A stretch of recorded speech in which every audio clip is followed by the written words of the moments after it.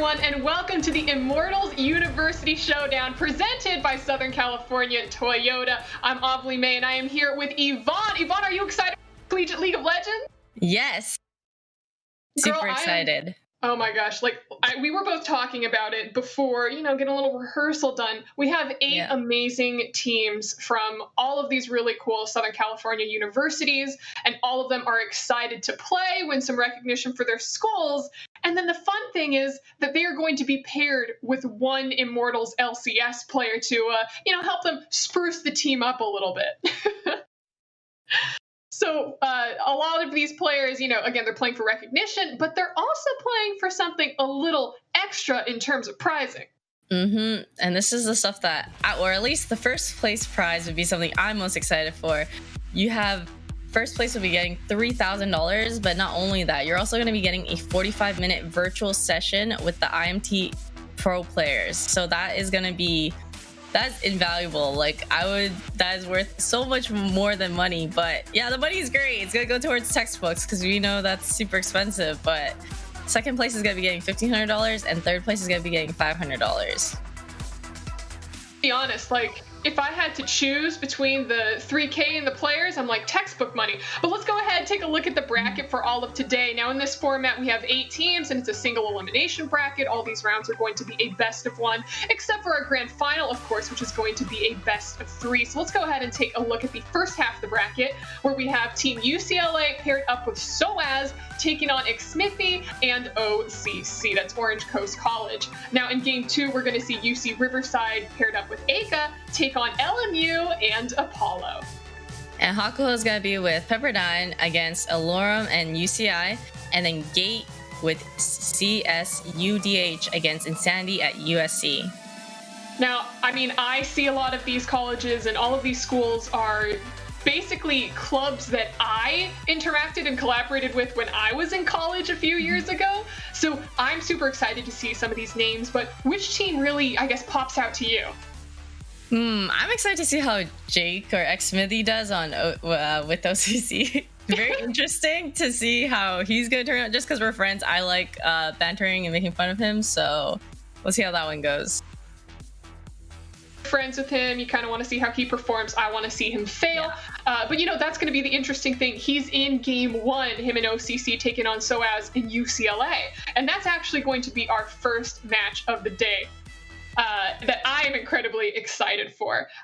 One of the teams also, as we're kind of looking over everyone, UC Irvine is just a team not only known for their success in the competitive collegiate scene, but also for one of the first schools to have a full support staff, to have a full esports arena, and just to have, so much support put into them. But right now, that was a couple years ago. Now we have teams like UC Riverside. They have a lot of support put into them as well. And I believe we're actually ready to get into the draft. So let's go ahead and take a look as we see SOAS and Team UCLA take on Xmithie and OCC. Oh. I don't need more enemies. All right, and on Team UCLA, let's go ahead and meet our players. We have Juck Fames, Xmithie, DTS, Sage Skux, and a Milky Cow. Oh. And facing them on Team OCC, we have Urshi, Patrick Avila, Physic, Peepo Sprint, and Hydro Zenith. All right, looks like Cenaban coming out on the side of UCLA. OCC banning out that Varus. The Varus fan. Varus is a very pleasant AD to play against nowadays. How but not many really pleasant. AD carry fans are we getting right now? Look at all of this. I'm actually surprised by a lot of the not a lot of the AD fans, but Senna can be pretty annoying to play against, but Varus is really strong right now. Kalista is actually really strong too. I just didn't expect them to ban all the ADs at first. So one thing that I want to kind of look at, I know that for for OCC, they actually have, I think, 3 AD carry players on their team. So when I see all the AD carry bans, I'm like, well, that kind of makes sense. Oh, yeah, that's true, actually. See the Graves coming out on the side of UCLA as a ban. They're going to lock in their final ban of the first round right here. Wonder what it's going to be.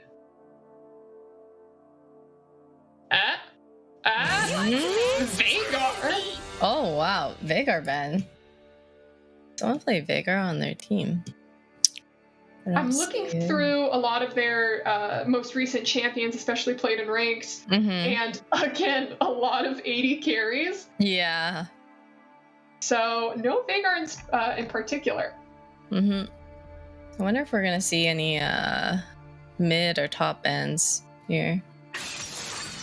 So we actually have Urshi on the side of UCLA, who is a Renekton challenger main, or he was before. Right now, I think he's locked into D2. But his Renekton is definitely something to look out for. I'd be interested if, they try to blind pick the Renekton. We see Lucian coming out on the side of OCC. Oh, and MF coming out. Oh, and MF. Yeah, MF is still really good right now.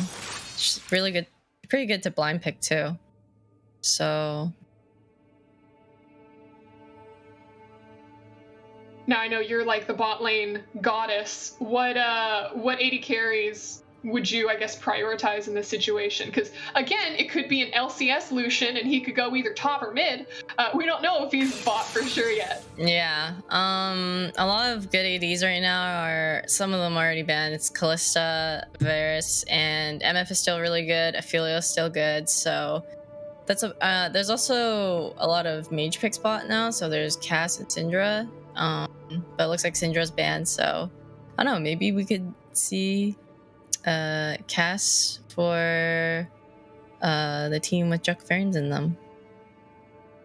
See, is Smithy locking in that trundle right there? Yes, he is. Now, I think this was something that I wanted to take a look at. So this is the interesting thing for Team OCC that I found when I was researching them the other day. They have, and I kind of need to look at this because I was given a couple different usernames, so I'm not sure if they pulled in subs or not. But Fames is Gold 1. And his top lane opponent, Urshi, like I said, was that challenger Renekton player. Oh, and he normally plays AD as well.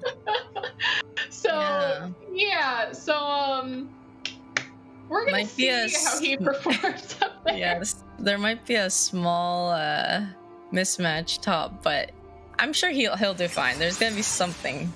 Oops. Okay, well, we fell out of the lobby for a second. It looks like we had an issue with one of the players not being able to pick champions, or potentially a stalling tactic on the side of UCLA. So yeah, I'm gonna scratch our heads there for a second. But what'd you think of the draft so far? Did you think that we had the Lucian out, we had the Trundle out, we had the MF, we had the what was the other pick on the side of UCLA? You know what? I forgot. Olaf. That's what it was. So it looks like they're slowly building out their teams. Yeah. I would like to see more of like what they pick for mid and bot and all that kind of stuff. But usually, a lot of times, if you pick someone already picked their jungle, you don't want to pick your jungle so that you can counter pick other picks in other lanes. So we got to see the Lucian and the Trundle. Trying to see. It looks like they are actually. So here's the thing. I'm looking at all of their rankings right now. I'm wondering if I was looking at different stats. Different stats or something, because in their ranking here, it could be their fives ranking, but it looks like I'm going to go down the rankings for everyone who's watching. Fames is Plat 3. Smithy's Diamond 2. You suck. No, I ran into him in my solo queue game, and he took my LP. I said, "Why are you in D2?" I also ran to Bjergsen in my D2 game, and he did the same thing. Yes, in D2. What are doing? I don't know. But I was very upset because they took my LP there. That's just BM. They should just like go be on their own little LCS server. We don't want them. Why are you guys not playing so cute? Come on, man. All right, well, Fames is Plat 3, Smithy's Diamond 2, DTS Diamond 3, Sage Diamond 4, and Milky Cow Plat 4. So he is the, I guess, lowest elo, but it's not even that low, it's Plat 4. And then on UCLA, Urshi's Diamond 2, Patrick is Diamond 4, Physics Diamond 2, Peepo is Diamond 1, and Zenith is Diamond 1. We're going to see if these bands come out a lot faster since we're just, redoing that draft, or we're going to see if, take their own sweet time. I wonder if... Part of me is wondering if, because this has happened a few times, just like in other amateur tournaments that I've done, where the teams forget about what they banned. Oh yes, that has happened. That even happened in a lot of other tournaments that I've been into, where we ban a bunch of stuff, and then I'm the one who's first picked, so I have to re-ban everything, and I totally forgot who we banned at time. Yeah, where it's like, are you sure it was Syndra? Yeah, they pick. Maybe it was MF. Maybe we'll just. Yeah, we'll never know, I guess. Let's see. Oh, and everyone in the chat, you have 2 minutes to type !Toyota for your chance to win the Switch Lite. Oh, can I get in there? Here, wait, I got it. Oh, yeah, there's a Toyota ton of prizes. I'm super excited. Yeah, we actually have so many giveaway prizes that we could go over as everyone's kind of picking their stuff. For the fan bracket that's already closed, if you entered in that and your predictions are correct, you could win a 3-year lease on a 2020 Corolla. Haha. Car's so cool that you can't even pronounce the name. What can I say? And then through TwitchBot throughout the stream, we're going to be giving away a lot of cool things like Switch lights. We have Corgi dog pillows. We have my favorite prize, Crunchyroll Premium 3-month premium subscription. I knew you were going to say that. As well as a console arcade, a Marvel Blu-ray collection, a Rick and Morty Total Rick All cooperative card game, and RP, so that, your champions can look just as spiffy as these guys when they're getting into the game. Yeah. I would be most excited for the RP and the Switch Lite, because you gotta play that Animal Crossing too. Ooh, gotta get in on the Animal Crossing. Yeah. See, now you're a true legend if you could play both Animal Crossing and League of Legends at the same time. I can when I play Yumi. There you go. Press E occasionally. Okay, cool. All right, back to farming my fossils and random stuff. I call Yumi the Pizza Cat champion. The Pizza Cat champion? Yeah, just because whenever I'm streaming and I order pizza, I just play Yumi so I can both eat and play at the same time. Oh, that's actually so true. Every time my friends get their food delivery, they always I'm locking in Yumi. I'm just gonna eat while I play. Yeah, it's the best way. But let's go ahead and look at the draft. We had a couple support bans go out. That Blitzcrank gone. I think it's surprising that Team UCLA was the one who banned it, because Hydro Zenith is really the support player to watch. He's really big on Nautilus. He's really big on, I think, Leona. Really good on those hyper-engaged champions. Oh, and the Nautilus getting taken away for OCC. Milky Cow's going to be on that. It's going to be an MF Lulu bot lane. Or hear me out. I've seen Reaper run Lulu top before. Ah, true. Well, I guess we'll find out right here for the last pick. Oh. Well. Still possible. Yeah, I mean, because what's that going to be? A Morgana top? Mm-hmm. You know what? Fingers crossed. I want to see the Reaper Lulu top. I think that's going to happen. Let's see. They still have a bit to change everything around. Yeah. Oh, yes, there it is. The Reaper special, I guess. Oh my goodness. Now I wish that I could tell you that I remembered what he built, but all I remembered was him screaming for me to gank top. Yeah. So we're gonna see how Patrick kind of deals with that. And we're gonna see as well how Xmithy supports Fames up in the top lane. This is our final loadout. It looks like we are going to be going into that 3-minute delay, spectator delay for all of your favorite tournaments. So just kind of staring at the draft right now. Who do you think wins the draft? I'll just ask you this flat out. I kind of like I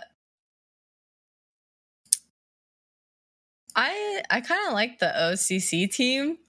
I don't know if I'm just biased or interested by their draft. I really want to see how the Lulu top plays out. But Azir is gonna scale well. MF is gonna scale well, so it's gonna be really fun to see, because I think Lucian AD isn't as great right now, but we're just gonna have to see how it plays out. But I guess they have Jake or Xmithy in the jungle, so I don't know, anything can happen. Yeah, UCLA really pulling out the experiments with that Lulu top. Xmithy and OCC, it looks like they have, I guess, a more traditional draft, which is, what we like seeing. But I like to give points for creativity. It's actually been a bit since we've seen a Morgana support. At least I'm trying to think to like the last, competitive. Morgana's actually pretty good into Nautilus. So just because of that black shield? Yeah, the black shield for the ult or for the hook. Sweet. Well, it looks like Van Mose in the Twitch chat has won the giveaway. Congratulations to you, Van Mose. I'm sad because maybe I wanted the Switch Lite. So, but it's okay for everyone who didn't win, along with me. You can use the command Toyota, and so, again, Southern California Toyota. They are giving away all of these amazing prizes throughout the day. And you know what? Let's go ahead. Let's talk about the tournament winning prizes once again. First place going to go home with $3,000, as well as a 45-minute talk session with the LCS Immortals team. Second place, $1,500, and third place, that $500. Yvonne, look at that corgi pillow. I want it. Do you want it? Cute. Yes. Oh, also, the Switches are actually like a hot commodity right now. They're sold out everywhere. They are. Yes, it's so hard to get. It's like there was a meme that I saw the other day where it's during Corona and everything, they're saying like it's really cool how you see nature slowly restore to like all of the parks and everything. Yeah. And then someone took a picture of like a Target shelf, and it's like it's really cool seeing the Switches finally return to their native habitat. Yeah, that's actually so good. I love it. I love it so much. But you know what I love even more? Collegiate League of Legends. And that's why in the next, we are about to get into this game of OCC and Xmithy taking on... Wait, you know what I just realized? Which one's SOAS? Which one's SOAS? SOAS is supposed to be the top laner, but... Yeah, well, which one's SOAS? That's what I was wondering. That's what I was wondering, but... Okay, so someone's saying that SOAS is Peepo. I don't know why SOAS couldn't have used like his actual name as SOAS. Yeah. But it's fine. We're gonna see the MF special from him. All right, it looks like we have everyone. No, not everyone. We have 3 people who are not using skins, and that's Milky Cow, Nautilus, Shen, and Lulu, or she's Lulu. Yeah, they're trying to be like Faker. No skin Faker. What is this? But it looks like we are about to get into that game shortly. Chat, everyone say, who do you think is going to win in the chat? OCC or UCLA? Both of these teams very good. And, drafts a little different, a little varying. We've got the top lane Lulu, and we've got the Trundle Xmithy. That's not fair. Is he tryharding? Is he tryharding? Yeah. Is he tryharding in this? Can we get like a hashtag tryhard Xmithy in here? Maybe he'll try hard. I feel like he'll try like 80% or something. 30 seconds. All right, it looks like we got the UCLA gangs in the chat. We got the OCC gangs in the chat. Let's go. Team UCLA doing something very interesting in that bush by Red Buff, looking for the invade, but Team OCC is a little bit too spread out, so they're not going to catch anyone. I was just thinking of stacking there with Nautilus. I'm adjusting my sound really fast so I can hear all the taunts go out. I love Corgi but Corgi. It's one of my that's favorites. it's such a good skin. Yeah. I can't. There's some skins where you can't take them seriously. Like there's also the Fizz one. Yeah, the doggy Fizz. Yeah. Okay. Love or hate Pug Kog'Maw or Pugmon? I don't like Kog'Maw that much as a champion himself, but you know that skin is acceptable. That one and the butterfly one. It's the most annoying skin ever, and I want to burn it. Really? Yeah, because it's just like bark, bark, bark, like all the time. Oh, that's true. I have sounds off, so I hear it all the time. You're probably doing the smart thing. But here we go. Okay, so for people who are just joining us and a little confused because we see Smithy on Team OCC and we're wondering, where's Soaz on Team UCLA? He is the MF in the bot lane, and here we see Smithy taking his blue buff, getting a little action down in the bot lane. Nah, they're just poking each other, CSing up. Yeah, they're just letting it. Yeah, they have to let it push in a bit. Yeah, OCC first to hit level 2 though. Yep.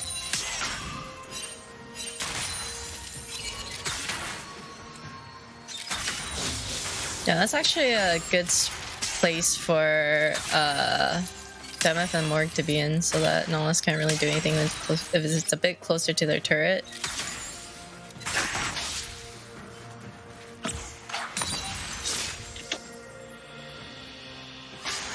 Looks like Olaf is picking up the red. Let's go ahead, see Patrick clearing his red. I just kind of want to see what's going to happen with this top lane Lulu. I'm very excited for it. Hydra not being able to land his Q down in the bot lane. So one thing that I was actually kind of excited for was I wanted to see how Hydra would perform, because I was told he's like super big on hard engaged champions, and now, you know, he's against a Nautilus.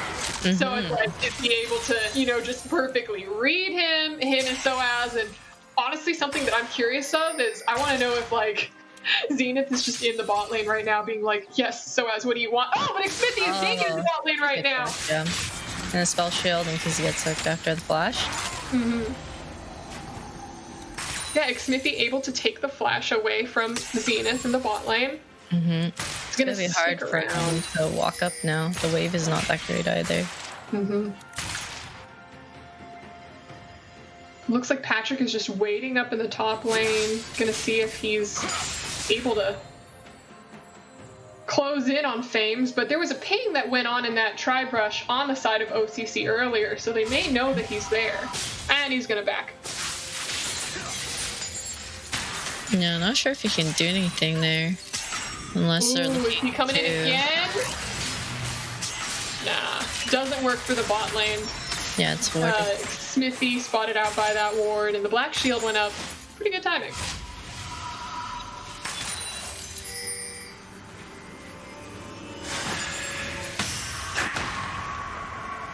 Oh, okay, Smithy just wants to kill Soaz. They're able to stop him. Soaz's flash goes down, and boom! Scutz picks up the kill onto Soaz for the first blood with the help of Smithy and Milky Cow. Yeah, that was a really good engage by Milky Cow. Oh, and there's another one! Black shield out, but are they gonna? No, they're not gonna go for it. Really close. Yeah, that was so good. They got both sums on MF, and yeah, that was a really good engage by Milky. Yeah, they knew that Zenith's flash was down from the first time that Smithy came around, and then Soaz just stuck around a little bit, but I was a little surprised because they saw Smithy with the ward. Yeah. So I think that was just a really great hook on the side of OCC with Milky Cow. Yeah, he flash engaged, so they had a smaller time frame to react, but OCC leading in CS just by a little bit and top in mid lane.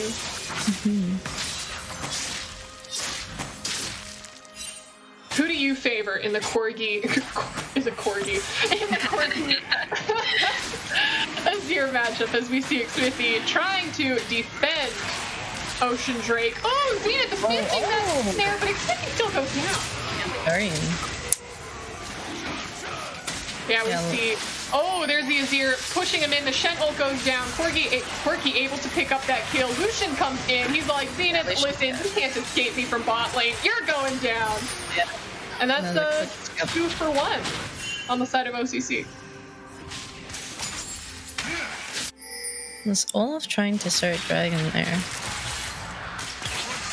I mean, they were able to take down Xmithy, but yeah, I don't know if that was the right thing to do. I didn't see what was happening in bot lane, if maybe our bot laners had a back on the side of OCC.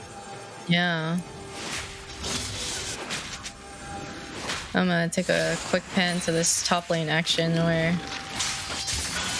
Yeah, looks like Famous is able to get the little taunt, but Urshi's like, nah man, I'm a Lulu, I'll slow ya, heal myself, polymorph, boom, you're done. Yeah, she has Corrupting Punch, just gonna kill everything back up.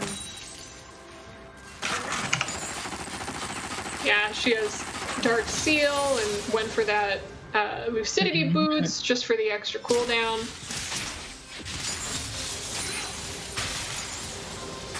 It's looking, well, I mean, at least it looks like Urshi was able to catch up in CS in the top lane, but probably from when Fame's gang squad in here. And speaking of it, here comes Patrick this time.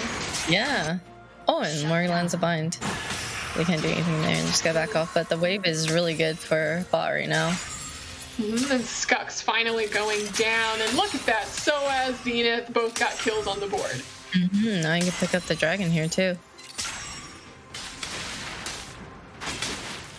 I now have much more respect for Flowers whenever he casts, because there's 100 things going on at the same time. I know. I'm like, I want to talk about them all. But let's just talk about Patrick and UCLA picking up the Ocean Drake, first Drake of the game. So you didn't say which Drake we're going to get next. Yeah, we're going to get Mountain Drake next, it looks like.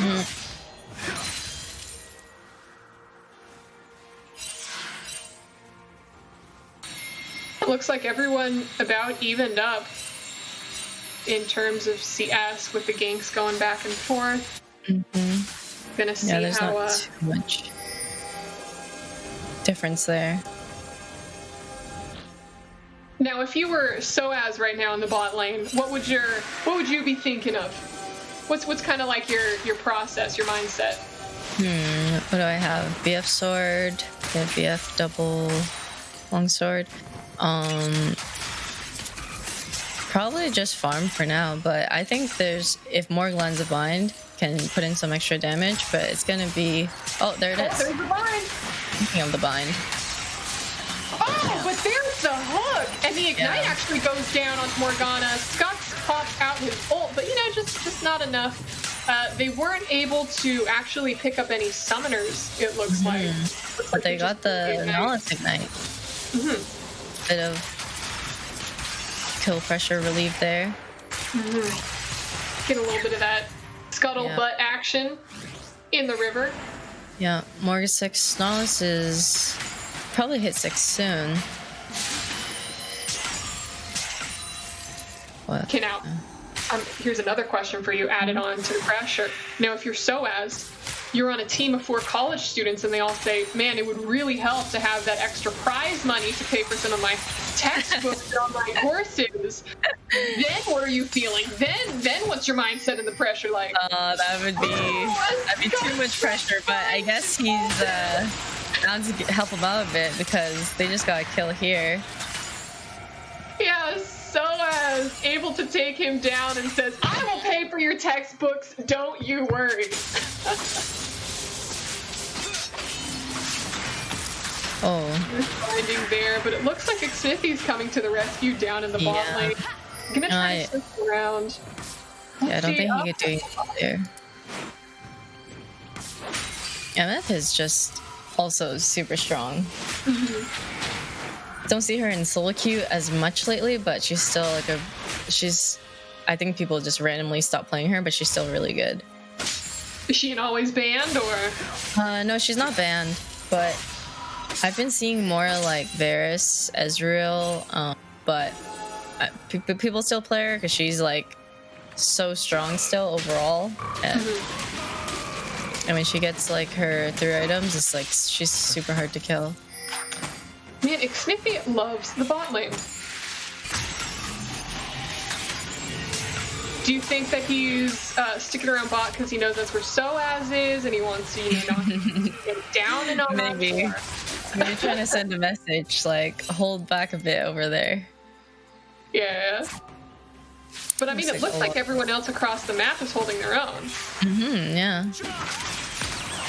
Top lane seems super chilled. They're just farming it out.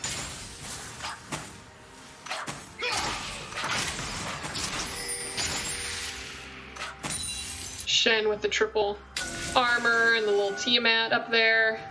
Yeah. So it looks like Shen does have his ult up. So if someone wants to get a little crazy again in the bot lane, that's definitely a possibility. UCLA clearing out wards.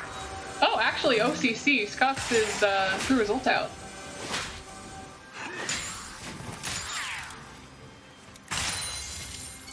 Oh, you see the pings coming out. Yeah, ping's going down in bot lane. Milky Cow is just hiding there. He knows that they cleared out all the wards. Ooh, but Zenith got the little money proc. Oh, that was a Ovilee hook and an Ovilee binding right there. Oh, just kidding. There he goes. Milky Cow says, psych, the first one was just a distraction and they are able to, wait a second, the Zonius comes out. Are they going to be able to finish it? Scux finishes it. Oh, but Milky Cow gets binded and he's in. Oh my god. Zero goes in. Phoenix is that you. And the teleport comes in. Is that Urshi coming down? Here he is. No polymorph. Where's the polymorph? He throws down his Qs. Patrick goes down and it looks like Scux is able to clean everything off. He's going to be able to take down the Urshi.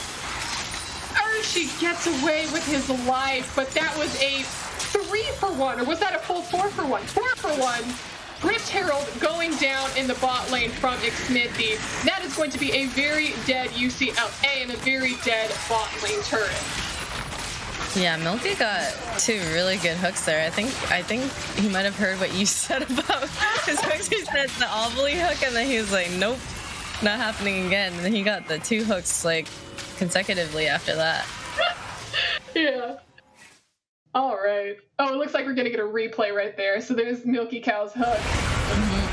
We're going to try to Black Shield. Not really going to be enough. Yeah. Gets away.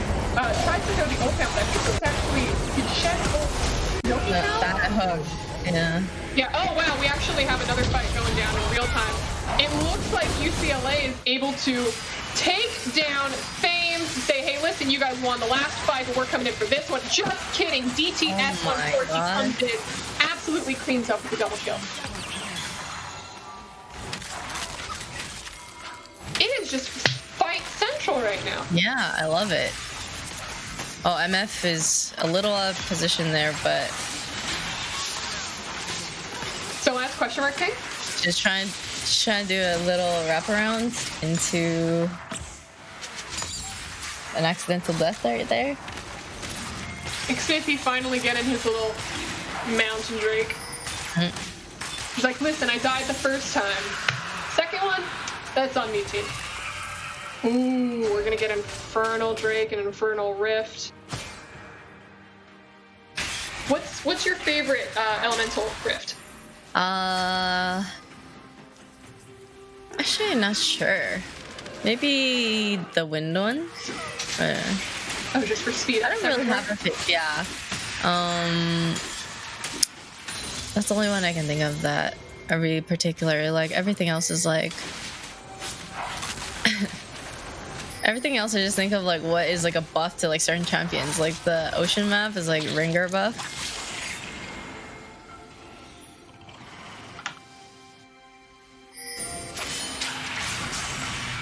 Another thing, the Rift Herald. It looks like they're gonna look at the top turret here. Trundle's gonna do start Herald.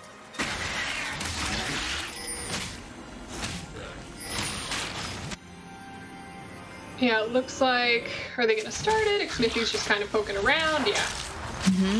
Hit the eye. There you go, Jake. There you go. I was getting a little nervous. Honey, I know it's got eyes on the front, it's got eyes on the back, but the back one, that's the one that you're going to want to try to hit. And UCLA going to be able to take down that bot lane turret. Zer's looking top here as well. Yeah. Physics like, listen, this is our turret.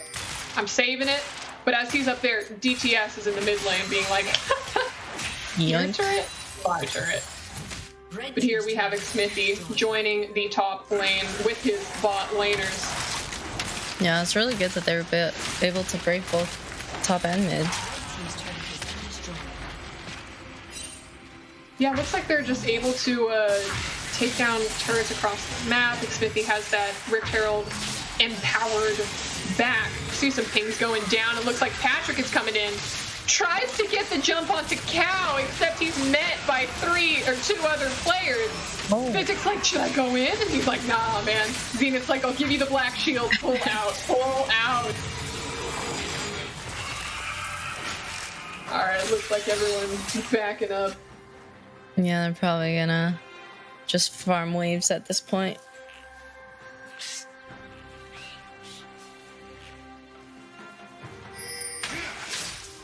Oh my gosh, I just realized Corky has little squeaky noise when it shoots out. Yeah. Little bullets. Sound effects are so cute. Oh, look at little Corky go. Look at him go. Look at him go. He's doing a flip. He's backing up. Oh my god. Oh, he's on the tummy. Oh, get. Oh, there he goes. Oh my gosh. You could look at that all day, actually. Oh, MF walking up a little bit here. Yeah, that's a little questionable. Thames, Zenith not able to land that binding again. Thames is just going to safely be under his turret. It looks like, yeah, Nautilus, Milky Cow coming in. Oh, it looks like they got the flash taunt off. So as fucked up for the moment, he has the black shield on him, but here comes Milky Cow and Scuff from behind. The Zanyas goes down. Here comes the TP in from Corky. UCLA, everyone is up in the top side. Smithy is running up the river to join him. Gox is there. There goes Zero. Doesn't really catch anyone. Corky goes back in. Smithy trying to smack Olaf down, but he cannot be able to get out with his life. Soaz able to get the shutdown onto Scux, and OCC is running for their lives. And oh my gosh, is Corky going to get out? That is a huge shutdown that just went to his ear. Not the best person for it to go to either. No, now he is going to be very chunky in that mid lane. Well, I guess we're kind of done with the laning phase right now as we slowly see mid lane turrets getting knocked down by the 3 players. 4 players. Look at little Urshi coming in with a little Lulu butt. Yeah, Dragon's gonna be coming up soon, so they're probably gonna want to set up for that, so they have to reset. Ooh, Soaz picking up the rapid fire cannon. Yeah. They're coming to set up for Dragon.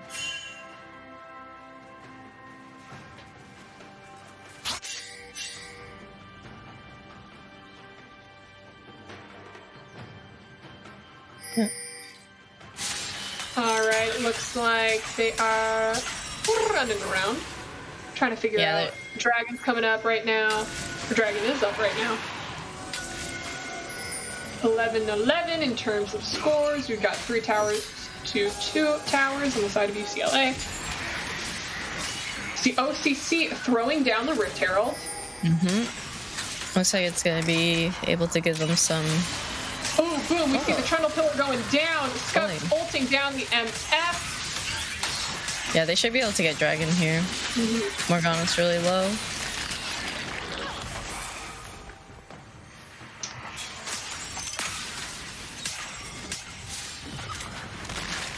I'm not sure. It looks like UCLA. Oh God!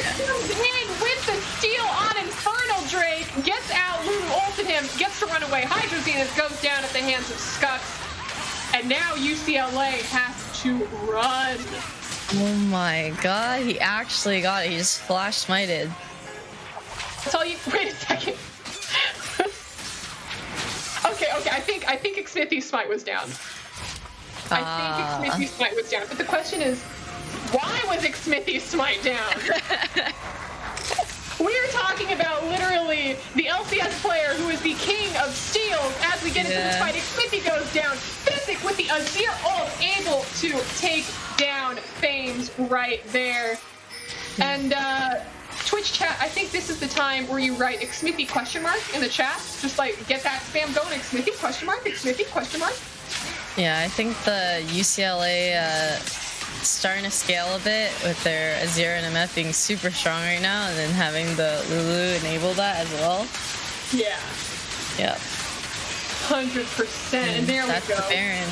UCLA locking down that Baron buff. That is going to be very helpful as they start to take down and slowly dismantle OCC, who had a pretty decent early start.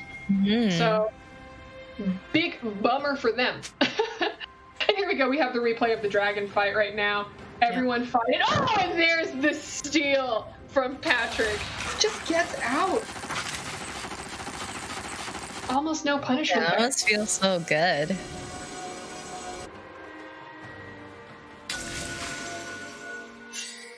But yeah, we see, looks like they're taking the Baron buff top as Turkey takes it with his minions bot lane. You're gonna have to start pushing out mid. We see Urshi and Corky actually in the bot lane doing a little bit of a scuffle. Urshi and DTS. Able to get out though. Ooh, it looks like Spoaz wants to take Milky's down in a couple shots off. Right now.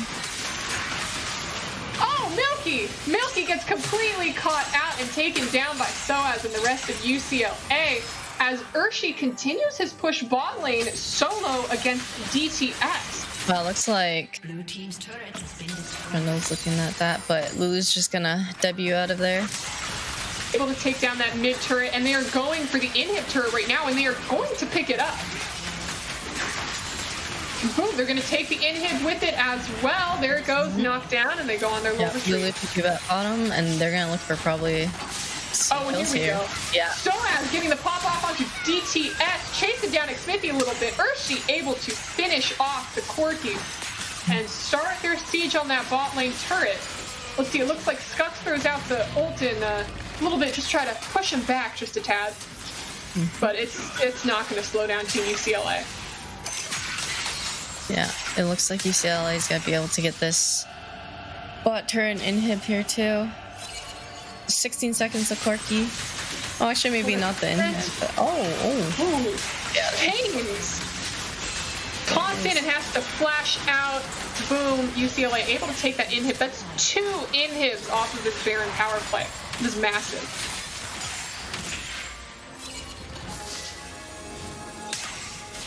Gonna take the candy on their way out as they back up to potentially reset and head top. had a nice red buff pickup on the way out. Feels good. They're like, ooh, I'll just go ahead and snag that. And just a reminder for everyone in the chat, we are giving away free gifts from Immortals and Southern California Toyota all day. All you have to do to enter is use that exclamation Toyota command. You'll be entered to win. We've got switches, we've got corgi little pillows, so if you want to be like DTS and have that little corgi butt, you totally have that. Look at the little zoom in on the corgi. Oh, as he's killing wolves. That's no corgi. That's not right. You can win some RP and get the corgi. Yes. Is that skin only available during April Fools or? I don't think so, but maybe it is. Not sure. I know the prestige skins have like a certain time frame. Every time I always want to get like prestige skins of champs I start playing later, but I can never get them now. Do you get them in LPP? Nope. We don't get prestige or chromas. No. Yep. All right, well, it looks like UCLA slowly picking up all their buffs, and they are going to start on the dragon. Not going to be contested at all. There we go. They pick up their third dragon soul, just one away. Yep, one away from soul. But they might be able to end the game before it gets to that point. What does OCC need to do to come back from this, Yvonne? It's gonna be rough. I feel like they've been outscaled. Yeah, it's gonna be really hard unless maybe they're able to get the big shutdowns on Azir and MF here, and then maybe get inhib or anything off of that. Any objectives coming up as well that could help, but it's not looking too hot right now because the lanes are being pushed in. They're going for top. Yeah, it looks like top turret is going to be taken down pretty quickly by UCLA. Oh, Thames has to give a little bit of a dash out there. Yeah, they managed to push out some of the side lanes decently well, but they're gonna be able to get this. They should be able to get this turret here. Mm-hmm. It's like they are. Or maybe they're looking. Yeah, mid is getting pushed in.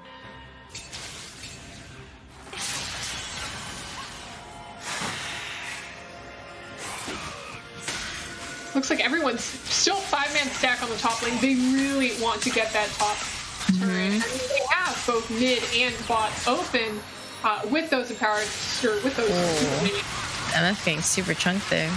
Oh. Probably gonna have to back off a bit or lifesteal something. Yeah, like the Gromp. I almost tried pinging that. You tried pinging that? I tried pinging that like I was the MF trying to lifesteal. You gotta get into the heads of the players. Yeah. Ooh, binding being missed on the side, and boom! DTS goes in with that quirky package. Shen ult on top of him, but taken down by Patrick. So as getting that ult off, it could be rooted in the back. Nasty there. And boom! One more shot onto Smithy, and he is going to be dead. That's it. That's probably pretty much game for yeah, that's game. Taking down Team OCC, both players TPing into the base to take down the Nexus, and that is going to be the victory for Team UCLA and T-Bo's Prince Soaz in the bot lane.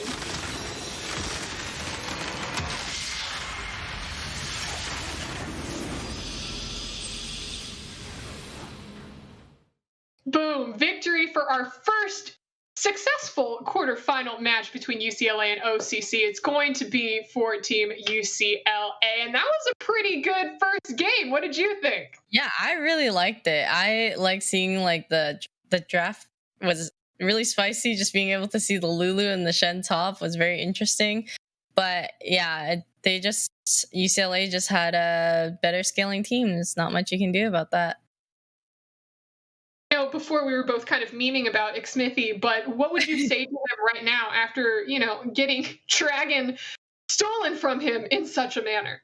I mean, he was just trying to give the other team a chance, so it just happened to be the game. But it's fine. He's probably gonna go play Valorant or TFT or something, and then he'll just like walk it off.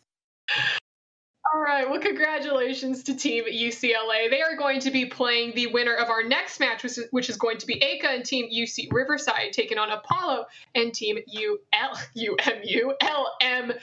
But stick around, we're going to be taking a quick break, but when we get back, we're going to see more of the Immortals University Showcase presented by Toyota SoCal. Here's to the road ahead. Trust Toyota to be here for you. Some of our amazing offers include 0% financing and attractive leases on our most popular Toyotas. All from the brand you trust, today and tomorrow. Toyota. It all started with a lift I gave to this old fellow who needed some help. Finally, we get to his cabin. He gave me a secret ingredient, and like that, he was gone. You got that from where? How about I show you? The Prius with available all-wheel drive E.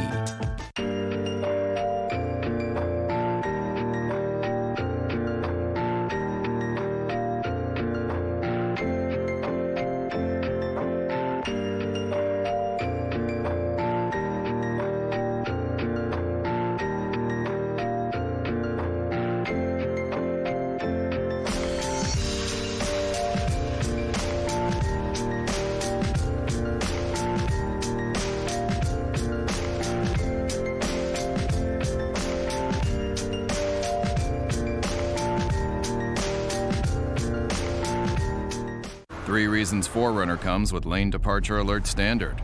Oh. Him, and her. You alright? Yeah. Why? No. So center stage, I hand you the mic. I'll get a guitar going. I'll start I playing. can play the guitar. You can play the guitar? Yeah.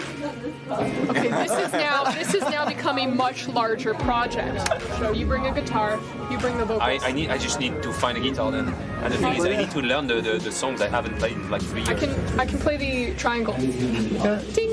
Yeah. Ding. Good.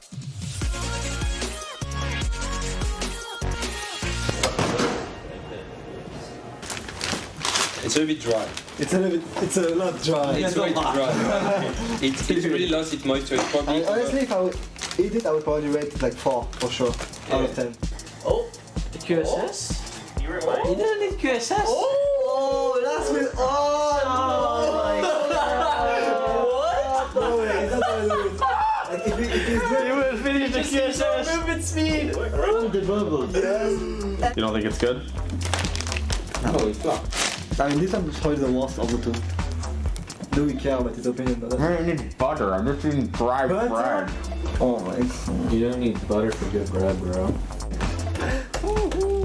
Okay. Oh yeah, the Your production value was sad. Just trying to start my Liddy React YouTube channel. Come on. Yeah. What the f***? It's a nice bird. I'm gonna call the agency of pigeons. The Asians of pigeons. They are right, so they are human beings. I studied bird law. Yeah. Hair back and forth, I whip my hair back and forth. We can put some Willow Smith. Willow Smith. Yes, baby. 10 years ago vibe. Wait, is it 10 years ago? I whip my hair back and forth. Hey, I whip my hair back and forth. I whip my hair. Yeah, it's a maison said. Yeah, exactly. I mean, this is. She whips her hair.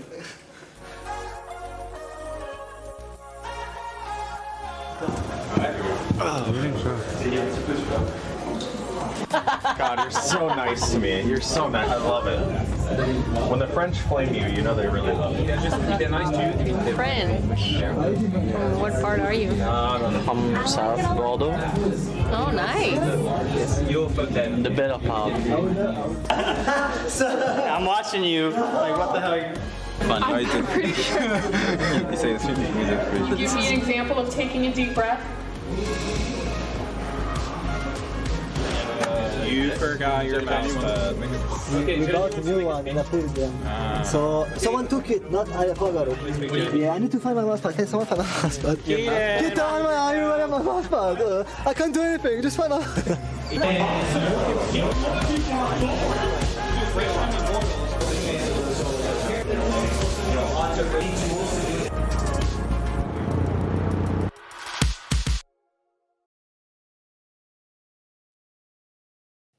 Hey everyone, and welcome back to the Immortals University Showdown presented by SoCal Toyota. I'm obviously here with Yvonne again, and boom, that first game, we got some really fun drafts, and we have even more fun matches ahead of us. Yvonne, how have you been enjoying today so far?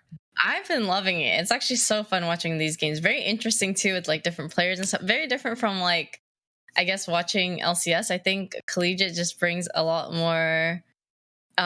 There's more random variables thrown in there, different champions and everything, not just meta picks, and I really like that.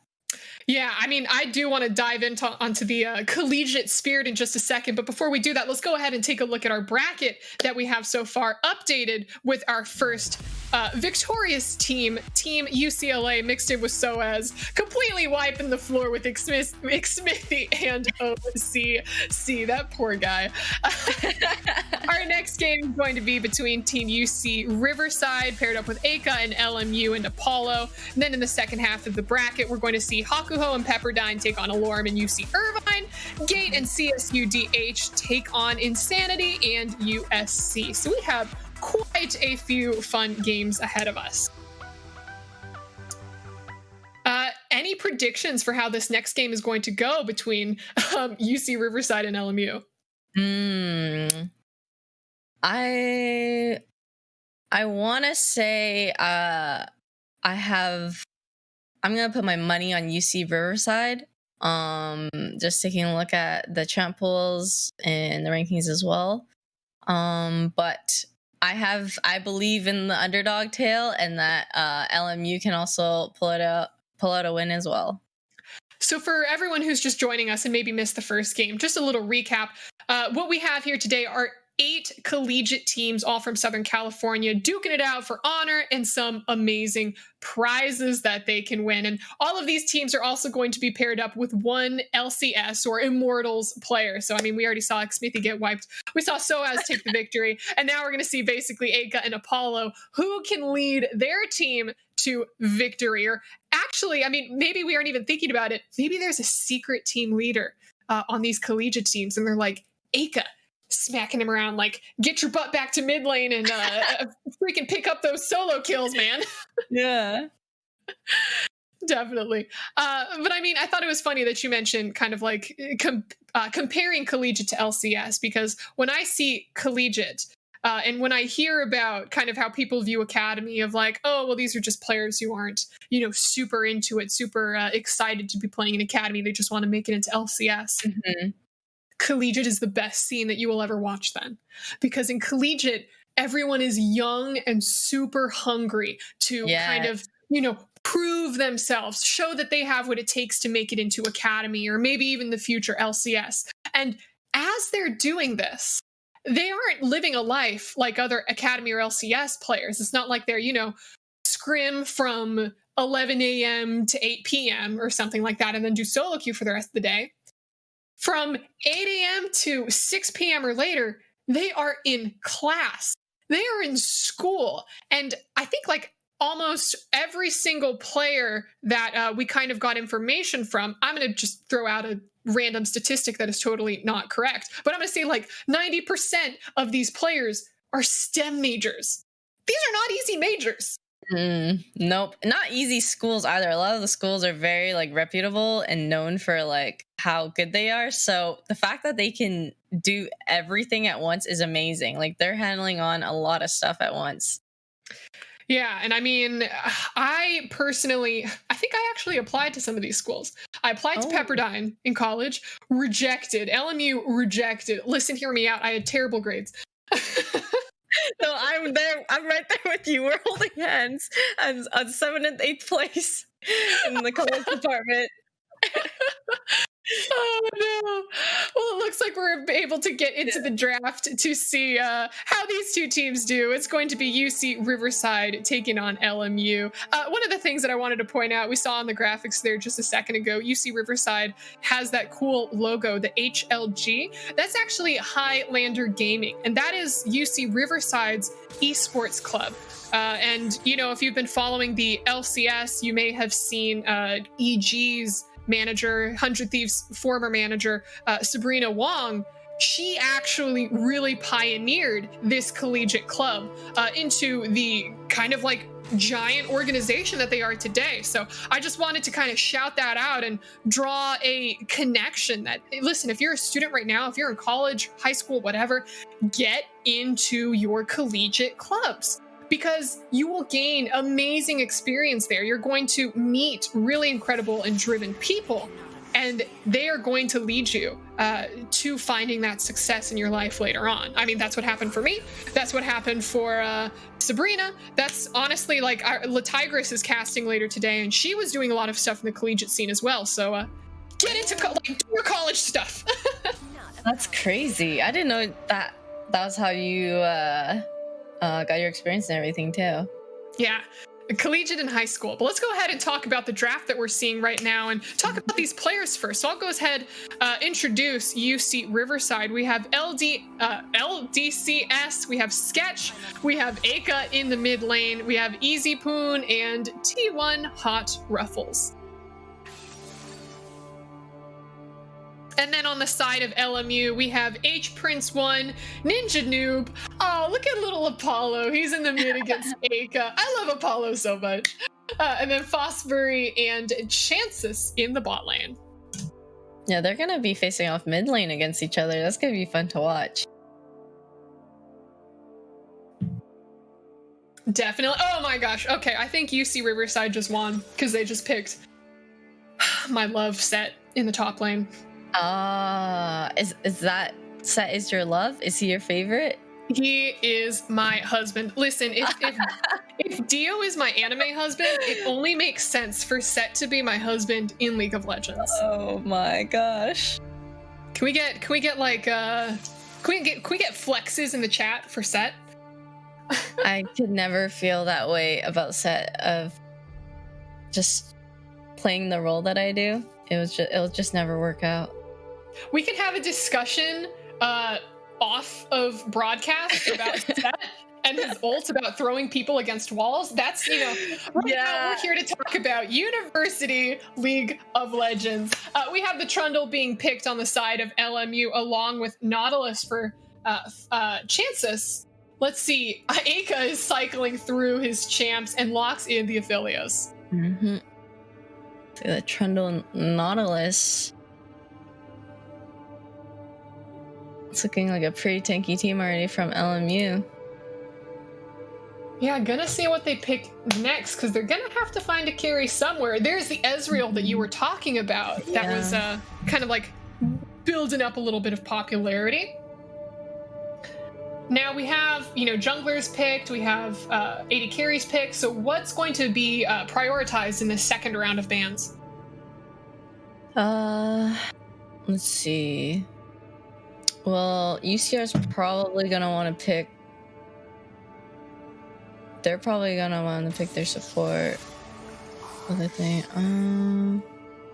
Yeah, so they're going to be banning the support and mid lane champions probably here. For LMU. I actually got a piece of information about UC Riverside's jungler Sketch. Mm-hmm. Sketch exerts some pressure. No matter what champion he is on, he is hesitant on engaging. He was playing Olaf like he was Olaf. It's like he has a magnet attached to him. It's like he has 10 bottles of... Okay, I can't read the rest of it. What? Are they trying to flame him? Listen, that's just the information that I was given. It's just the information that I was given. All right, this is betrayal at its finest. Are we going to see our first Ornn of the day? There we go. We don't know if that's going to be a mid lane Ornn or a top lane Ornn just yet, as we've seen him used in many a position.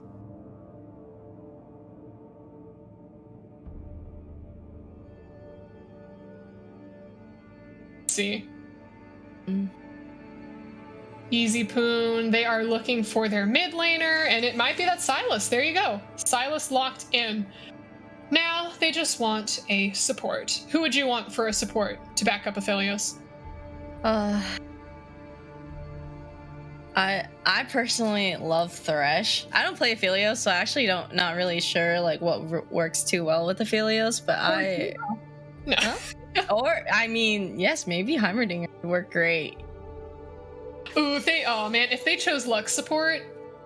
Wait a second. It's gonna be the Set support. Here. Set support in the bot lane, a man after my own heart. Alright, and we just see that final pick. It's going to be either that mid lane or that top lane pick for LMU. Mm-hmm. I actually wanted to see some mages bot, but maybe we'll see that later. Well, we have the Victor coming out. Mm-hmm. Let's see, and everyone's just going to get shuffled around. But, Cassiopeia support... No. Oh, no, it is going to be a Set support. Yeah, right? it's like, likely Set support. It should be... I'm waiting for that trade to happen here. We're both waiting for the trade. I think it has to We're waiting for the trade, but maybe... Yeah, there it is. There, okay. Literally at like the last second.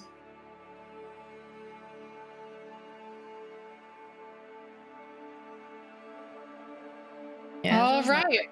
Into Aphelios here, but... How would you rank these two drafts? Who do you think won the draft?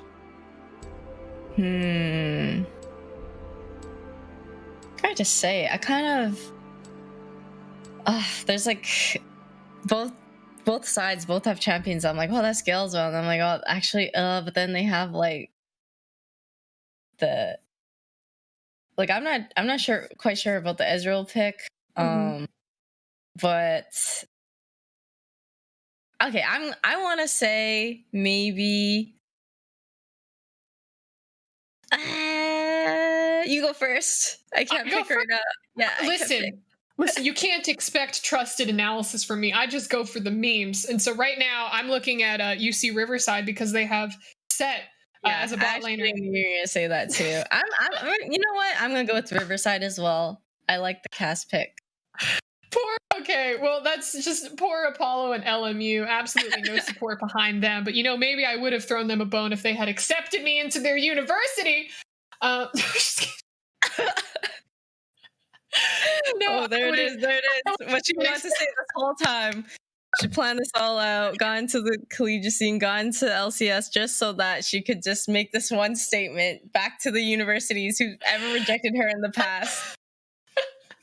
I have to be honest, I didn't even apply to the UCs because I knew I'd be rejected and I wanted to save the $50 per application. Oh, no. But hey, let's not talk about me. Let's talk about you, chat, because everyone in chat can be winning some amazing swag. All you have to do is type in that !Toyota, as SoCal Toyota are our wonderful sponsors for the Immortals University Showdown. We have the tournament winners, prizes, the 3K, 1500, and 500. And for you viewers, you could win some amazing swag like some Switch lights, corgi butt pillows, and then, Yvonne is just focused on that RP. Just give me the RP. I swear I will show it off. I will promote it. Like, I'll make you lots of money. Like, please just let me use my chromas in the skin. But also having an extra Switch light, I feel like you can never go wrong with that either. It's just like and they're hot commodity right now. Sold out everywhere. You could have 2 Animal Crossing islands. You could, yeah. And you could also if you have 2 Animal Crossing islands, that's double the new recipes and items that you can get, That's very true. I kind of time locked my Animal Crossing since I'm still in Cherry Blossom season because I didn't get all the recipes. So I was trying to grind out Cherry Blossom recipes and I just haven't touched it since. Wait, how do you time lock? You just time lock something? Time just doesn't pass. It just stays still, freezes forever. Yeah. All right, take me back to season 8 then, or season 7. Season 8. I want to go back to season 2 and season 3. That was my League of Legends prime. Yeah, just get me out of season 9 or season 10. But yeah, everyone start spamming your command Toyotas for them giveaways because to win some nice stuff. But yeah, we are about to get into this game of Aka and Team UC Riverside against Apollo and LMU. Interesting drafts across both sides. For UC Riverside, we have the Set in the bot lane. Hot Ruffles, you are my favorite, player here. Not allowed to say that, but if I had to have a favorite player, it would probably be you. For all of the other competitors who are in this tournament watching the stream right now, keep that in mind. Wait, did you think OCC was going to win last game? I can't remember. I think so. Because I think you said you wanted to see Jake do wellish, and I said I wanted to see him flop. So I think technically, it was probably that. Mm-hmm. I think technically my predictions are in the right area. Yeah, you're 1-0 right now, but I see this. That's when I realized that you have accurate predictions. So then I also predicted the same team that you predicted when I said you first. Oh, there you go. That's smart. Yeah. We are just a couple seconds away from getting into game. We're just having everyone load in. Everyone's really cool skins on. The only people who don't have cool skins are Silas and Set, and honestly, they don't need them. True. They're going for the faker effect. No skin needed. Yep. All right. Ezreal also using the best Ezreal skin to play on. Frosted Ezreal. Yep. Not biased at all. Not the one that I use all the time. Of course not. Of course not. Interested to see if Aka holds back at all. Kind of curious. Or if Apollo holds back. go both ways here. Because Apollo has had experience. Has he played other roles competitive? Oh, oh, the banter comes up right away in all chat.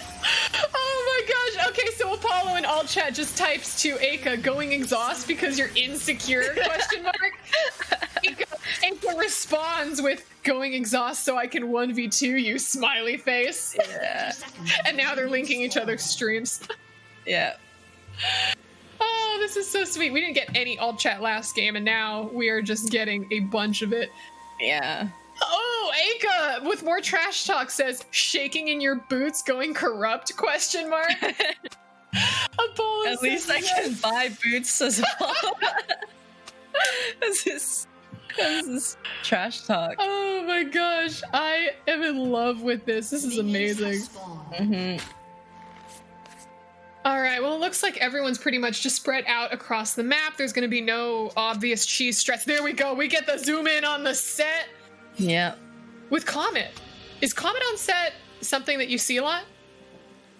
On set? No, he has, Did he not have Comet on? Was that crazy? I thought I saw you. No. He has the, oh my god, I can't believe my brain boom right now. Omni? Omnistone, yeah. So Okay, he's gonna have Omnistone, different runes and stuff. Okay, cool. Because I'm like, oh. Comet set. Yeah, maybe like, not ideal. All right, you know what? I think we just need to watch the mid lane matchup for the first part of this game, because we had so much trash talking going on between these guys. I'm kind of interested. Oh, Apollo is really chunking down Aka. Yeah, I actually got some really good trades in.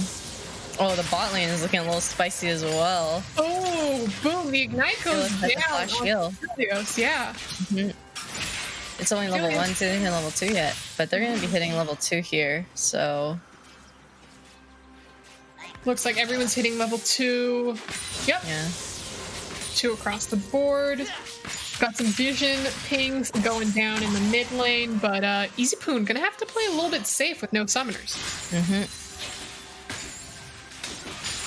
Should be. Okay, though, their wave is at a decent spot right now.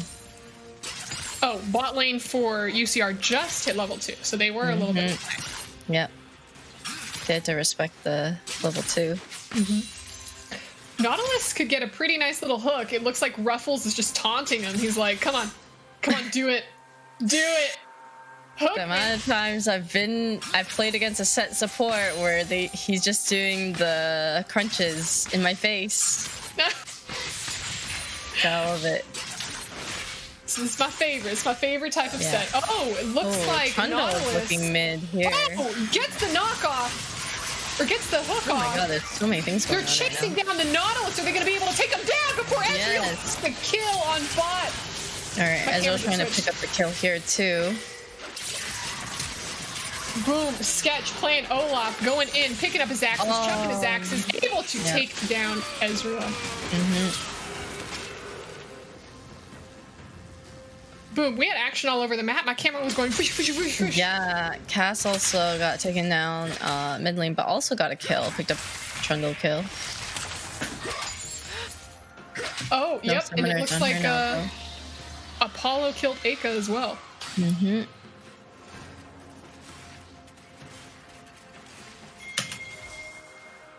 See Apollo sticking around a bit. Yeah, he really wants the base. Probably just gonna catch us fat mid wave here first though. And then Trundle's going for the scuttle, but this is gonna be bad because Apollo can't follow up and help. He's getting pinched, but he does have his ult, so he can get out of that icky situation. Sketch able to pick up the scuttle crab. Apollo completely out of mana. Yeah. Poor guy just wants to go. He's going in. He's gonna be able to pick up the kill. Not enough. And Aka going to almost get taken out. Close. It's so spicy mid. That was incredibly spice. Wait.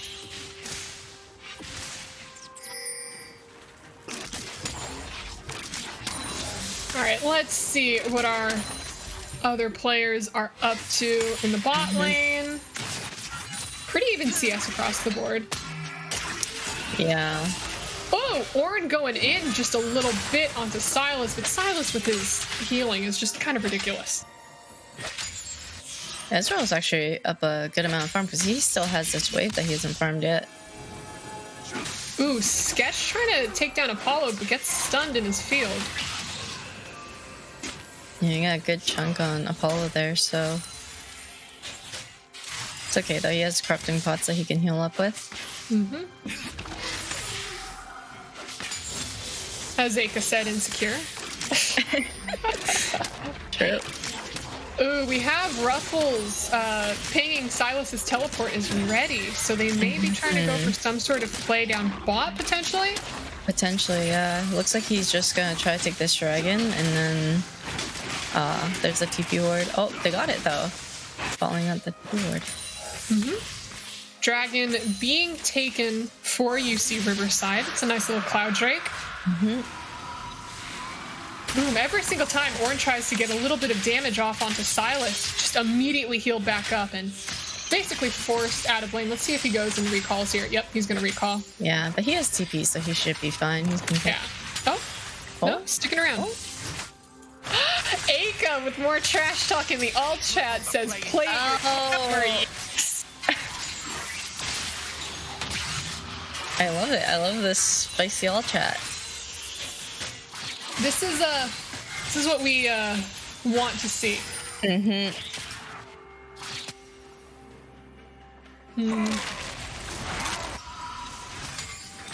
LMU up just a itty bit in gold. That bot wave is so tragic. Aka getting blue buff. That's very kind of Sketch after exerting so much pressure.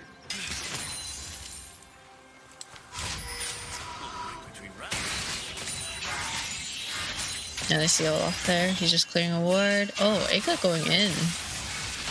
Falling mid. Sketch just clearing out the wards. It's pretty standard laning. I'm waiting for something crazy to happen. Sketch is pinging Rift Herald. It's coming up in about 30 seconds.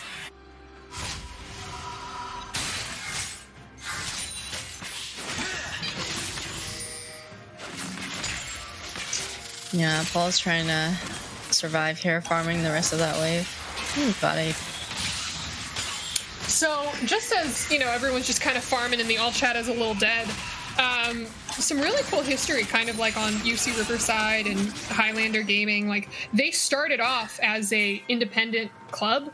It was just, you know, like a bunch of people who were really fond of esports, who enjoyed gaming. Like, back at that time, it was probably like StarCraft 2, League of Legends, and Dota. CSGO was like iffy to try to get into college club. Oh, there's the set flex.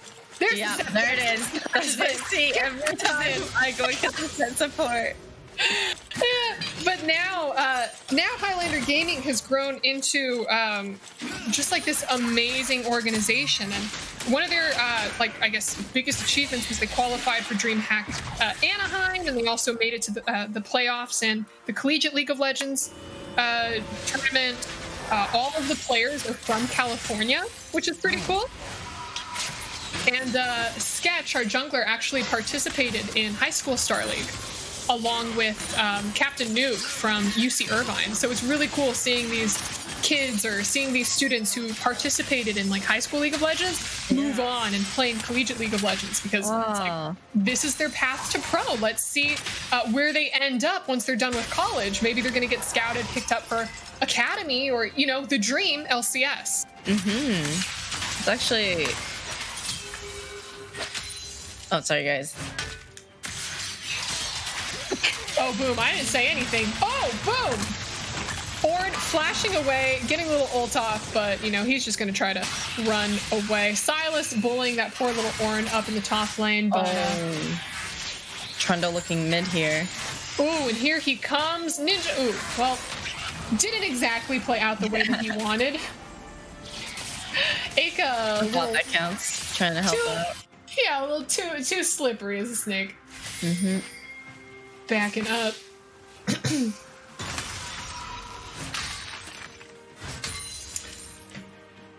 And then, ooh, I'm trying to see if Nautilus was trying to look for an opening to hook down in bot. He's like kind of looking at it. He's like, Yeah. But Eka taking down Apollo in the mid lane, completely locking him down. Boom! I want to see the all chat spice there. Hot Ruffles going in bot lane, stunning up the Nautilus, throwing his stuff down. Yeah. Not going to be able to grab anything significant though. Nautilus is able to hook away to safety. Here comes the game from Eka and Sketch. Eastwood might actually. He's in danger there, but he is able to make it out. Chance is going down as well, but got the Ignite off on easy. Before is he going to go down? Dies there. That is something I'm all too familiar with. Just 4 people bot. I feel like as we're going through this tournament, you're just having these terrible flashbacks of like, oh my gosh, bot lane set. Oh, I remember that time. I remember when I got 5-man. Yeah, you know, just good times. Yeah. Oh, this poor Orange, poor Prince. It's like, please, just a bit of farm. Oh, he missed it.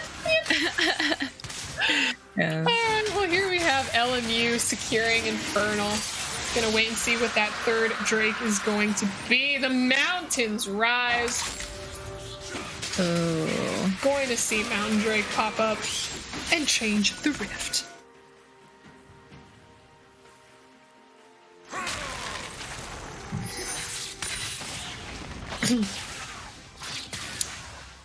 And I guess history-wise, on the side of LMU, this is a club that was, founded 3 years ago by a bunch of students with similar interests, and started small. And just now, the administration has started to take a lot of interest into the club and into esports. Almost as much interest as this Silas has in whooping this Orange little butt. Yeah. Able to get the ult off. Is he going to be able to find this Silas? He's fighting under his. But what's gonna happen right here?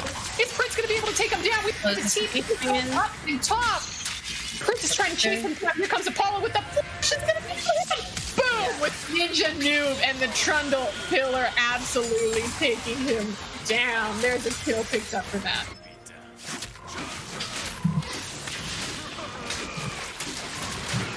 Boom, boom, LMU and Apollo. But yes, LMU, their administration is getting super invested into their club. They just built a huge gaming center, LAN center for them that's decked out in consoles and computers that they call the Smash Zone. And as a team, they frequently participate in the West Coast Conference for competitive League of Legends in the collegiate scene.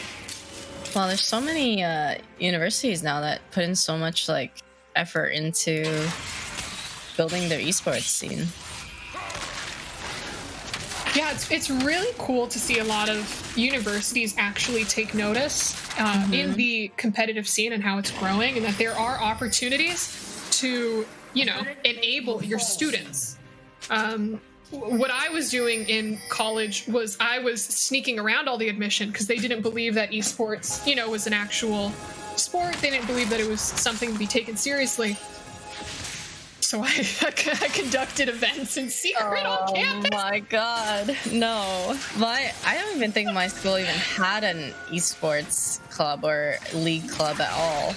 We had one scuff tournament, and that was it, out of all my years at university. Set is looking for the engage, it flashes onto the Ezreal, going to be able to take him down.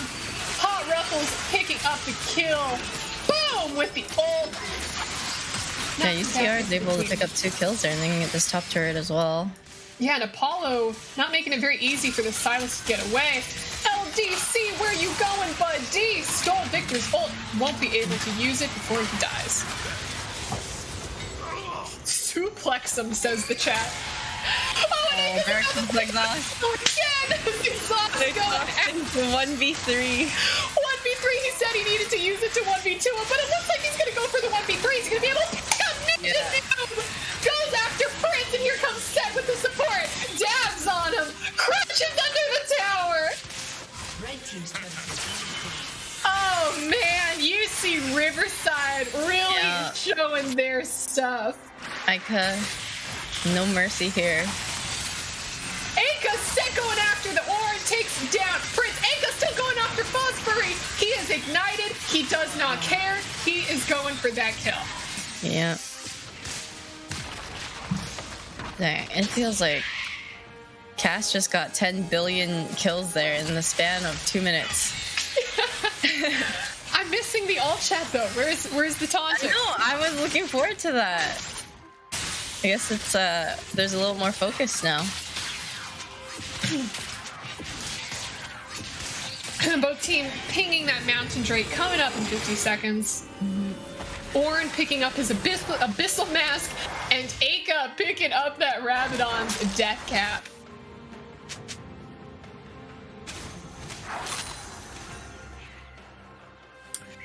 Dang, the cast is so strong now with death cap. It's I don't want to go near her.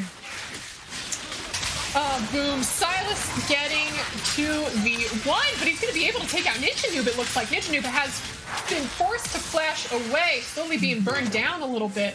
Going to get out. Prince now is the one who has to escape, but LDC is still trying to find that kill.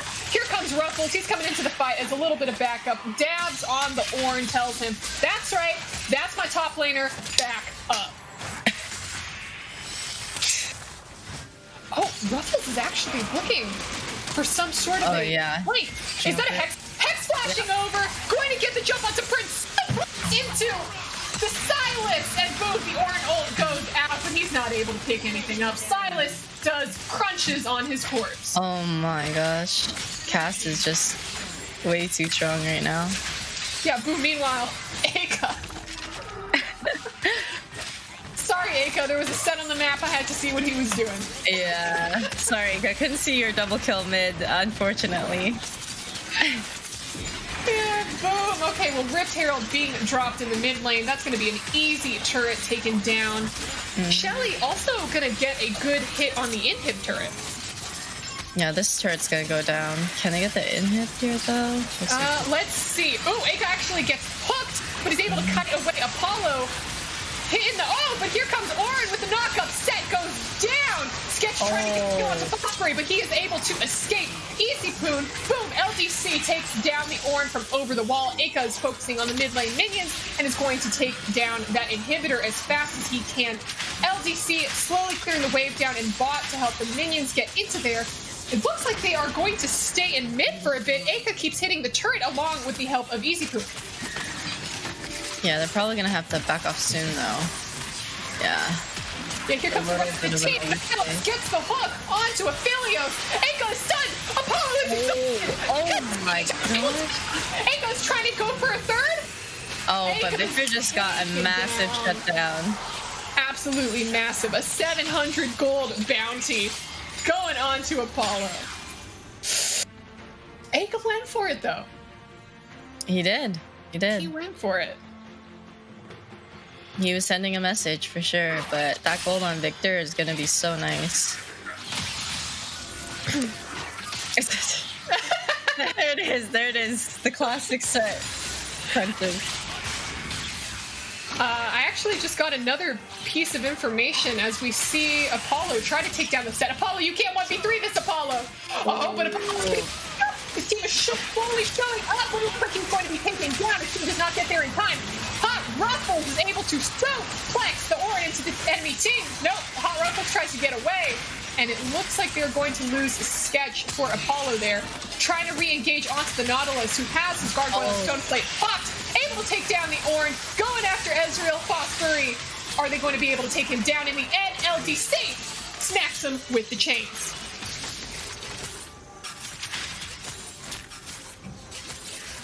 Boom, more crunches.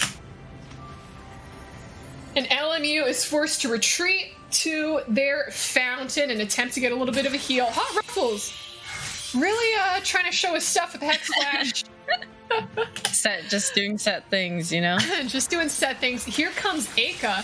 He is looking for the kill on Apollo. Not able to find it.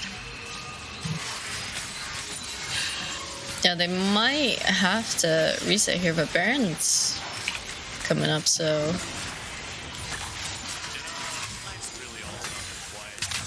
Baron is up. Fosbury goes for the ult. Not going to be able to find anyone, really. Mm-hmm. They're going to pick up that blue buff there. Maybe this is another 1v. Here comes the Orin ult on the side of Silas, and you see Riverside. Silas actually dives deep and goes down fast. Aphelios getting that ult off, roots a couple people. Chance going in with the hook, but is immediately taken down. Boom, that Victor completely popped set.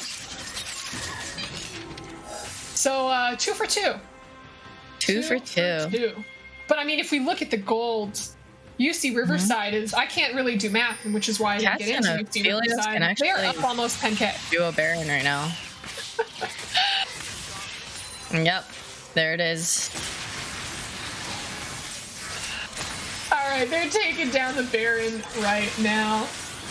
Hopefully chat can do math for me and tell me how much gold they're up. They're up by 6 towers though. Yeah. I can do that math. LDC trying to take down, but it's Ninja Noob. You have to be careful. Oh, yeah. There we go. And low. He was trying to go for the steal. Oh, there was too much stuff happening. I'm like, and that's the best type of casting that you're ever gonna get. Yeah. Confused noises.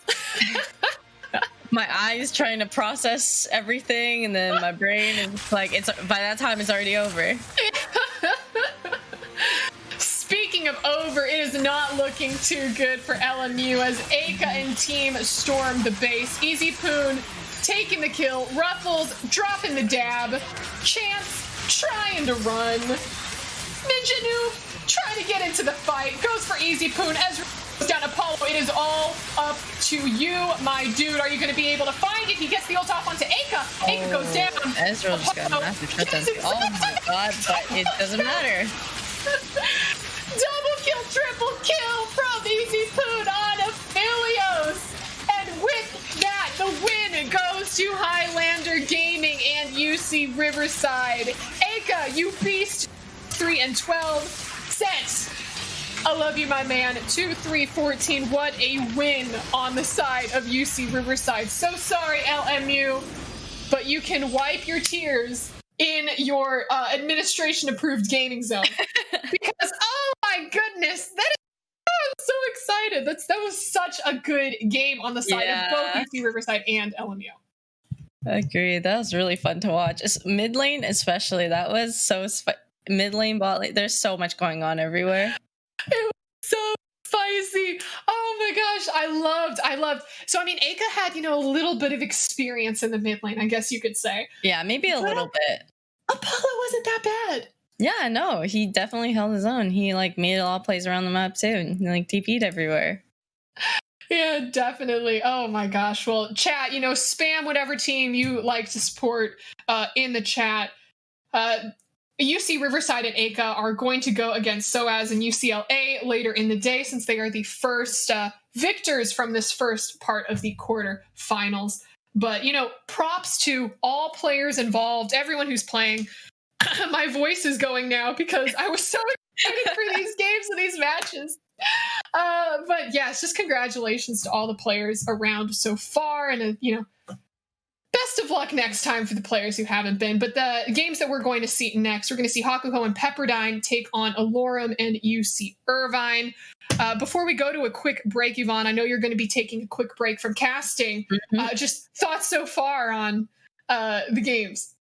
I love them. They're just so fun to watch. I don't know.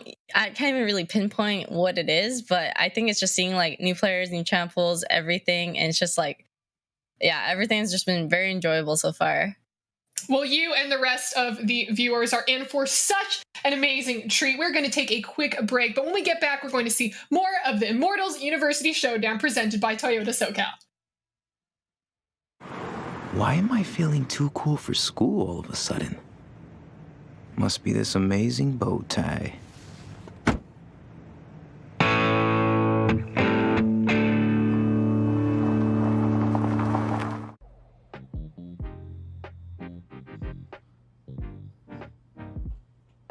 So my name is Keaton. I am the general manager for Immortals, and I am from Nashville, Tennessee. So the Southern California Toyota dealers were kind enough to hook us up with a forerunner that we can take to the LCS every weekend for all the guys.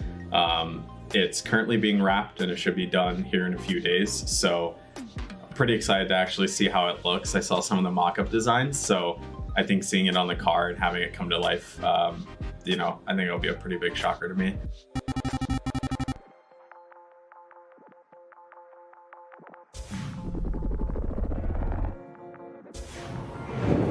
Oh my god!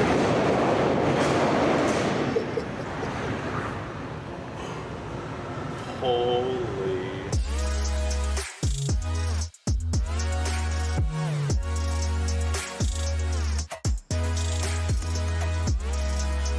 We reached out to 1552 and we thought that these wheels would kind of complement the look of the truck and your colors. So we went with some bronze wheels, beadlock, simulated beadlock ring. What we did is we took their center cap, we put your logo on it. So we made a custom center cap with your logo there. Obviously you see the lights in the wheel wells. We did an Oracle lighting kit. We did some end fab steps, help you get in the truck. And in case if you get off-roading or doing anything there, this will protect you there. Coming around to the back, actually, let's show you the inside. So your headrests are embroidered with the team logo. So all 4 headrests have your team logo embroidered, so it brings a little bit of that touch inside the vehicle. Killing it. Just looking at this car, you know, I saw the kind of mock-up designs from what we were originally doing, but this just kills it on paper. You guys, I think it came out really well. Thank you guys for the opportunity, and you know, we look to do more with you guys, and we wish you guys luck on your next competition. Yeah, who's riding shotgun?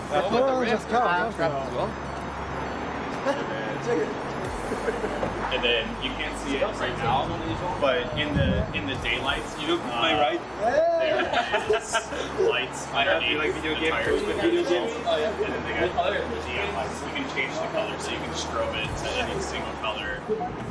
So when we showed up on Saturday to play against Team Liquid, me and the guys stopped by in the tailgate parking lot, and we saw the Toyota Supra.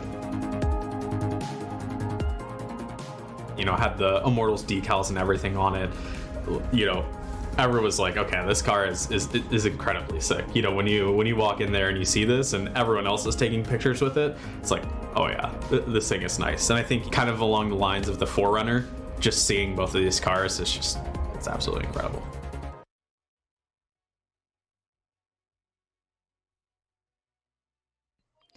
Yeah, and fun announcement, guys. I just refreshed the Immortals Twitter, and our pro player is Hakuho.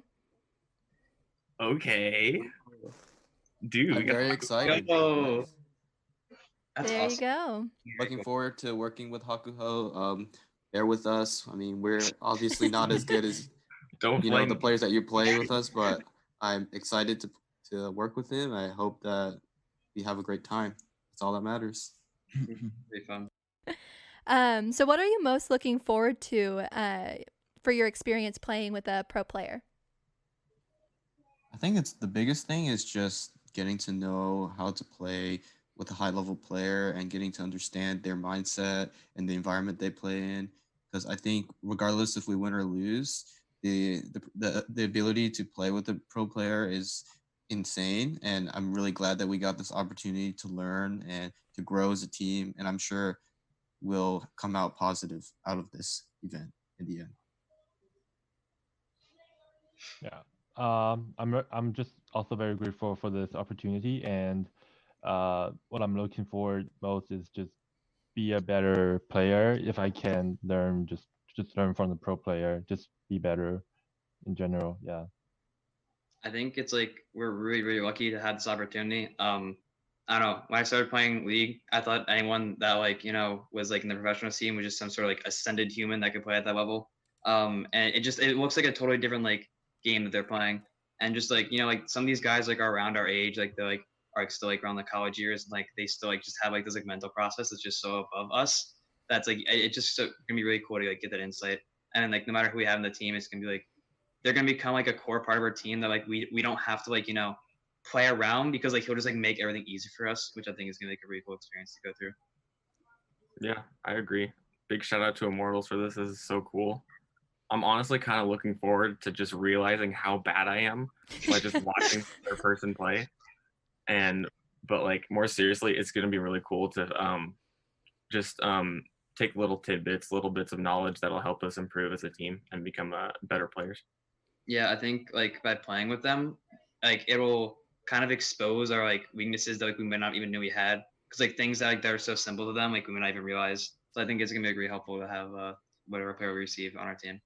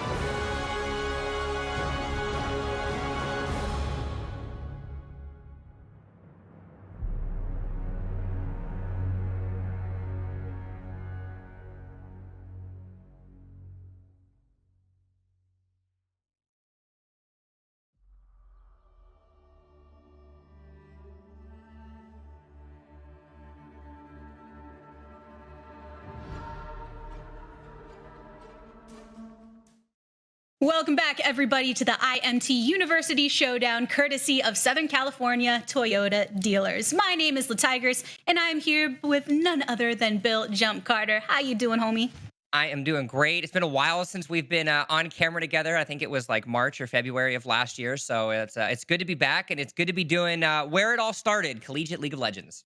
Well, that's the crazy thing. The last time we were on camera together, it was covering Collegiate League of Legends. So here we are, just coming right back to our home, and I'm very excited to see what's to come based off of the first two matches that we saw. But before we get into our thoughts on what's been going down so far, I first want to remind you all of what exactly has happened as we take a look at the bracket here today, because it is best of one all the way until we get to the best of three in the finals. SOAS and UCLA put the business to Xmithie and OCC, as Aika and UC are moved on ahead of Apollo and LMU. We will be visiting Hakuho and Pepperdine against Alorum and UCI next, before we visit Gate, CSUDH, and Insanity and USC. So now, Jump, your thoughts on the first two series and how they may have aligned with your expectations or not for today's tournament. Well, I was super happy that SOAS UCLA kept my bracket alive, as Xmithie and OCC had a fantastic start to their early game. But unfortunately, my bracket is now officially busted, and I will not be winning a brand new Toyota today, because that splendid win by Ica and the UCR squad did a fantastic effort against Apollo and LMU. And I think there are plenty of people that are happy with your bracket getting busted, though, because if you recall, everyone, if you filled out a bracket before today, then you have the opportunity to win a 3-year lease for a Toyota, courtesy of Southern California Toyota dealers. These are everybody that's in the running right now. Jonathan, James, Charles. There are a lot of people with 20 points still. Props to all of you. I mean, they've got a pretty good chance, considering we've only had two matches. But I think this next match specifically is going to be one where a lot of brackets are going to find themselves in a difficult position one way or another. Yeah. Props to Aveline Yvonne earlier as well for kind of highlighting some of the great things within the collegiate scene and what it offers in the grand scope of League of Legends and professional, the path to pro, all of these things to consider. So now that we've gotten to see a pro dropped into the collegiate environment, what are your opinions on what that offers to these students, the opportunity to learn alongside these magnificent players? I mean, I think just by and large, just getting insight of what happens in every stage of the game. You take a look, of course, at the awesome players that we have from both the Immortals LCS and LCS Academy team. Whenever you're able to pull them together and really, figure out what they're going in through the early game, how they're able to shot call during team fights, it really just adds a whole lot of experience to the table. But more importantly, you're just able to just soak in as much knowledge as possible and really improve your gameplay on the fly. And if you are a fan of Pepperdine or UCI, this is the match for you. Of course, plenty of Hakuho and Alorum fans in the chat, I'm sure. So this is going to be a very interesting matchup. Jump, you and I were talking about how this could be one of the closest quarterfinals that we see today. Yeah, we actually, when we were doing a lot of our prep, we're taking a look at this, and right off the rip, I was really looking towards UCI with some of the awesome players that they have on their roster. Of course, you've got Youngbin and Avi. For those of you that have been around in the League of Legends scene a while, they certainly, have able to do that. But you take a look at Pepperdine, they're going to be finding themselves in the finals for the West Coast Conference next weekend, actually. And seeing the way that they've been able to perform is really going to showcase how splendid this round of 8 match is going to be. Yeah, and speaking of, on the side of UCI, for instance, we will have Scott, Diamond Crevasse, Anamasi, Windchill 400, and then Evan Cakes is being subbed out for Hakuho, who will be taking to his traditional role in this scenario. And then that is Pepperdine, sorry. And on UCI side, we do have, as you said, Avi in the jungle. We've got Lorm sticking to his top lane, Desecratin, Youngbin, who's been around for a while, Captain Nuke as well. Lots of good players that are just coming to the forefront here today, and some traditional bans that we expect to see come out here too. Yep, and immediately is going to be an Ornn pickup for Scott into the top lane. We actually got to watch a match from them way back in December, and Scott was playing that Ornn into the top lane and absolutely demolished his opposing Kled. So already finding himself on a comfortable champion that he could potentially pop off with and hopefully put this Pepperdine squad into the round of 4. Let's see what they end up locking here today. I'm taking a look at the picks because everything's pretty much on par with what you expect when you're considering the meta. Ornn gets locked in first here for blue side, so you have that strong blind pick for the top lane. Varus is going to be going over to the bottom lane, but with Avi starting to hover and Anivia here, But actually switching over to the Aatrox. So we do have our top lane set in this matchup. Of course, nothing too out of surprise with that Varus pickup. One of the strongest champions currently in the available pool. So making sure that they lock them down, some sort of power in that bot lane is going to be extremely big for Youngbin. And an Aatrox, of course, keeping your cards a little bit hidden, something very similar that we're used to seeing on the red side here for UCI.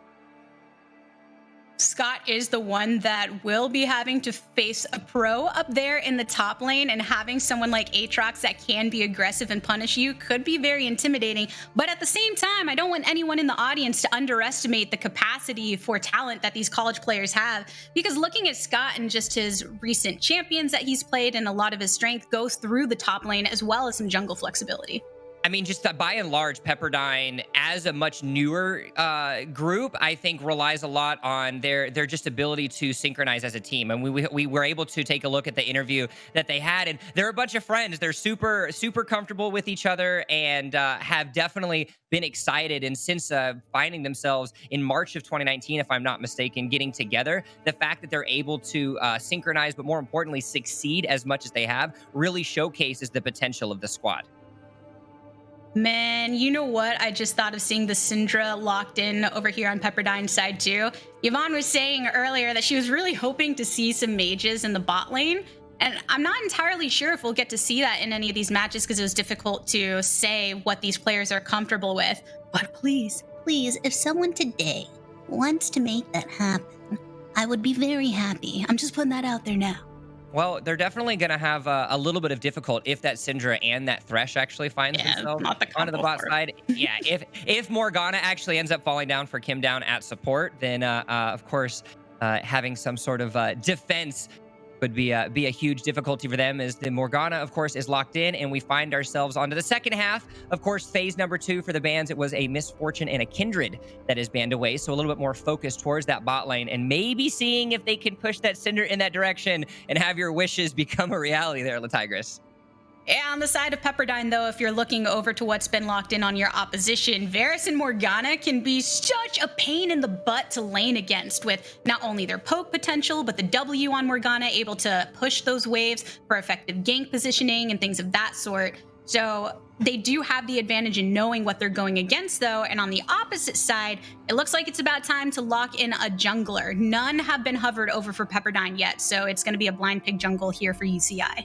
And I'm really enjoying the fact that UCI is taking their time with these bans and their picks. Of course, you do have Alorum, playing onto that top side, and he actually has experience playing with both Youngbin and Avi. So being able to fall into that composition already is going to help them out a lot. But more importantly, it really increases the efficiency of their communication. And as we have seen in the LCS Academy, as well as everything of all the international leagues, games are won and lost here in the pick ban. Ooh, Yasuo is coming out to play. This is actually a highly played champ for Sanamasi in the mid lane. And if you have a jungler that's really able to capitalize upon this situation, it could be a powerful win condition against UCI.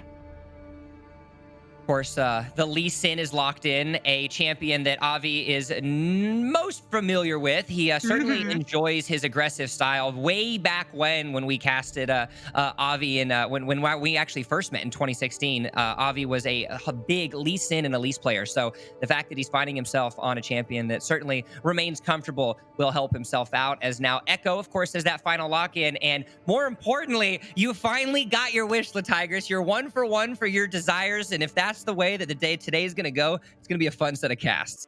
I did. I got my wish, and I got you, Yvonne. I put it out into the ether, and I guess 2 people was enough to make it happen. So Syndra is somebody that, if you've been tracking throughout the season, particularly in pro play, whether it be in the North American region or other regions, has been flexed over into the bot lane, sometimes because of the champ diversity of the players themselves, but there is an impact in build her up for later. So now that we're getting to see this in this environment, maybe it is because having Hakuho there to support you on the Syndra potentially increases your confidence level going into a matchup like this. I mean, you also have to think about just the composition as a whole. Ornn, Jarvan, Yasuo, Syndra, and Thresh, an unbelievable composition in the world of team fighting. And more importantly, there are lots of setups available for that Yasuo as well. All 4 of his teammates have some sort of ability to activate his ultimate, which is going to be a huge opportunity for Santomasi. We, of course, sent out a questionnaire to all of the players and really got to have a conversation with them and find out some cool things and quirks. And when they asked about the world of streaming, it seems like the squad for Pepperdine loves making sure to shout out, Santomasi. So I'm going to continue the tradition, twitch.tv/Santomasi, and make sure that, if you're not following him, do it now, because all their teammates love it and you guys might as well.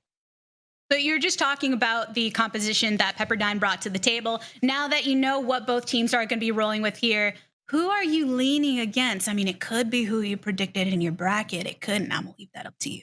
So my bracket definitely caster bias does have UCI winning this, and unfortunately for Pepperdine, I feel like that this is potentially going to be the case, because when you take a look at the champions that are in the pockets of the 3 players that have played together, Alorum, Avi, and Youngbin, they have an extreme amount of snowball potential. Aatrox on Alorum, if he's able to overtake Ornn early and Ornn isn't able to build up enough defense quickly, it could be a very difficult situation. Of course, we all know the early game pressure of the Lee Sin, and then you throw in Varus, who is by far and large one of the strongest champions in the game right now of the current meta. It could be a huge piece of difficulty for Pepperdine if they're not able to survive the early game. I honestly wasn't sure at first if we were going to see Avi in this game, because he's signed to Radiance and stuff. He's doing big things. He's got big aspirations, as a lot of these players do. And I know that y'all in the chat have some aspirations of your own that may include some prizing, because we've got multiple going on today. Not only do we have the SoCal Toyota giveaway of a 3-year lease of a car for the bracket filling out, but the teams themselves will be going away with prizing for the top 3, $3,000 to the first place school, 1.5 to second place, with 500 to the third place school. On top of that, whoever comes in first place will also receive a coaching session or some kind of educational pro session of their choice with Immortals player. So that's that extra kind of something for the winner of it. But for your viewers here, you also have giveaways. You got some switches that are being given out. We got a little plushie there, some games. Jump, what are you looking forward to? I mean, it's not on the little graphic that we have on our screen, but from what we saw, there's some Crunchyroll premium accounts there. And if anybody is a huge Crunchy fan, Tower of God just came out, the webtoon style animation and everything. So I'm looking to, be typing in myself just to get some Crunchyroll access. You know what makes me really sad is I saw the Rick and Morty thing out. Rick and Morty fan. I was like, oh, yeah, that's great. You know what? I have a Pickle Rick umbrella. Actually, it's my partner's. It's not mine, but still, it's in the house. I'm going to bring it. I'm going to show it on camera. I'm going to show my true fandom. Spent like a good 15 minutes looking for it, and unfortunately failed. So I apologize, chat. I couldn't bring you that here today, but instead, we will be bringing you some gameplay soon enough. Of course. And I actually hear you get a higher chance if you do ! Santomasi as opposed to ! Toyota. That also, by and large, gives me a higher chance because that's less people actually putting ! Toyota in the chat as well. Oh, man, the strats. But we'll leave the prizing to everybody in chat, give you a fair opportunity to try to walk away with something like that here. But going back onto the match that we have right before us, we talked a bit about the history of the organizations, how UCI is one of the first to kind of champion collegiate esports, and then Pepperdine having just formed in the fall of 2019, but finding themselves into some conference finals. Do you consider that a pretty quick turnaround for a new roster that's been thrown together within collegiate? I think so as well, but I also think that really speaks to the power of the players themselves and just really what they're able to do, across the board. We've got to see, something of their performance back in, back in December, but that again still doesn't, really showcase what they've been able to do. But Gabby, I think it's about that time. It is that time indeed. Pepperdine taking on UCI here on Summoner's Rift. We've went over the compositions, we went over the players, and now it's time to go over the game. But pretty traditional positioning from both sides so far. Yeah, nothing too far out of the ordinary, of course. One important thing to note, we know that there is teamfight potential onto Pepperdine, but there is party potential, is what I like to call it, on the side of UCI. You have a teleport for the Echo. Nothing too uncharacteristic, of course, than what we're used to seeing with an Echo in the mid lane. But more importantly, that could yet again create a huge amount of opportunity in those side lanes if Avi, as well as that mid and top laner, are able to synchronize themselves up correctly. I will say that's probably one of the things I'm most curious about, is to see where these junglers decide to spend the most time, which inherently is going to decide itself to some degree once you see where lane priority is happening in terms of waves and things of the sort. But you look at someone like Echo, you just mentioned with that dive potential. Aatrox really is going to want to try and collapse and harass the Ornn on the opposite side. Bot lane, so many things you can capitalize upon. But nonetheless, it's going to be a leash over on the blue side to help the jungler out to get his XP started as they rotate back towards the bot lane. And of course, we want to make sure to, showcase again all of these players and the things that they're creating. We do have, of course, SoCal universities, and hilariously enough, we've actually got a lot of Southern California players, onto this. You've got Scott that's finding himself from Vancouver, as well as Evan Cakes, who's not finding himself actually in this game, but he's from Mission Viejo. So it's really great to see. Not only do we have some SoCal, schools that are involved, but it's players that are actually from this area themselves as well. Southern California universities often do have quite a pull from many locations, and seeing how they've all become quite tight-knit even in a short amount of time. A couple of these players even living with one another at this point. Some harass coming over from Pepperdine to get more information gathering, see if they could come up with something cheesy, but nothing of the sort just yet, as this top lane will probably be kind of one of those situations, unless ganking happens here, you're not going to be visiting it as much until mid-game happens. No, but that early information by Diamond Crevasse is something that's going to be a huge factor in this earlier stages of the game. We talked about it in the Champ Select. The power of the early game that Avi can use on this lead in could create some snowball opportunities, but if they're able to delay that, if they're able to push us past the lane phase and actually move themselves into the mid-game where Pepperdine is able to get themselves some items, that could be a much better situation. But immediately, you can even take a look on the mini-map and see that Avi is aggressively counter-jungling and making sure to disrupt any of the pathings that Diamond Crevasse wants to have. Oh my, and he is not backing off of this one. Blue Sentinel is here for the party too, but even with the healing coming over on the side of both, it is Avi that comes out on top. Nice use of the Blessed to actually move off the pressure that was coming from red side. So that's going to be first blood. Is he able to secure himself the kill with that flash, but he's also able to secure that final blue. Diamond Crevasse tried getting the smite for the extra health, but it wasn't unfortunately going to be enough. So Avi is going to have an extra blue with cooldown reduction, but more importantly, he's going to have that timer, and that's going to stifle Diamond Crevasse in the next 5 minutes. And with that, it also just stifles not just his decision making, but everybody in their lanes are very aware of the lack of jungle pressure they might end up enduring for the near future. Of course, get a little bit of a reset yet back again. It is a simple effort onto the bot side, and as you mentioned, onto that top lane as well. Alorum doing a really good job at controlling this wave, keeping himself pushed up. They were able to take the scuttle on the top side as well, so he will have all of the control, and Scott is just going to have to make sure that he tries to survive the situation so he can get himself at least enough defensive items to ward off that very scary Aatrox. It does look like another gank, this time in the bot. Lee Sin making himself known here in the bot lane, but the wave was pushed in the favor of UCI, which on one hand is a great thing, but it does make it difficult for you to effectively dive.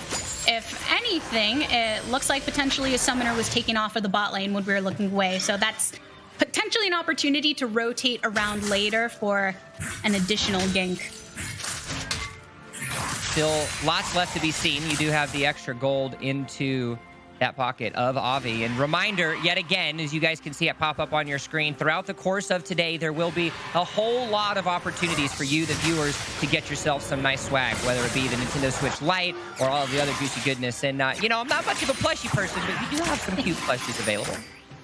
I will say I have a lot of plushies, but they are actually kind of on the top part of my webcam where it breaks off, so just trust my word when I say. You gotta give him more love. I have Nar down here. Nar gets his front, face, and center action. Everyone else they have to earn. And yet you're a support player. Yeah, but that guy is great.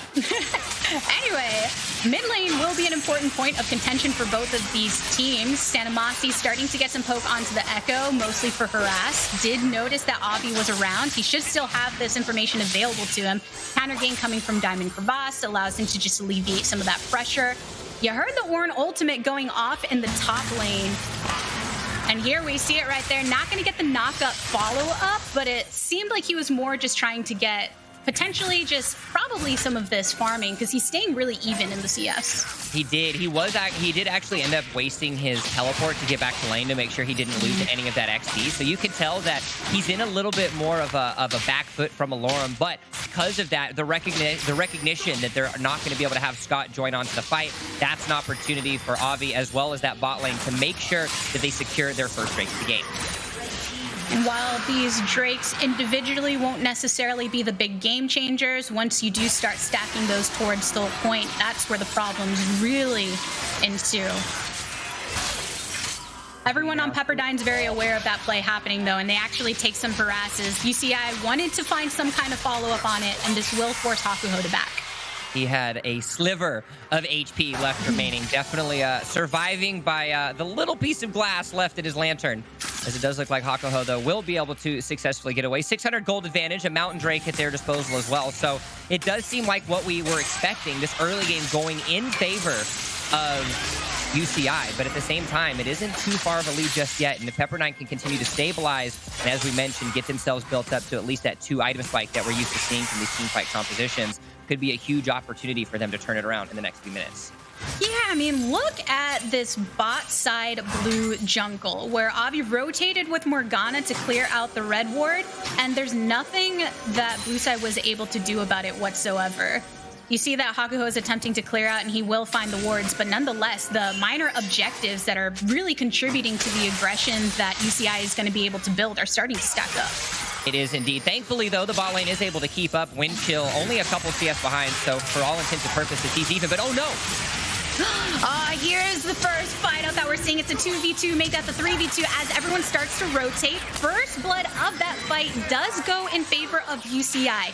You take out the support in that situation, and maybe that's going to open up some play potential for the rest of the map. It was a beautiful rotation by Alorum as well. Had to waste a flash, but he was able to secure himself the kill. And now that they've got themselves yet another advantage, and more importantly, now that they've got ultimates down, that's going to be an opportunity for them to go for the Rift Herald. And Rift Herald nowadays, you really want to grab that whenever you can. Some harass happening in the bot lane, just a bit of a distraction. But the plays that you can get off of that for the gold, especially grabbing that at 8:30, you'll still have time to attempt to throw that into the lane before the 14-minute mark. And with that, I think UCI is feeling pretty good. They are indeed, and not only were they able to successfully push themselves over for a kill, push themselves for the Rift Herald, now they were able to get themselves a lane swap and see if they can use that to an advantage. Ornn actually is forced to end up using his ultimate, and now it's going to be a little bit of a battle, a race, as you might say, to see if Hakuho and Windchill can take down that tower. Lots of damage left to be seen, but it is still early. You're still not going to be able to take it down as quickly as you might hope, and that's going to give an opportunity for Youngbin and Kim Down to get themselves back to the bot lane, and a solid rotation for them to ensure that they're continuously getting those resources into that very powerful Varus that we know will activate very quickly. And this is a situation where if you look at the bot lane matchup, Varus and Morgana have so much harass potential, seeing that earlier on in the game, but nonetheless, they're down in the turret plates. Mid lane been fairly even-ish between CS, with not many plates lost here, as well as Yasuo and Echo doing the harassing that they love. But Avi has really been able to take complete control and agency over where he's making these plays happen, starting to pay even more attention to the bot lane. Yep, and now with Alorum having that extra kill in his pocket is going to help out a little bit. He's a little bit behind on XP. Thankfully, though, he is able to push himself over to 8. So just as we say that, he's now going to be able to do a huge piece of control. Of course, has 2 of those component items. And now, yet again, another fight in the bot lane. Morgana looks like she's the first to fall, but she actually flashes over the wall. Cataclysm comes down onto Lee Sin, but he also has that escape ability. Great kick back onto the enemy jungler, and that keeps everyone alive in this scenario. Everybody slowly but surely keeping themselves, and you're still having this kind of testing of the waters between these two teams. You're not having too far hard committals. Of course, yeah, you had the flash from Alorum in the mid lane to secure that kill earlier, but it still isn't anything too out of the ordinary. So these teams both recognizing the fact that both are formidable. And Gabby, this is also a best of 1, which means that at any point in time, if any of these teams find themselves tripping up a little bit too much, their run in this top 8 tournament could be done very quickly. And I think that is displayed a lot through the approaches of these teams, right? We talked about the aggression that's being taken by UCI, particularly off of the back of the way that Avi likes to play in the jungle. But Pepperdine, it feels like they're taking their time with the laning, focusing on farming, harassing perhaps, but not necessarily trying to make any risky plays, take anything over 50-50. Of course, trying to keep themselves at least in a solid situation until they feel that it is appropriate. You do have the next Drake that is going to be popping up within the next 15 seconds, and as a result, you're going to start to see these players posturing accordingly. Scott's teleport will be up very quickly as well, so it is going to have to be a decision of if UCI is comfortable enough with the slight advantage that they have on if they actually want to push onto this. Avi actually, though, rotating over to the top side. Scott finds himself very low. It might be an opportunity. You hear the pings come out. Might be a dive potential very soon. Yeah, he's just hovering directly under this tower, and I think he's going to have to save himself with the ult. There you go. Starts to put it. Does he get the knock up on the comeback? Doesn't seem so. So using all of his resources available, this is the opportunity for the dive. The dive ensues, and Avi gets that blood. A moment that they have been waiting for to start knocking on the door of this top lane. And a great effort by Avi as well to just recognize getting the lane pushed up. Super simple textbook play. They're going to use the Rift Herald as well to make sure that they secure themselves that turret, and then that will allow them to rotate themselves back around. Great job, though, by Pepperdine, trading resources, of course. The game of chess, as you might call it in a lot of instances. You give, you take, and the Inferno blazes as you're able to secure yourself the of course, the beautiful extra Drake for Pepperdine, and now we find ourselves at the Infernal Rift. Start putting themselves in a position to work towards Soul Point. Yeah, I'd say there was a Rift Herald used top. You know they used that resource. They took the tower. That's unfortunate. But getting a Drake in the process ain't nothing to scoff at. And it does allow for a bit of a reset right now. The gold differential is just a bit over 2K between these teams. And while UCI are ahead in the number of kills as well, the objectives themselves haven't heavily tipped in favor one way or another just yet. Not yet, and that, again, like we mentioned, could be a good opportunity for Pepperdine to stabilize. 2,500 gold seems like it could be a lot, but in reality, we only find ourselves 13 minutes in this game, and it is something that Pepperdine could overcome with a solid team fight very early, because as we mentioned, that was their focus in their composition, finding ways to activate Santamasi in the mid lane, specifically on that Yasuo. There's multiple knockups available, so one solid team fight, an unfortunate grouping by UCI, and Pepperdine could get back in this very quickly. I feel like one of the determining factors going later in the game will be the way the bot lanes played out, but it looks like we're actually into a fight here in the pit. There's the lockdown onto the jungler for blue side, so Avi cracks that fight right open. Everyone is just chasing the bot lane back into their home territory, and while it was only a single kill in that process, as a lot of these engages have been, it's just enough to really force the rotations of the enemy. And it's a really good effort as well. You can tell that Hakuho is doing his best to shot call in the earlier stages of this game. Not only is he ensuring that Windchill has the safety to be able to farm up that Syndra appropriately and get herself to a power level where she can try to one-shot some of these members correctly, but he's also making sure to deny as much of this aggressive vision from UCI. As I say that, of course, though, Avi not only is able to throw him down a control ward, but this could be a very scary situation as they look to secure the bot turret.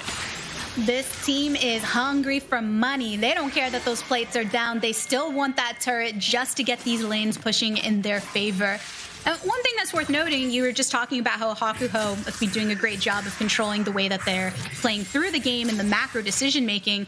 All of these players, when asked what they were looking forward to in terms of playing alongside the pros, did mention specifically learning from them and just the high caliber play that each of them are experienced with and communication ability. So having that adjustment is good.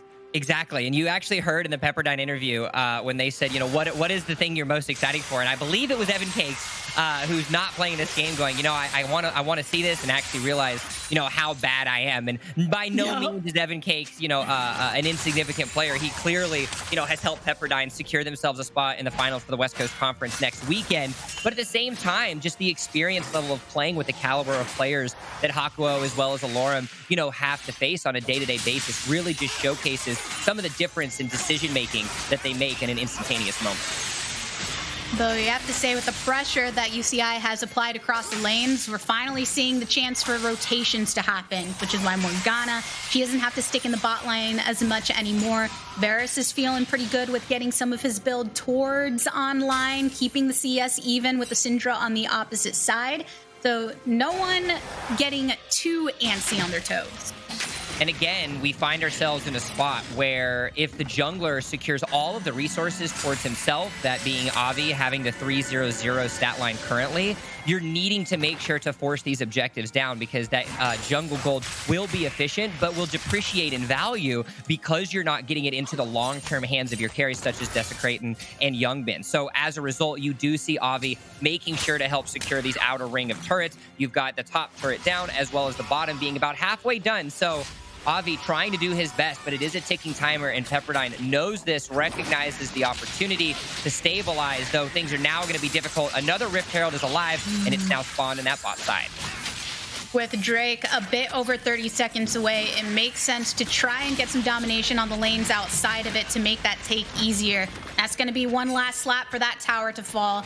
And of course, the bottom lane is going to have to answer this Herald before it gets a nice charge onto the second one.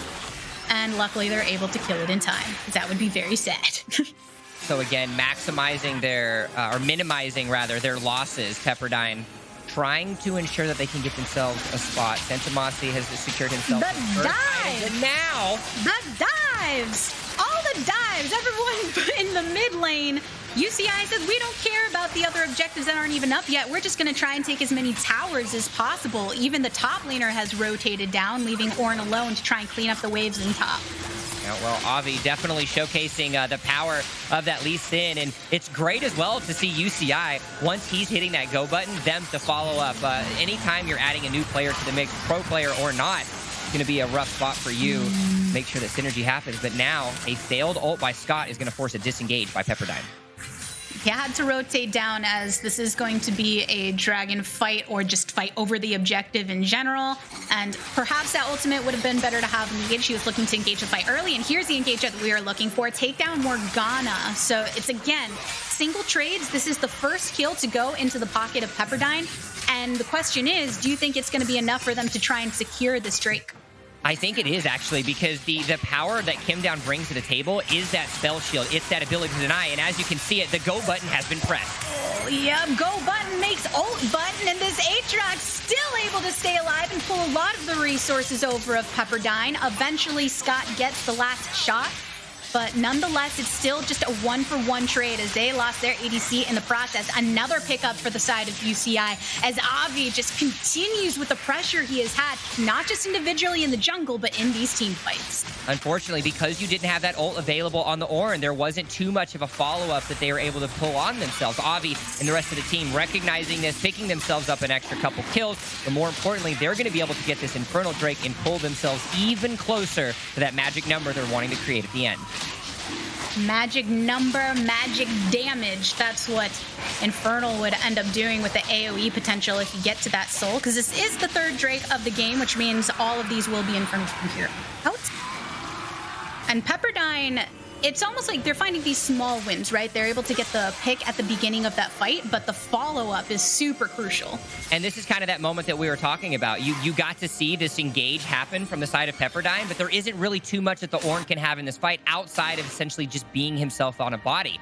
You have too much damage available on the side for UCI. Of course, Avi's able to pick himself up, a solid situation there, and it's just a recognition of the lack of ults. There is a CC-oriented comp on Pepperdine. If they're not able to activate that, if they're not able to use that to their advantage, they aren't going to come out and fight on these tops or in these fights, and you can actually see that with the way that UCI took advantage in that last engagement.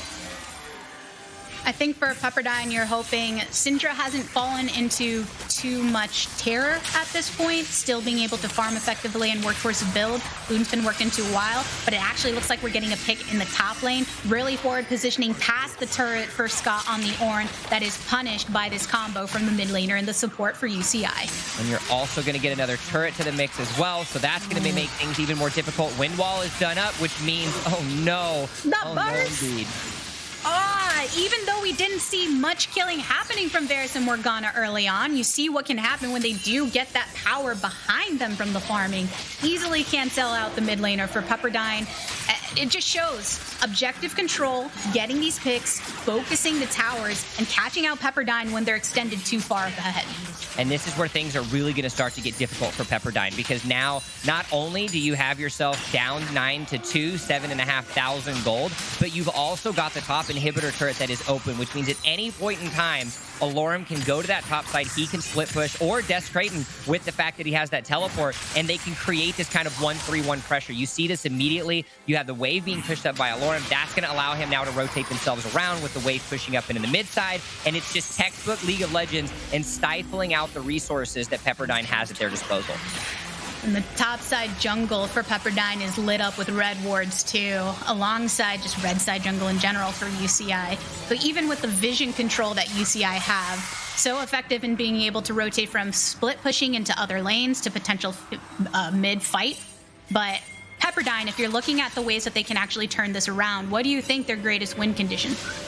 I mean, it just all comes down to stabilization. Anytime you have a team fight composition, if you're able to stabilize and create the fights that your composition was created around, that's an opportunity for you to actually find success. The difficulty is they find themselves so darn down below. We can actually hopefully take a look at the gold in just a second and see how far down they actually are. And you can see immediately 500 gold advantage in the bot side, huge 1,400 gold advantage for the Echo has over the Yasuo, and then an even huger, of course, 2.1 or 2.3 thousand gold that Alorum has over Scott. So that in and of itself, the lanes, the carries are going to have more of an opportunity, so they need to try to find a way to make up a little bit of that gold and get themselves to some sort of item spike, but it's going to be difficult because Alorum, he's on the hunt. Getting to that point where even the 1v1 is a little too scary than it was during laning phase. Scott immediately forced under the tier 2 turret as soon as he sees the eyes of Alorum in his sight. The rest of the team also, you have Avi still staying in the jungle, a couple members of Pepperdine rotating towards the back for some protection in the bot lane, but they're actually caught out in the jungle here. Lee Sin starts to initiate this fight, chunks down Hakuho as low as they possibly can, who's just forced to try and stand between his team and the rest of them, sacrifices him over to Morgana, but here's the hop and into the back. The Cataclysm gets thrown down, but it's not going to protect him this time as Avi picks up another one for himself. Infernal Rift means that Zot's looking hot, hot, hot. It's another duo of kills, and just like that, they're going to secure themselves a turret, and yet again, further push into the Pepperdine base. Completely collapsing into the base area of Pepperdine. UCI have kept up this pressure continuously. 6-0-2 for Avi right now, with very little deaths for anyone else except for the support that you expect to die at some point, and then Aatrox in the top lane with Alorum also making sacrificial moments. And now you're starting to get to see yet again what Avi's early game pressure has been able to create. 6-0-2, of course, you know, the kill-hungry Lee Sins, we've all seen them in our ranked games, whether it be at the top level or the low level. You know, everybody knows what happens once that Lee Sin gets picked up. And Avi holding it tried and true, but more importantly, he's been able to use that gold advantage to helping out his team. They now find themselves with a huge advantage. 7 towers with Tigris to the 1 of Pepperdine. And it looks like it's just going to be more harassment in the jungle of Pepperdine, which is making it very difficult for them to shift from trying not to lose and trying to win when you can't step beyond the bounds of your base area into any safe territory, because everyone on UCI is completely lurking. With Drake already up and already getting started by Avi, and then you still have Baron on the other side, that could be one of those kind of game-ending fights if it does happen. Yeah, and you actually, if you're the opposite team, but oh no, actually gonna have to pause on that yet again. So, yeah, you get the pick onto Hakuho on Pepperdine. Use an ult in the process. Seems like a lot of resources to get the single that could backfire. This will be the rotation over to Baron. All 5 members standing strong with the rotation of Sanamasi towards this objective currently. But UCI look like they're positioning themselves to collapse upon this. Yep, well, it seems like they wanted to have it, and they recognize, well, this isn't too much that we can do. We don't have it. Surprise, not surprise. It's okay. Yeah, that's one of those great moments you get to see. That's only because of Infernal Rift getting to get a hook through onto the red buff, but Pepperdine almost wanting to try and get UCI out of their jungle, putting the step up with sheer numbers advantage to force them out of there, but now it's just rotating back to the mid lane. It is. Hakuho tries to have it. Oh, here's the engage. Oh! Alorum came from the back to actually slam down on some peeps. Godlike Avi is taking down the Thresh once more as suddenly where'd the team go? 3 eliminated for the side of Pepperdine, and the hurt continues. Even though Morgana is low, she can just stay in the back. The flash over the wall into the base. J4 finds himself in trouble again, and now this is looking red in the blue side of Summoner's Rift. Desecrating showing Avi that he's not the only one that can pull off some flashy plays, as he's able to pick himself up a solid kill on a Diamond Crevasse. And Latigris, it seems like this seems all for naught. 2 inhibitors, and the game might be coming to a stellar end in favor of UCI. With Amir, Hakuo, and Sanamasi to keep this hope alive alongside Windchill. It's a very difficult task to ask for, as UCI capitalizing upon the pressure they applied in the early game, getting their hits onto this Nexus, a final Orin ult to see what he can do, as there's only 50% left. There's the knockup. Are they going to finish it right now? Tried with the Yasuo ultimate. Lee Sin gets burned down. They're starting to get some picks for Team UCI right now. Okay, but the minions, the Winions, they do it, and that is the end of the game between Pepperdine and UCI, as UCI prove why they are one of the OG schools in collegiate esports with the help of their friend Alorum. Pepperdine made sure that they showed UCI they weren't going to go down without a fight, but UCI being able to do a fantastic job at securing the early game. And we talked about it. If they were able to snowball, bad situations could happen for Pepperdine. Avi and the rest of the team certainly pushed themselves through. Yeah, it seemed like they had a very clear game plan that played out to full fruition for them in that game. So congratulations to not just UCI and Alorum, but anyone that kept them in their bracket. For the meantime, I'm going to give you a chance to check up on that bracket and see how you're doing. We're going to kick it to a short break, and when we return, we'll have more of the Immortals University Showdown. Here's to the road ahead. Trust Toyota to be here for you. Some of our amazing offers include 0% financing and attractive leases on our most popular Toyotas. All from the brand you trust, today and tomorrow. Toyota. What do a taco and a taco truck have in common?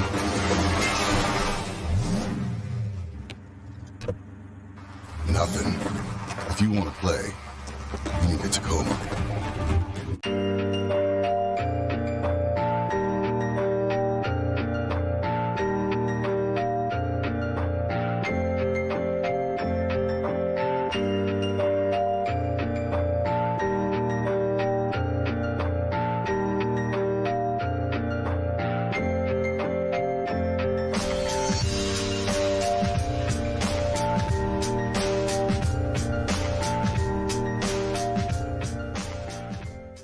Getting to know you, getting to know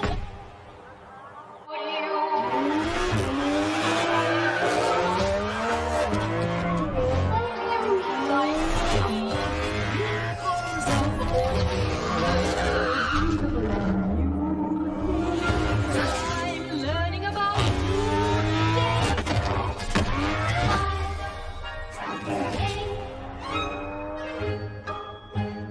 which is why TSM is falling like 2,000 gold behind right now, I think, is because they're setting up for a lot of plays that won't work and then calling them off. Dardoch loses half his HP here, but Smithy's also going to be in a lot of trouble. A nice shockwave from Aka will make sure that the fight goes back into the favor of Immortals. It's Smithy with a flash over the wall to stay safe, but he comes back over with the EQ combo. TP in from Broken Blade, but the fight is already over by the time he arrives, and that means TP advantage and bot lane priority goes over to Immortals. He has rotated himself down towards the fight. If Bjergsen wants to join, they've either got to initiate together and he comes in on the flank, or he's isolated and has to wrap around. It is going to be the latter here, as Broken Blade brings down the ulti to zone the Immortals squad away. Xmithy goes over the wall into the pit, and good! Got this volley! Xmithy does what Xmithy does. The steal comes through, and Immortals will take the objective. Also building a Locket of the Iron Solari here as his third item on the Ornn to resist some of the burst that may come out from the side of TSM. Aka goes for the shockwave onto Broken Blade, but a very nice outplay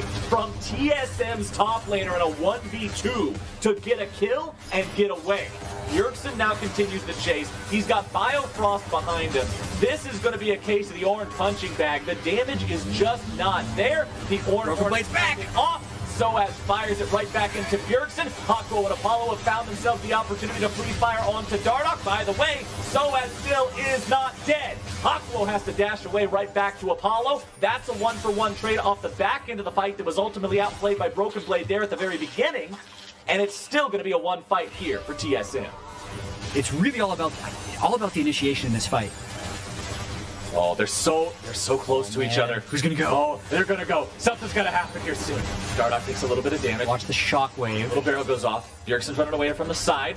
Knockout comes through from Soaz. There's the chain CC coming down. Now the charm goes out. The damage comes through. Stacy's coming out as Hawkswell is now going to be the target. Dardoch there on the front line. Xmithy also tanking up. Soaz grabbing the kill onto Bjergsen. Dardoch very low. Dardoch very dead. Biofrost going to follow. And Immortals will slam that fight. Off with the TP Ezreal, making sure the top lane is pushed in. And yeah, TSM, like, if they can take a fight, they should take it now. TSM, they're going after Xmithy, but now Immortals are collapsing from behind. Xmithy losing about 130 HP, but now the counterattack is coming in. Bjergsen going to be taken low. The Stacy's keeping him alive, if only for a moment. A nice shockwave finding its way onto multiple members of the TSM lines. Team solo mid, running all the way back down mid towards their own fountain. Immortals, they have a double kill for Apollo. Xmithy will lead the charge. He will plant a flag on the corpse of Bjergsen, and Broken Blade will be chased down by the remainder of Immortals. This surely ends the game and gives Immortals the win over TSM. We'll be back with Saturday morning cartoons right after these messages. Audio to game. Extreme X with the purple stuff. Oh, so ass. The new Immortals gaming system.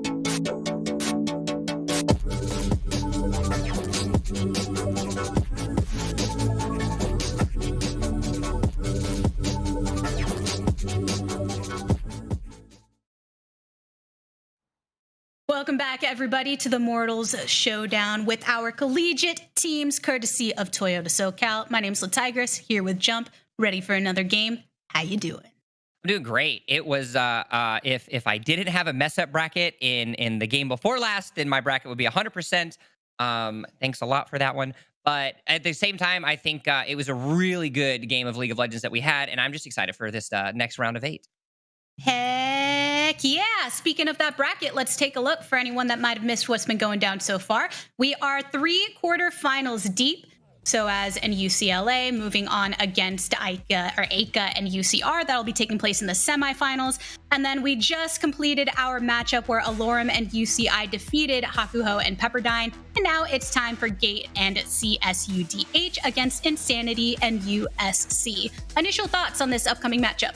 I think this one's going to be another little bit of a close one when you think of some of the players that we do have. I'm excited to see Gate versus Insanity. Of course, Gate's going to be playing onto that support position. Insanity, I believe, is he going to be playing into the jungle for this one?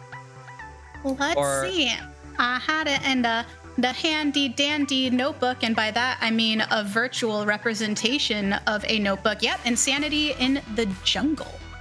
So it's certainly going to be looking to see where he is going to be pulling onto this. And I also, looking forward, these players are going to also be having to, take a look at, what UCI was able to, really push onto this. But by and large, I think the biggest setup for this matchup is just going to be making sure to take those power picks off the table and ensure that they find themselves in some pieces of comfort, because I think that's the biggest thing that we're used to seeing from these college kids. Not necessarily is it going to be they're playing these S-tier champs at all times. It's, comfort sometimes is more important than playing the most overpowered, as you might say. And in terms of the bracket, I hope you all put your power picks forward, because if you did fill out your bracket prior to this tournament starting, you have the chance to win a 3-year lease courtesy of Toyota SoCal. So let's see who's in the lead to do that, because I know some people are still 100% when it comes to their predictions thus far, as we are 3 matches deep, 30 points to each of them. Oh, well, I'm looking over here. I see some 30, but it looks like it's still the same people at the top. Jonathan, right there, front and center. So I didn't want to call it out until after the game, but according to one of our peoples in the back, that person that's in #1 spot is actually the Pepperdine coach. So the fact that the Pepperdine coach picked them to lose and is tied for the #1 spot definitely has a question of, excuse me, even if you think you're going to lose, I, as a coach, would never pick it, even if there's a new car on the line. Oh, man. I need to hear the justification, like in chat, like, show yourself. Why did you vote against your team? I don't know. Maybe he really needs a car. I mean, maybe they might need to get around. Look, it's hard in these streets right now. Quarantine is affecting everybody. Yeah, they're stuck down in SoCal. They want to go see a beach or something, and this is their opportunity to do so, throw their team under the bus. But nonetheless, one of the great things about this event is while there are still prizing and things on the line, everyone does kind of walk away with a little something, right? All of these players getting to play alongside of pro. But in terms of who will be walking away with the biggest chunks of the prize pool, that will be the top 3 teams in terms of how they finish out here today. Because with prizing, you have first place that will be walking away with some cash to go into their actual university program, but also a 45-minute session with a pro from Immortals. So, Jump, if you could choose anything to do with that 45 minutes as far as coaching and appropriate things, what would you do with that prize? I think for me, it comes down to learning certain macro situations. If I have to look at what I enjoy most about League of Legends, it's that macro gameplay and that ability to dissect your opponent with map rotations and stifling their economy. And so for me, regardless of position, I'm finding ways to learn how to better rotate, how to better communicate effectively with the team, and starve out the enemy when you find yourself an advantage, or stabilize if you find yourself with a disadvantage. And so you can practice mechanics all day long, but learning that knowledge and learning, what you're actually able to do in those difficult situations really can propel the good players from the great. Yeah, and the discipline that a lot of these students have shown just in their personal approach, whether it be to play, to school, or otherwise, it really opens them up to be able to take those teachings, because I was very impressed by a lot of them in the interview saying that they had discipline in making sure their schoolwork was done before they play, or that the balance is one of the biggest learnings that they've taken away from this. The communication you learn in League, how it's helping them in other parts of their school. Because I know plenty of people that went to college and started playing games, and then they were like, classes? Yeah, What? I am a victim of that one for sure. Is I decided to pursue my esports career before finishing college. If anyone and everyone that is in college is in this chat, definitely don't do what I do by any means. And it does actually seem like we are rolling a $25 RP card in the chat right now as well. So use that exclamation point Toyota, or that exclamation point Santa Masi, despite the fact that he isn't playing in this game, though. Does seem like Champ Select is ready and available, Tiggy. Yeah, perfect time for y'all to go ahead and fill that out while we go over what comps we're going to be rolling into for our final quarterfinal of the day. Nothing outrageous as far as the bans. You see Graves, Set, and Rumble taken off of the table for blue side. Graves has been a very recent resurgence in popularity when it comes to his jungle play. Set, flexibility into multiple roles, but commonly seen in the top lane. Rumble, also a lot of potential to try and harass in the mid lane. And then opposite side, MF still being a point of contention. TF also, I believe I'm trying to remember on this specific roster, but I know some players within this tournament do have a lot of games on TF, particularly as champion. Ryan, outside of his top 5, or TF isn't in his top 5, but is still, in his top 7 kind of most played champions. It's also interesting to see the Misfortune ban, considering that she did have a little nerf to herself, that movement speed being not as capable as what it currently was, which gives an immediate opportunity for Ricky to secure himself that Varus and already find the CSUDH squad in a very solid position, as it is a Vayne pickup as well on the opposite side for USC. Why do I always feel like when we cover collegiate, there's always at least one Vayne, right? I feel like it's just part of the process. All young players, by and large, just want to showcase how great they are. But I think it's also the fact that Lu Wuxian, which is a name that I'm really going to enjoy saying this game, his top played champion actually is Vayne. So despite the fact that showboating might be a thing, he certainly has the experience on that champ himself. Though I'm happy that Lucian is one of the ones that is still top played. I would have been really disappointed if he wasn't in there somewhere when you have a name like that. But yeah, Vayne being the number 1 pick there. And when you're going into a best of 1, you often see players gravitating much more towards their comfort picks, which is usually a sentiment you see much more in collegiate anyway. and facing off against Varus, though. What do you make of that matchup, especially considering that Vayne does have mobility but a short range? I think it really just depends on what sort of protection Vayne is going to have onto that bottom side. You know, we still find ourselves early in this draft, and I think that is going to dictate it. Varus, of course, will have a lot of opportunity to demolish, considering the current build that he has. But you also are going to see a chance from Vayne with that invisibility, and Lewusian will have a chance, as it does look like he will have a lot of damage to help him out with a Fiddlesticks and now a Vel'Koz to help him out. Fiddlesticks has looked mighty scary since his changes recently. Did you see the cinematic video they had, the initial one they released? Glorious.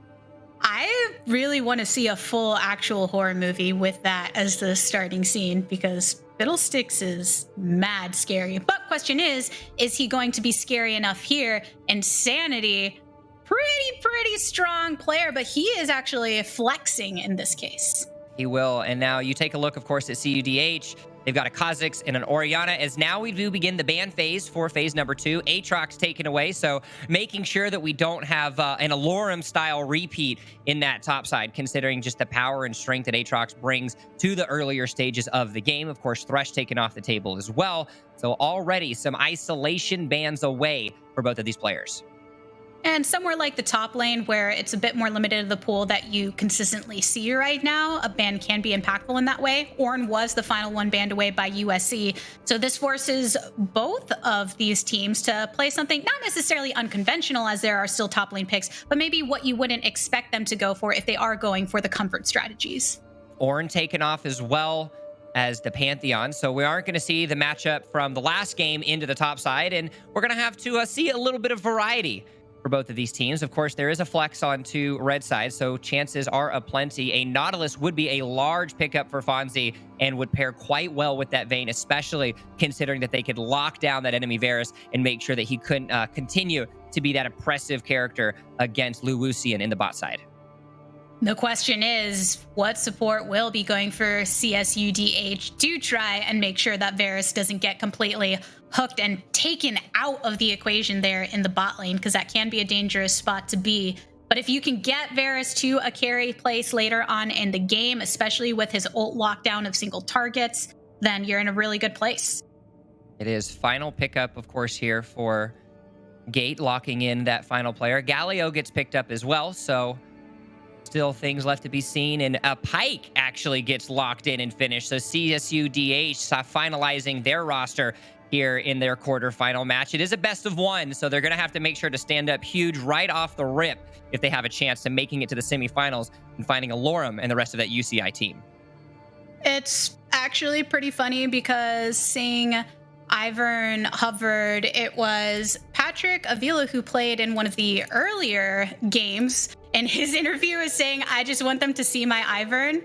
So I just looked real quick to see, was it one of these players? But no, sadly not the case. But these are the complete compositions that are coming into fruition, and curious enough, Aurelia is the last lock-in, and she has come up through the rankings as far as whether it be solo queue or otherwise in her power potential.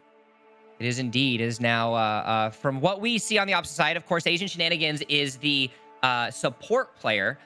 Despite the fact that he has a lot of AD carry games, he is going to be playing that support. That Fonzie pick is actually going to be the top laner for USC. So a little bit of swap on the order than what you're used to seeing in the normal LCS style. But Fonzie, of course, has a lot of experience on that Aurelia, finding in the top 5 of his playtime, and could be a really good chance to just showcase, what we can see from this USC squad and what they're capable of potentially creating here in their quarterfinals match. Yeah, so we know the drafts of both of these teams. We know kind of what they're going for. As far as the compositions in general, what are your thoughts on how they match up? I have a huge piece of interest to see how the item prioritization is going to be for CSUDH, considering the large amount of AP damage. Nautilus, Fiddlesticks, Vel'Koz, and the mixed damage, of course, from Aurelia is going to be a huge boon if difficulty for them. But that is the exact reason I believe that they decided to go with that Galio on the top lane for Bahena. I think that, the opportunity that he can create if he's able to prioritize defensive items could stifle that. But yet again, we find a huge amount of team fight potential with that Orianna and Varus combo for CSUDH. So it's going to be a spicy one, and it's going to be a value of who lands their crowd control first. Yeah, Oriana in the mid lane, obviously a continuous staple throughout seasons to seasons, but also speaking to the fact that having a control mid laner right now offers a lot of potential for the rest of the team. And if you're looking back at the top lane, as you're saying with Aurelia and Galio, it's kind of that situation, right? A lot of times going into it, you know what your expectations are. If you're Galio, if you don't win lane, that's okay. But if you can keep Aurelia from getting completely out of control, then you're going to do your service for your team. You will, as we are just getting ourselves closer and talking about a lot about both of these teams. We've got, California State University, Dominguez Hills. They have been around for a little bit, the fall of 2017. So they are still find themselves there. But USC, it does seem like 2009 was where they started. So despite the fact of 2009 being a whole heck of a long time ago, the esports aspect of the club certainly holds itself some sort of value in the pedigree that they can potentially bring here to the table. And don't forget, everybody that's watching, while only 5 winners can walk away on Summoner's Rift, we have many winners in the chat that can walk away as well. So make sure that you go and enter that because, there's Switch lights, there's games, there's plenty of you to choose from. And of course, as we mentioned before, for our tournament winners, first place getting that 3K to their school along with that coaching session, second place getting 1.5K to their school, and third place getting 500. That will be dedicated to those esports programs. It is, and any way that you can have money going towards the schools is going to be a benefit. But at the same time, we've mentioned it a little bit. I know that it was something that they talked about a piece in the last couple matches before we were able to hop onto the mic. But with the current situation of the global pandemic, any chance to kind of rally together a bunch of different universities and have this kind of tournament and really kind of showcase who's the best in SoCal, it just showcases the ability for gamers to come together amidst the global situation that we are facing and really just bond around the love for video games. And as Avalee and Yvonne mentioned earlier, things like Switches are hard to come by right now. Switch lights too. I have seen people tweet out like Ash Nico and other people that are like, I can't get my hands on a Switch. So this might be your only opportunity if you're looking for one. StockX.com, which is usually a website where you go for, streetwear and sneakers and things like that. They actually have Nintendo Switches on StockX now because people have, mass bought them and resold just because of the literal desire for something like that worldwide. Well, and that's all the more reason to thank both Immortals and Toyota SoCal for making this opportunity for y'all to get without having to go anywhere else. You don't even have to leave chat. You can hang out here all day and walk away a winner. Lucky for you all, we should be getting into the game soon enough, looking at the rest of my screen. So as a reminder, this is a quarterfinal, best of one. It is the last one that we have to determine who will be facing off against UCI and Hakuho in their semifinal.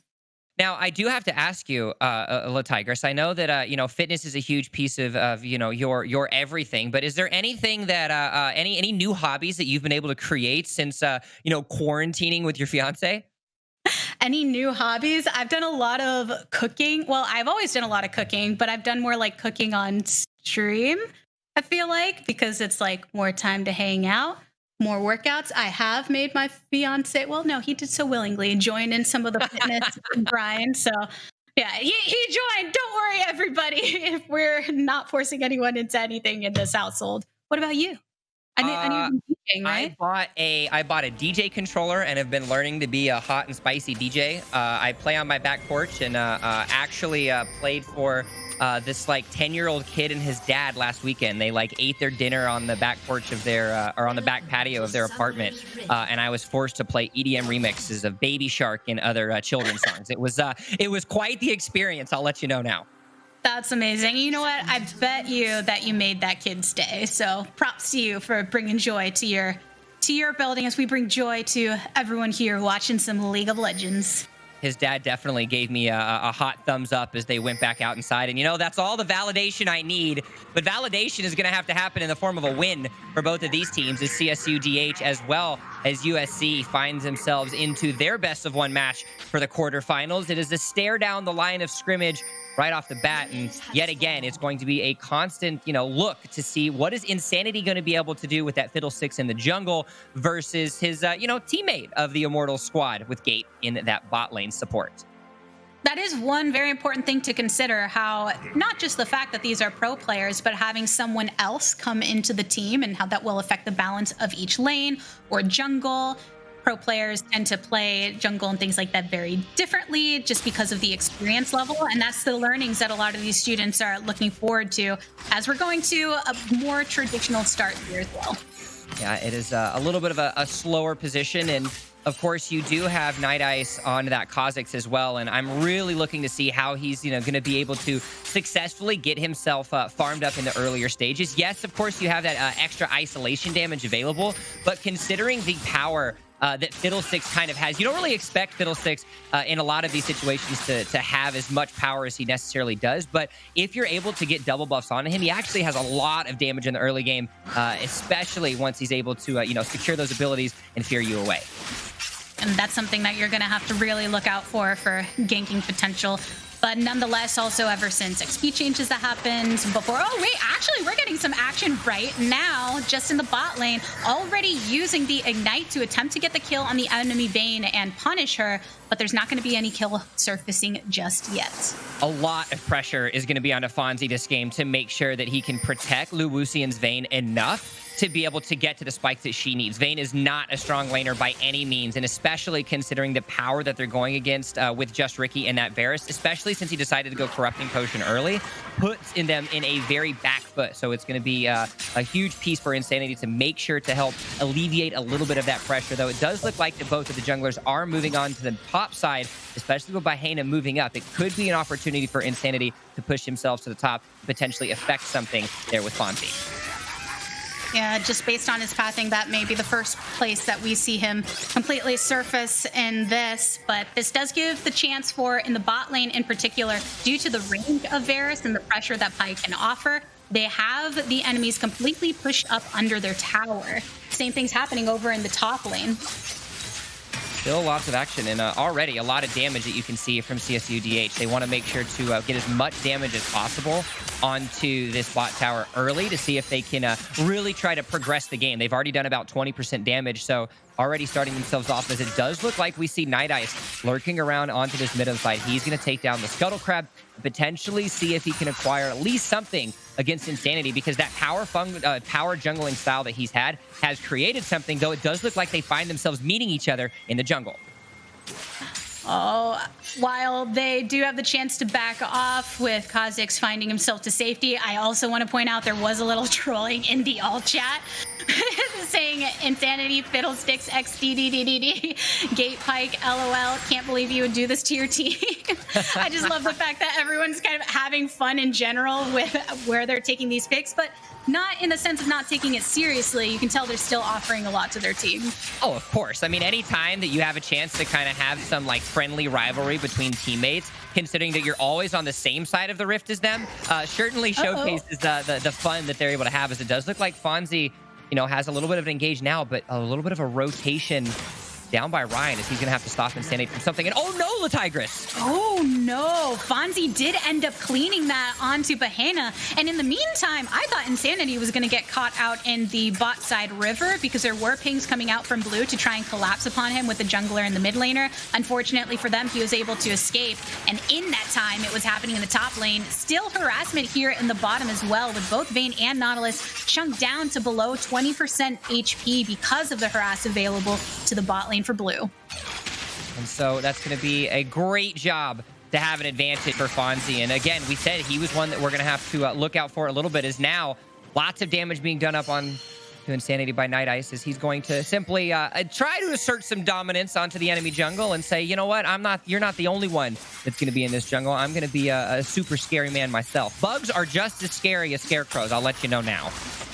Bugs can be bullies, and in that case, bullying him out of his own jungle. Not completely, just pretty much delaying any rotation that he has and just receiving that information. It's always great if you know where the enemy jungler is going to be, so you can either set up your ganks or a counter gank if needed. This is also going to be a Drake.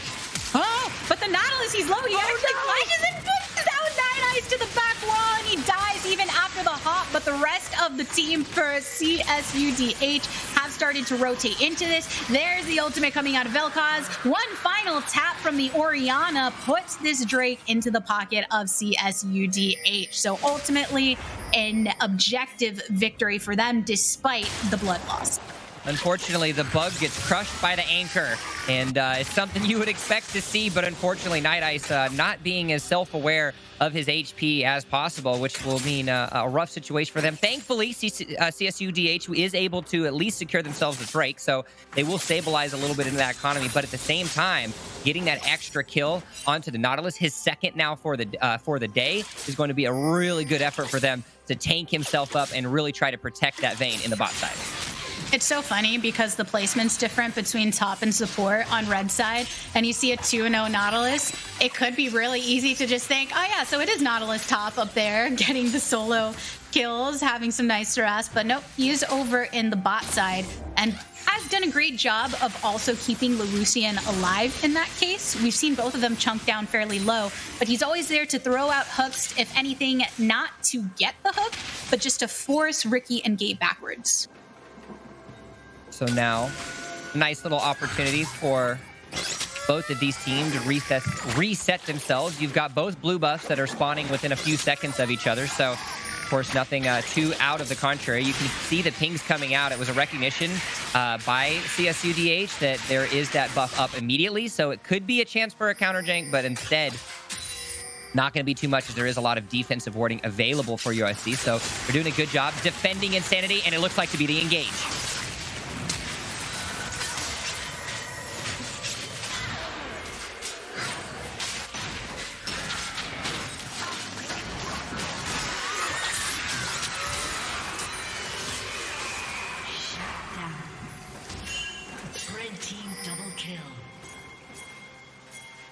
I think we have a little bit of a mic thing with Gabby right now, but you know, oh no, you didn't hear any of that. No, it's okay. Sad day, sad day.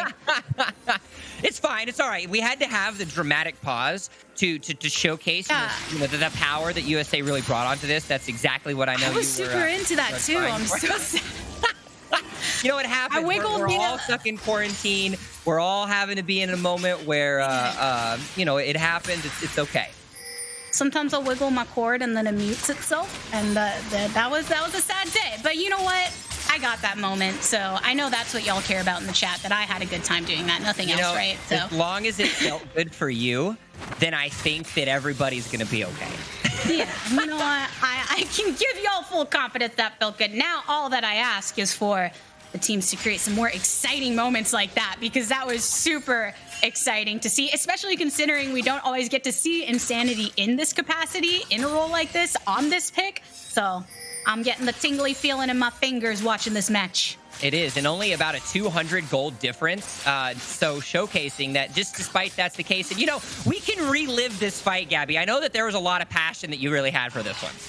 Yeah, I won't pretend and try and recreate all of the amazing adrenaline in my head there, but living this back, you can tell Nautilus was thinking, okay, I'm going to be fine as long as I wait this out until my jungler comes into this, but that was knowledge that was not known by Ricky or Gate in that situation, so they stayed committed and were punished for it. And so now, of course, with that slight advantage, Gate tries to see if he can throw something onto Lewusian, but more importantly, despite the fact that there is a control ward, it could be a chance for Night Ice to go in. Kha'Zix so fast in the way that he moves in. Vayne taken away, and Pyke is going to get this slap to keep the lockdown going for this double kill. There is a Fiddlesticks ready to make another play. Pops the ultimate, starts to get the burn down onto Night Ice, but Night Ice gets out of range. Unfortunately, that is not the case for his teammates. So Gate is going to go down, and the fight continues slightly, as just Ricky should be able to escape this cleanly. Ooh, it kind of clenches his butt cheeks and runs away because there's a very terrifying Fiddlesticks that is running towards you. 3-0-0 for Insanity right now, and that's going to be a huge piece of effort of a bonus for USC once he's able to surprise attack, rather, with his ultimate, as now USC tries to see if they can get a piece of stabilization, but thankfully, because of those extra kills that have gone into the pockets of CSUDH, they've got themselves a pretty solid lead, about 1,400 gold. Gold is one thing. but objectives are another, and the Drake is going to be coming up in about 10 seconds, for which the warding is favoring USC currently. But it is enough time for CSUDH to try and make some rotations to clear these out. A lot of them are controls that they should find visible. One blue directly into the pit, so they'll know if a play does try to get started over here by red side. So now, Gate, though, trying to throw some pressure onto that Vel'Koz and doing a really good job. Now that he's able to actually have those extra resources, the mobility boost is great, but uh-oh. Oh no! Punished. Varus, not a lot of escapability for him if you see 3 bodies coming towards you. With the ADC taken out, CD actually wanting to make a play over here in the mid lane, moving through with their jungler coming up for a bit of support, but it was unneeded as the elimination onto the enemy mid laner was achieved. So now with the Mountain Drake available, this could be an opportunity for both of these teams to acquire the vision. You've got about a third of the health, I guess, or time rather, left on that Scuttlecrab vision. So it's a chance for at least USC to kind of stop CSUDH from really trying to go for this Mountain Drake. And they're be able to do a good job of that, denying it where they can. And, you really have to take advantage of the vision that they've been able to acquire. You can see a huge amount of vision onto that bot side red. And great effort for them, and even more so to stabilize it down. And a very different game here in this last quarterfinal match than what we saw in that last quarterfinal match between UCI and Pepperdine. Which is very interesting and brings up an important point of teamwork aspects, because if you look at the raw levels of the players for both, when we looked at the last quarterfinal that we just witnessed, a lot of them are ranked into the higher diamonds, plats, and seemed a bit even matched in that way, and just the competitive experience despite the differential in the time of the organizations being around. Whereas if I recall, in this quarterfinal matchup, there's a tad more of a disparity between some of the players in their individual matchups, but they're getting great support from the rest of the team, as a slight pick actually happening over here in the jungle. Some trouble found for Insanity, but he does have some support from the rest of his team. Unfortunately, this will be a collapse from everybody else as well. Aurelia is here to play, but not for long, as Ryan gets a slap down on him. Galio is also available, but is just going to be here for the support to try and take out this mid laner once more. Oh! Just out of range. So unfortunately for the side of CSUDH, that is a surviving mid laner. Tentacles barely allowing Zephyrum to respond right there. And I really like the reactive maneuvering of CSUDH there. It was an even better ultimate by Ryan's Orianna, making sure that it could deny any of that opportunity. And Insanity, his first down of the game, and Night Ice doing a great job. But more importantly, USC not only able to get themselves a kill in the mid lane, they've also now, the Tigers, got themselves a first tower. And before time fell, or they can get some max off of that, everybody that was still alive for USC had to rotate back to the base there. We take a look, of course, at that replay, and this is kind of that reactive maneuvering that you need from a team anytime there's a fight near one of these lanes. Night Ice, of course, doing a good job to rotate with that mid laner. You got the ultimate that came down from Bahena, and it was just all in all a great level of communication. Yes, they're not able to get the kill onto the Vel'Koz, but they allowed at least enough stifling of movements from USC to allow themselves to secure a turret, their first of the game, to extend their gold lead an extra couple thousand. If you look back, even before that Dragon play, it was about a 1k gold differential between the two teams, and then one Drake in favor of CSUDH. So that's the kind of dangerous territory, right, where it wasn't one way or another. But I'm going to put a stop on that, because we do have a pick coming here. Gate actually came to rotate to make a play for the team, but got punished and forced onto the other side of the wall. The hop over from good old side of USD, but nonetheless, they are separating the members of USC as they send themselves back to lane. Aurelia chunked low, but she has that sustain. Nothing too far yet, but you did have, of course, that final kill onto Night Ice, but they're not done yet, Tigris. No, not quite at all. They finally get the Vel'Koz in a whole different situation. Nautilus gets rooted by the Varus. Great effective use of his CC control, and that is exactly why you bring this bot laner to the fight. Take one out. While it wasn't complete team fight situation, still really good execution follow-up.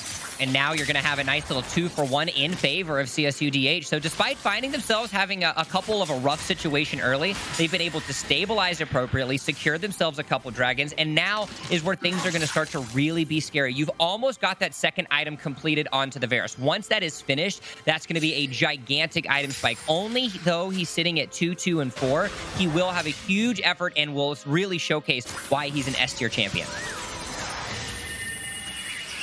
S-tier indeed in 10.10. Perfect time for some of these to back, but now, while we've been commending the play of Asian Shenanigans, and I still think we should, the problem when you start to roam is if you're not lacking, or if you are lacking in the vision, then you can eventually get caught out. Luckily, still tanky enough at this point in time, but maybe once we get past that 20-minute mark, could be an opportunity for blue side to try and get some picks on the powerful link.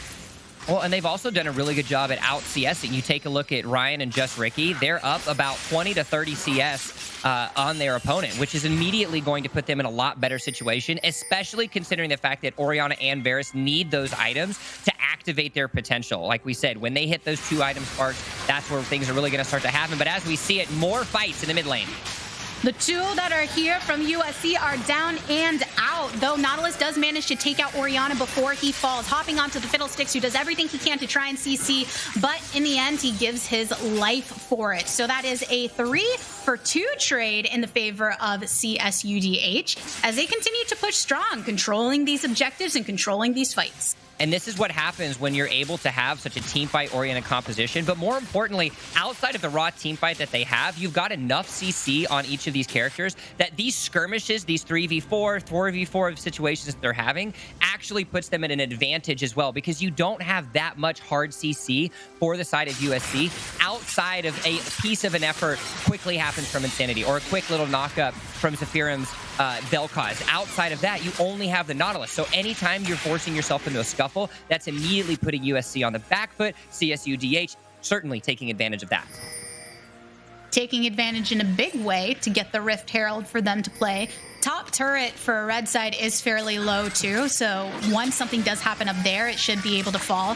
But right now, it's time for Drake. Ocean, third one of the game, very important to try and get CSU towards that soul point, but it's USC that are on the objective, and it's a great time to also just give that over. You don't need that third Drake at this point in time. It's not going to do that much for USC in isolation, so let them have it. Yeah, and thankfully though, nice little speed up there by Ryan saying, Gate, I don't think you need to be there, buddy. Get a little speed up and get your booty moving, because that would not have been fun if that hook would have landed by the Nautilus. Thinking solely about the pro matchup here too, you look at someone like Gate, who is playing Pyke there in support, and while there was some memeing in the chat about it and things, it is a cool idea to put someone with that assassin potential. That's one of the great things about Pyke. So if you're wanting your pro player in the support position to not just offer things in terms of team communication and his utility and setting up the plays, but can also follow up in his very own real way too, while meanwhile Ricky is also up there in the top lane to try and follow up on this top turret. Yeah, of course, making sure that they lane swap to apply pressure on this outer string of turns as well to really activate their ability to push themselves into USC's jungle. A sliver of HP is left remaining, but it could be a chance, though. You do have multiple members from both teams. We actually saw the vision. There isn't anything just yet. Gate drops down the control. Sneaky, sneaky, let's get geeky. There's the ultimate from Varus to start things off, but Aurelia, once again, able to keep herself alive, backs off behind her team, and that's a really quick way to just completely disengage from this fight. Don't have to take everyone.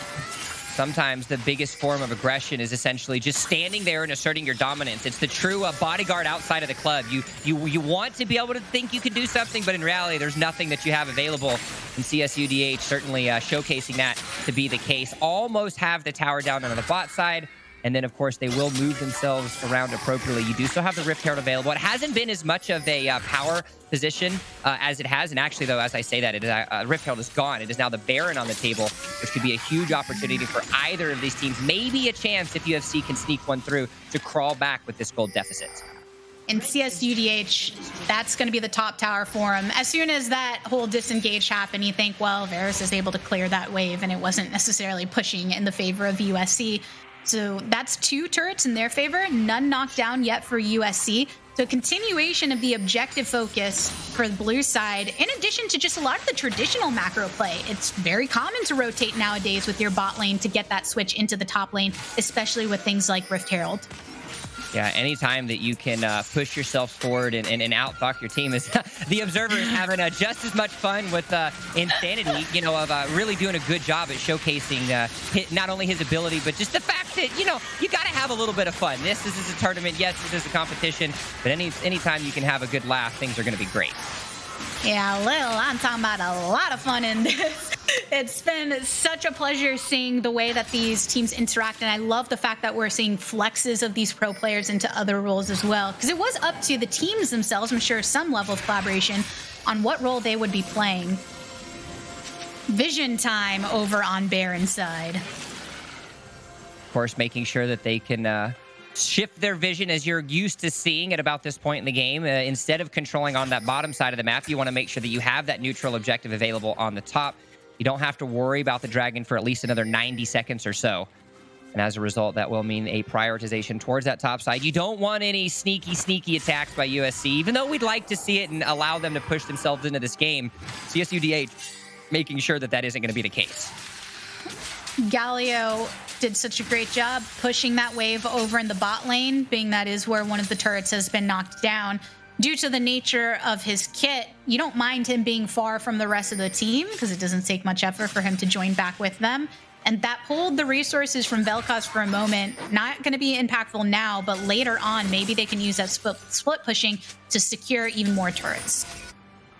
Hopefully could be a chance, and we're starting to see something that you know, you hope to expect from a team when you have this advantage. 3 turrets to 0. That outer ring is completely taken from USC, and this could allow the members of CSUDH to do something, and exactly this going into their jungle. Lucian though.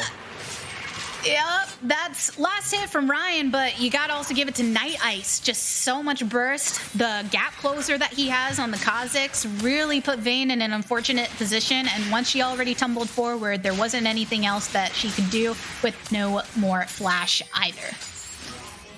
So now, yet again, you see CSUDH taking a piece of advantage, and with the item spikes that they've been able to create, you said, or of course, Ricky using that lethality build to his full advantage, has a severe heft over Lucian. Not only does he have a couple extra kills and assists, but more importantly, he's got a huge piece of CS 35, which is a huge chunk, and more importantly, it's even more opportunity now that we find ourselves with yet another Drake up and available. CSUDH can potentially pull themselves up, and there's number 3. 3, that puts them on sole point. CSUDH continuing to focus on the objectives. For USC, they've got a couple of Blades of the Ruin King finished for their Vayne and their Aurelia. Aurelia being a common target for that. And you see Luden's Echo. So starting to get to those second itemization on both sides here, where USC hoping maybe they can get a power spike to start knocking down some of these initial turrets, particularly the bot lane that's within its last 15%. Yeah, and so now USC is going to have to really try to stabilize, because if they find themselves down so low, they're going to have to create a little bit of a time. Care, a bit forward here for Blue Gate. Knows his limits, though. I mean, Pyke is somebody that can escape a situation once he starts to take a lot of that damage and gain it back, but that's all thanks to the vision. It's always great when you have a champion that has that uh-oh button, is what I like to call it, and he's able to do that now. Looks like engaged.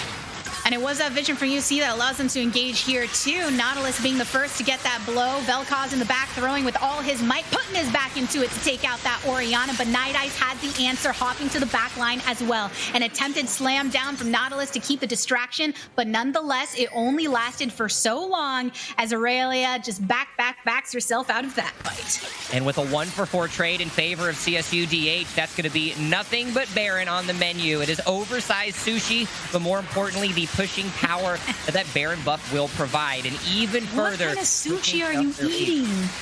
Oversized sushi. It's oversized sushi. Not that I've ever had it. I don't find myself, but it doesn't mean that it's not oversized. If I saw a Baron looking thing in front of me and I went to kind of be like, what's happening back It's one of those sushi boats, you know, where you get like the you know, you pay like $150 for those. Yeah, the love boats, but it's just the entirety of Baron. Yeah, you know, I'll work up to it. Maybe now I want sushi really bad. That was was my only goal. Thank you for the players in game for helping me get junk hungry. Yeah, thank you. Now I'm just starving, and I want sushi, and there's a sushi place down the road for me, so I might be ordering takeout today. I mean, we're on the ocean rift, like, might be out there. It's thematic. Look at this. You're just setting me up for Tesla Tigers. Thieves, the important things. But also important to note that it is another tower going over on the side of blue. As with the mid lane being cracked open, CSUDH are finally able to just push into this tier 2. Nothing much that USC can do to try and fight them off of this, as Insanity is having his rotation towards the top back from the base, because Galio is here to assert that pressure. Nice split coming from CSUDH to really force USC into this split of their own, which makes it difficult for any team fight potential. Yeah, and their only real form of wave clear is that Vel'Koz. So because of that, that's just going to be even more of a rough spot, because the Baron buff already makes the minions more difficult to clear. Add to the fact that you only have limited wave clear available on the Vel'Koz, things are going to start to be very, very scary. I was like, okay, just got the main fight covered. I'm looking down there in the bottom of the map to see and how long until she ends up finishing that off, if she's going to join the fight. CS are pushing into this top inhib turret. Going to take a bit more before it can chunk down. Baron buff, you gotta love those Baron Canyon minions and what they're able to do with that range. Aurelia's finally come back to start defending this base with that wave pushing pretty effectively in the bot lane. Insanity being a little bit more mental there than we would hope for. He ends up going down, but yet another fight. Oh man, started to engage. Some flashes going in the back on the side of USC, and finally pushing forward with Baharnenos wanting to take this. Oh no, ends up getting rooted directly under the tower. Kha'Zix is in some trouble, but the rest of the team is here to follow up. Nautilus low, has to go into the safety of that aggro, but it's the inhib that goes to blue side. So just no, you got this? Oh, it's potential. It could be an opportunity. Ricky gets himself another one. And this could be a chance. The Tigers, this might actually be the end. They do have some extra Baron buffs. There's 3 members that are down. 2 players left alone. Are they going to be able to defend? Oh my, Baron buff is still going, but they are all knocked down low. Here's the Zonius from the fiddle after the ultimate because he couldn't get the damage that he wanted. Night Ice is on the rampage, taking out the enemy jungler. That is the ace for CSUDH. Final tower goes down, hits onto the Nexus, and this secures their spot in the semifinals against UCI and Hakuho. After this performance, I cannot wait to see how these teams stack up. Wonderful macro play. Going to have a huge opportunity against the Anteaters themselves, and the Trojans seem to be falling. And we did see a really good effort of macro by CSUDH, and just their raw ability to hinder the economy that exists on the side for USC really showcases what they're able to do. And this is the stabilization that you want to have with these sort of team compositions. And so it's going to mean a huge piece of pressure that you're going to have from UCI, because CSUDH, they're rolling, and they're rolling hard. It felt like USC was starting to get to the point where they would be able to roll into a victory if positioned correctly, or maybe if they didn't have such a hard time losing so many turrets early on, because Aurelia got to a good split pushing place. You obviously saw Insanity on the fiddlesticks getting large, but ultimately that early game objective pressure from the blue side allowed them to get that victory. So you just got to give them props for that. Yeah, huge piece of effort. And now, the Tigers, it seems like our semifinals have been decided. Of course, we got to cast the second half of that. And if there's anything that what we saw in the last couple matches, more or less the last 4, it's going to be a huge effort for all 4 of these teams that are left for a chance in the finals. Yeah, that's right, everybody. When we return, we will step into semifinal territory. Jump and I will see you again for the finals. So make sure you're hanging out in chat so you can get those prizes and everything courtesy of our Immortals University Showdown with Toyota SoCal. We'll see you soon. To the road ahead. Trust Toyota to be here for you. Some of our amazing offers include 0% financing and attractive leases on our most popular Toyotas. All from the brand you trust today and tomorrow. Toyota.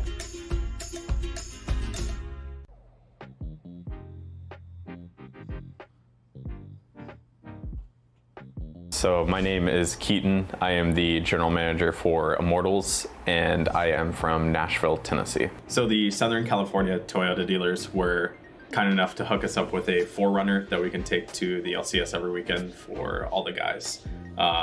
It's currently being wrapped and it should be done here in a few days. So Pretty excited to actually see how it looks. I saw some of the mock-up designs, so I think seeing it on the car and having it come to life, you know, I think it'll be a pretty big shocker to me.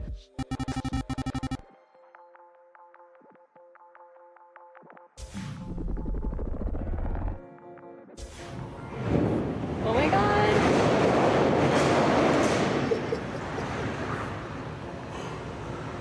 Holy.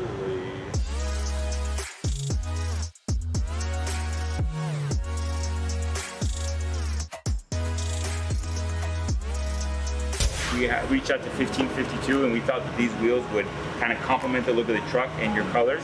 So we went with some bronze wheels, beadlock, simulated beadlock ring. What we did is we took their center cap, we put your logo on it. So we made a custom center cap with your logo there. Obviously you see the lights in the wheel wells. We did an Oracle lighting kit. We did some end fab steps. Help you get in the truck. And in case if you get off-roading or doing anything there, this will protect you there. Coming around to the back, actually, let's show you the inside. So your headrests are embroidered with the team logo. So all 4 headrests have your team logo embroidered, so it brings a little bit of that touch inside the vehicle. Killing it. Just looking at this car, you know, I saw the kind of mock-up designs from what we were originally doing, but this just kills it on paper. You guys, I think it came out really well. Thank you guys for the opportunity, and you know, we look to do more with you guys, and we wish you guys luck on your next competition. Yeah, who's riding shotgun?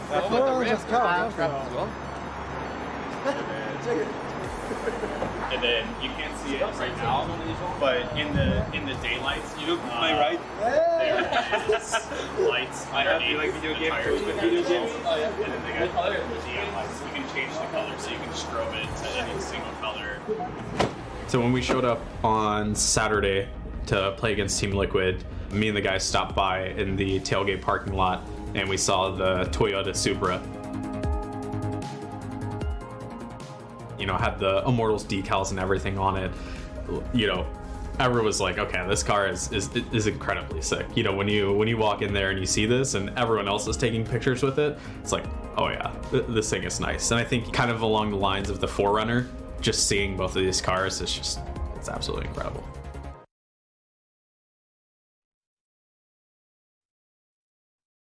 Lansing misses that follow-up rupture, but doesn't really matter. Ica flashing in onto Meteos. Into stasis he goes with his Zhonya's, but the knockups there. Ryoma with a decent 2-man shockwave. Cody Sun follows up ulti, but Meteos with the jungler dead and the beast off cooldown. IMT can threaten either objective. And Meteos isn't even alive. Yeah. Ooh, hello! Really nice stun from Ica. Finds 2. Soaz decides that he's wanting to grab more kills instead of the Baron. Doesn't have his flash though. So you're going to have to be a bit more careful here, but is he even going to die? Someday trying desperately to get the kill. Ryoma will find the shutdown. Baron is open! GLP! Very close, but not enough. Xmithy so 100 should just look to burn this. Cody, you got to TP now. Ooh, Xmithy over the top though. Looking to contest for the Drake. Smite still not there. Does go over to Meteos, but Infernum ulti from Aphelios is going to cause a good amount of damage and stunts left out to dry. See you later. As Hakuo picks up his first kill. So we're going to try and move these waves in. Already at the bottom inhibitor tower. Oh, goodness. Gets demolished. And Soaz again just charging in. Feast Ryoma didn't even get the execute. Didn't need it. GLP back from Ryoma. Shockwave, but only on the tanky Stoneplate Cho. 100 D is going to try and fight here. Someday with a good ulti is going to get the kill. And with the frontliner down, maybe 100 Thieves can keep fighting, but Ica will break the mid tower as well. Was not present for that fight. Wasn't needed almost at the end of it. Ulti on the Meteos. Back in his Zhonya's he goes. 100 Thieves maybe going to try and defend these inhibs. Good hook there into Xmithy, forcing the flash, but not enough to save this inhib. 100 Thieves not even thinking about now actually 100 Thieves. Ultec. Okay. Good damage. Does have his flash still though. Stunt going to find the hook. Maybe they can follow up here. Santa Root does follow. Unbreakable up, but not enough to keep Hakuo alive. I misspeak. No, Cody with the right attempt there for 100 Thieves. Cody TPing in. They tried to set up and get the timing, but nice. 5v4, and I think they had a chance. Now it's much tougher with Infernal Soul on the other side. Watch for some Cinder one. Oh, stun. Not sure he wanted to commit for that play. Just gets stunned up and killed by Xmithy. Basically no map control. Yeah. Contesting for anything is difficult. Baron is up. They're going to try and fight it, but Meteos just getting chunked out by Ica. Hakuo there playing defense, and Meteos is forced away. Ryoma, wrong place, wrong time. Into stasis he goes.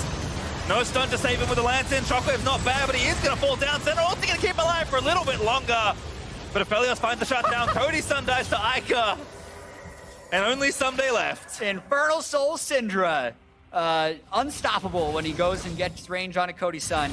Desperation contest there by 100 Thieves, Immortals, Control. This is going to be all she wrote. Well, Arctic picks up the Baron just in case they needed it. So able to finish it off himself with both the Feast and the Smite. In mid lane as Immortals are looking to crush down these final few towers and pick up the win again. Still in the hunt for second. We'll see them tomorrow in Monday Night League, but for now, it looks to be victory against 100 Thieves. They're gonna dive some fountains, maybe. So as he's feeling it, right through and he goes, doesn't even die to the laser. That's the ace completed and the victory earned for Immortals as they run over 100 Thieves. Jeremy, what would you like to talk about? Nick? Nothing. You don't have to make a speech. No, you have to. I can make a speech. You're gonna put Okay, right? Just don't look at me. Okay. No, but I mean, I think for the most part, we just need to think. I mean, first, like just think about lanes and just have a strong level 1 planning overall, and talk early. Like just try to pre-plan as much as possible. Communicate with jungle and what they can possibly do. Play a base game as per se, communicate in advance, just have a plan. If the plan is wrong, but we execute the plan, it's better than no plan, right? Yes. So, I think just the first 10 minutes, we just have to play a lot faster than we do. Not necessarily like aggressive, just like we have to be thinking more, you know? Ok, je peux pas t'entendre dans le bot level. Yeah, that as well. Okay, let's go, guys. Let's go. Are we, yeah. No, we don't have to wait. Immortals in 3. 1, 2, 3. Immortals! Ladies and gentlemen, welcome back to the IMT University Showdown presented by Toyota SoCal. You may have never seen me before, but that's okay. My name is Simo, and alongside me, I've got Yvonne, and we've got one heck of a semifinal match coming up next. We've got UCLA featuring SOAS alongside UCR Team Ica. Yvonne, you got to cast some of these teams leading up to this. What do you think some of these players are going to bring coming up into the semifinal match, at least this first one? I got to cast both of these games, and I'm pretty excited. I saw Ica in the mid lane with the Cassia, and that one was super scary. But I don't know. I think the games for these two actually are going to be a lot closer than the other games probably that I noticed. And yeah, so I'm really looking forward to it. Yeah, well, let's see how these teams managed to get up until this point. Of course, you've been watching all day, but let's have a look at that bracket. Of course, SOAS and Ica will be moving on to that semifinal match, which we'll be covering right now momentarily. And on the other side, we are seeing, of course, Alarum and Gate. Gate obviously coming back off of a win against Insanity. Got to feel good going up against that Fiddlesticks. And from that bracket, let's have a look at the leaderboard. Hopefully, your pick'ems have been going hot so far. We talked a little bit about that Pepperdine coach. He's still at the top. Actually, no, he's fallen a little bit. It's Stefan up in that first spot, as well as Daniel, Kyle, Ezekiel. How are your pick'ems doing, Ivani? You doing okay? You hanging in there? I think I'm hanging in there. Okay, maybe I already lost, but you know what? That's not important. There's a bunch of people here who are actually all... Wow, it's so close. Yeah. All tied for first with all the points. Yeah, and I think there's going to be a little bit of a difference here coming up shortly. We'll see how that roll comes through. We are having a little bit of a roll right now for a Crunchyroll subscription in the chat right now. ! Toyota. I could definitely use myself a Crunchyroll subscription right now. Do you watch any anime? I know that a lot of the players have in kind of that questionnaire that they filled out, talked a little bit about some of the animes that they watch, but anything that you're watching right now? I mean, it's quarantine. You got to be watching something. Yeah, it's true. I have been starting to watch anime again. I usually don't watch it unless I have a lot of time on my hands. But I'm kind of like I am a very normie anime watcher. Like, I watch all like the popular ones that like everyone watches. I don't really watch any obscure ones, but I haven't finished Demon Slayer yet. That's how far back I am. I know so many people have like talked about it and like finished the season already, but man, I'm just out here trying to grind some leagues. So well, in doing a little bit of research about some of these players, they've already started to transition to Valorant as well. They've I know. Listen, I get it. I still love League. I still love playing, some ranked games, hopping on some ARAM, but with Valorant around, you got to hop in sometimes. I believe it was California State, Dominguez Hills, that they were the team that have taken a little bit of a deep dive into Valorant. But we are heading right into that draft, ladies and gentlemen. Remember, UCLA up against Highlander Gaming, otherwise known as University of California, Riverside. And I'm pretty excited to see these two teams go head-to-head. We're already seeing the Echo and Varus band away. You got to see a little bit of Hot Ruffles. Definitely not sponsored by T1, but probably would like to play for T1 at some point. How is Hot Ruffles? Is he as hyped up as he wants to be? Hot Ruffles, I remember he did pretty well. I remember he was the one who made a lot of plays bot, and then also I've been noticing every single draft there seems to be a Varus ban. It's just I don't know what it is. Maybe he's just a little broken right now. That might be the conclusion. Yeah, and we're used to seeing that paired up with Tom Kench, for the survivability in the bot lane, keeping Varus alive. But we're seeing aggressive picks like Pyke. We're seeing Set in the bot lane, even Thresh. Not really sure that works out that well with Varus, but at the very bare minimum, you can start off engages quite well when it does come to using the Chain of Corruption. And if you land it, that could be very, very beneficial to your team. We are seeing that rotation now heading into that first pick for the side. We're seeing LDC going to be locking in first, and it's the Aphelios. Very interesting lock in here to start us off. Not surprised though. He's still one of the best ADs that you can pick at the moment. I'm happy to see that they banned away the Syndra, because Syndra bot it could be flexed. It could be bot. There's been more mages in the bot lane lately with that and Cass. But yeah, so I wasn't expecting the Ori ban though, but maybe one of the players plays a lot of Ori. Yeah, could it just be getting rid of any control mages in general? It's of course it's Ica. He's gonna pinch their pool and then pick for himself. Whatever benefits him. The Ivern Hover, if you lock it in, man, I may have to eat some Hot Ruffles. Do it. Thank God I don't have to. Avoided that one there. Thresh could be locked in. A lot happier with that. We're seeing great engage come out from the side of UCLA. They've got the Jarvan, they've got the Thresh. Really great lockdown potential, especially when you partner that up with the Cataclysm. Just overall solid start here. And they're not really showing too much of their draft either, and I think that's super key in the first rotation, as we are possibly going to see the Trundle lock in. Going to be farming until 6 anyways, so we'll see him later in the game regardless, but that next pick just about to be hovered here for Ica. Yeah. I think they probably want to pick support here if they can, so that... Actually, the other team didn't pick their AD yet, so maybe... But I feel like support here. It's the safest pick. It's the safest. You pick support here, or you just risk it all. Or you just blind pick mid. Yeah, you just risk it all. You just play Cloud9's highest played champion of the spring split, and you lock it in. We'll see if Zoe's going to work out here. It's got great range. Of course, Aphelios' range has been kind of nerfed a lot over the past few patches. We're past that stage where he continues to get nerfs, but still, he will be able to help in some of that follow-up with Zoe, as well as Trundle speeding up to the rescue. But Ezreal to match that, I think that's a pretty decent pick as well. You're trying to answer back that poke that Zoe has to offer. I mean, Ezreal, he's going to get outpoked by Zoe every single time, but nevertheless, you're trying to put a Band-Aid on that issue, at least early on in the draft.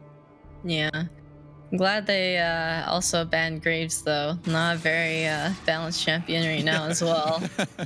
So that's a good ban. Good job. Yeah, I'm sure Tarzan would love it if Graves was picked. But nevertheless, we will see a banned away. Nautilus as well going to be taken off the table. Great, champion to take away, especially when you're dealing with a Thresh. You definitely don't want that Nautilus to be the one that's facing off against you on the other side. The Vladimir being taken away from that top lane. And that obviously does come to pinch a little bit of Soaz's tool. He hasn't shown what he's going to be playing in that top lane just yet. They do have, I believe somebody on UCLA has played a lot of Renekton. I'm not quite sure. I don't see the player here. So maybe it was a different player or a substitute player that plays a lot of Renekton. But nevertheless... Yeah, I think it is UCLA. It's the Urshi. Plays a lot of renekton top. Yeah. That's 68% win rate, by the way. I see you. Yeah, he's been spamming that relentlessly, it looks like. But still, I mean, you win early game, you could definitely snowball that lane really, really hard. Still showing what they're going to be picking up here in the second rotation of the draft. Azir being hovered, it will be locked in. I mean, why don't you talk to me a little bit about that Zoe Azir matchup? Like, I know that there's a lot of range, but it does seem like Azir is going to suffer in that early game. I feel like Azir might be fine. He could just, I feel like he's just farm from a distance, but Zoe is a champion that really can two-shot you from 2 screens or 3 screens or maybe even 4 screens away. So I don't know. Maybe he might need more than distance to stay away from that. Yeah. Oh my God, I'm pumped. I'm wearing a Braum shirt right now. Braum got picked. Loyalty through and through. We in it, baby. We got that Braum easy poon. He's gonna be locking it in. I'm pumped. I'm excited. Braum, one of my top 3 favorite champions. Love the man to death. He's the only one that has a Russian accent, and me being Russian, I gotta love Braum. I can't deny Braum. I just can't. Yeah. Zilean though, where are you going? Where is this man going? I have no idea. Yeah, is a Zilean top? But Zilean I am also semi confused, but you know, I think they know something that we don't, so yeah, I mean, we'll just have to kind of wait and see how that pans out. The players are shifting it around. It does look like Ica will be on the Zilean, and Zoe support. Oh no, Zoe, no, Zoe there's no way. Top? Zoe top has to be. They're just trolling. There's no. They're trolling. They're doing something, but there's you know what? Going on, yeah. This is what I like to see. To be honest, I love like the random stuff that you don't even know like what's going on. Yeah. They hovered the Teemo for a little bit of fan service. They are going to see that swap. LDC, he's going to be the ones playing Zilean in the top lane up against Kale. So as not picking something, you know, probably a little bit more meta favored like an Aatrox, defaulting back to a standard old pick. Kale obviously has had a lot of changes over the years, but in my opinion, really starts to get online as the game progresses, but struggles to boot up once we are in that early stage. And I think Zilean can take advantage of that just a little bit. Yeah, I'm excited to see the SOAS Ezreal. There we go. This is it. We saw the MF before, and now it's the Ezreal. Well, hey, he's going up against Hot Ruffles in the bot lane. I think that's super interesting. We'll see if that's going to be able to pan out for him. You guys talked a little bit about in the first couple of games in the quarterfinal matches that Hot Ruffles is known for engaging champions, yet being afraid to engage. We'll see if he's able to overcome his stage fright in this upcoming match. Obviously, he's going up against SOAS. A big uphill climb, a big uphill mountain for him to climb. Any predictions going into this next match as we are loading up onto the Rift? Who do you think is going to take it? SOAS, Ica? Do they have the power to carry? What do you think? I feel like I'm leaning towards UCR. But interesting. It's just maybe. I've been basing my pick'ems based on which team loves MapleStory. And Team SOAS likes MapleStory, and Team Alarim, UCI, likes MapleStory. So based on those picks, I have to lock in UCLA for this upcoming match. Regardless of SOAS being in the AD carry position and not the top lane position, I have to tip my hat over to the team that loves MapleStory. Through and through, that is always going to be one of my favorite games. But in terms of games and prizes and all that good stuff, I do believe that there are a little bit of prizes being given out in the chat. Let's have a quick look at some of those prizes. Exclamation point Toyota, courtesy of Toyota SoCal. Lots of gaming gear being dropped in the stream. You know, we heard a little bit about that black market when it comes to Switches. I myself have a Switch, so I'm okay. I'm not affected by the black market, but I feel like switches are up there comparatively to probably like livers and toes in the black market. So you definitely want to get your hands on a couple of switches. So make sure that you're using !Toyota to get a hold of some of those prizes. But returning back to these two teams and kind of the matchup that we are seeing coming up ahead, what do you think about the draft, and what are some of the win conditions that you feel both teams need to execute when it comes to what champions they've selected? I feel like the people who tend to go for the more early game picks, it's really nice when they do get ahead, but then after, if the other team manages to get like a big shutdown or a kill, it heavily favors the scaling team. So I actually have to take a look at the picks again. I don't remember exactly which like champions they have, but I know Azir scales. I'm trying to remember here, channeling my short-term memory. I think that they had Zillion, Trundle, Zoe, Aphelios, Braum. Aphelios and Braum, then they had on the side of UCLA, they had Kale, Jarvan, Azir, Ezreal, and Thresh. They have Thresh. Great engage coming out from Thresh and Jarvan. So now that we've our short-term memory, we've played the game, we're locked in. Talk to me about kind of the win conditions for both these teams. I feel like I like the Jarvan, Azir, Kale, Ezreal, and Thresh team. I feel like I'm leaning a little bit more towards that side. Yeah? Right now, yeah. All right. Well, hopefully we see some T-tours in the chat for this beautiful cinematic as our summoners have loaded up onto the Rift. Now that they are making their way to lane, we will see if we see any interesting early game shenanigans come out from these teams. So far, seems like a little bit of a standard 5-point spread, something that I feel like we're used to time and time again. 30 seconds until But it is UCR, Team Ica. They are on the, I believe it is, they are on the side of the blue side, and UCLA, of course, on that red side. Mm-hmm. The Braum. Hot Ruffles, you know, I feel like now at this point he needs his own skin. When you got a name like Hot Ruffles, I agree. I feel like that could also tie into this dessert theme. Yeah, that 100%. They got going on here. Yeah, of course. I mean, I don't personally think Hot Ruffles is a dessert. I mean, maybe for some people, I don't judge. Toppings. Definitely don't judge. You know, to each their own. But if Hot Ruffles is something that you want to have after a full course meal, that is entirely up to you. Seeing a little bit of a standard start here. Blue buff take here for Sketch. He's going to be leashed here by LDC. And on the opposite side, it will be, I believe, red side start here for Patrick. Maybe just trying to mirror Trundle a little bit. But to be quite honest, Trundle just wants to farm for the most part. Try to get to level 6 as fast as possible and maybe start soloing some of those objectives. Patrick is going to have a lot of time to start ganking. He's setting up here in the top side. Yeah, he looks like he's trying to go in for a level 2 gank. He's ready. EQ combo will land up. He goes with a flash as well.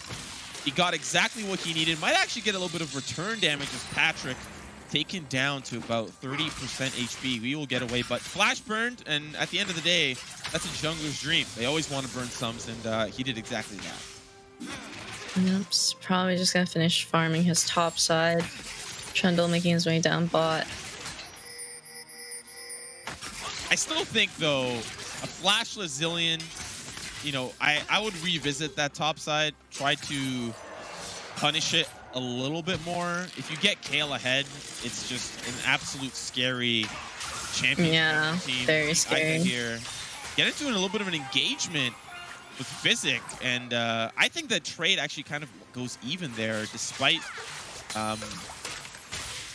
the corrupting potion from Ica. Okay. Early gank here, but the flash from Hydro turns it around with the hook onto Ruffles. Yeah. He might be in a little bit of trouble, but of course, Sketch there to provide support for his support. They'll just back away.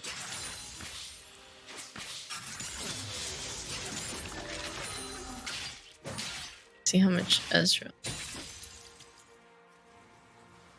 Now, although we are seeing hot ruffles on one side, I'm trying not to focus too much on hot ruffles. Okay? I know You really like hot ruffles. I can feel the it. name is great. The name is great. Okay, but on the opposite side, for the side of UCLA, Hydro Zenith, his favorite snack is just original goldfish. Now, big fan of original goldfish, but does not compare to hot ruffles, as we don't see a comparison in that top side. Great gank coming out from Patrick.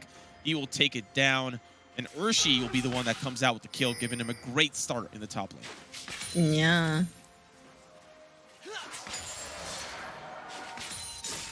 Trundle taking Jarvan's bot side here, but they were able to get that first blood top, so not bad. Now the lane is gonna push back in here.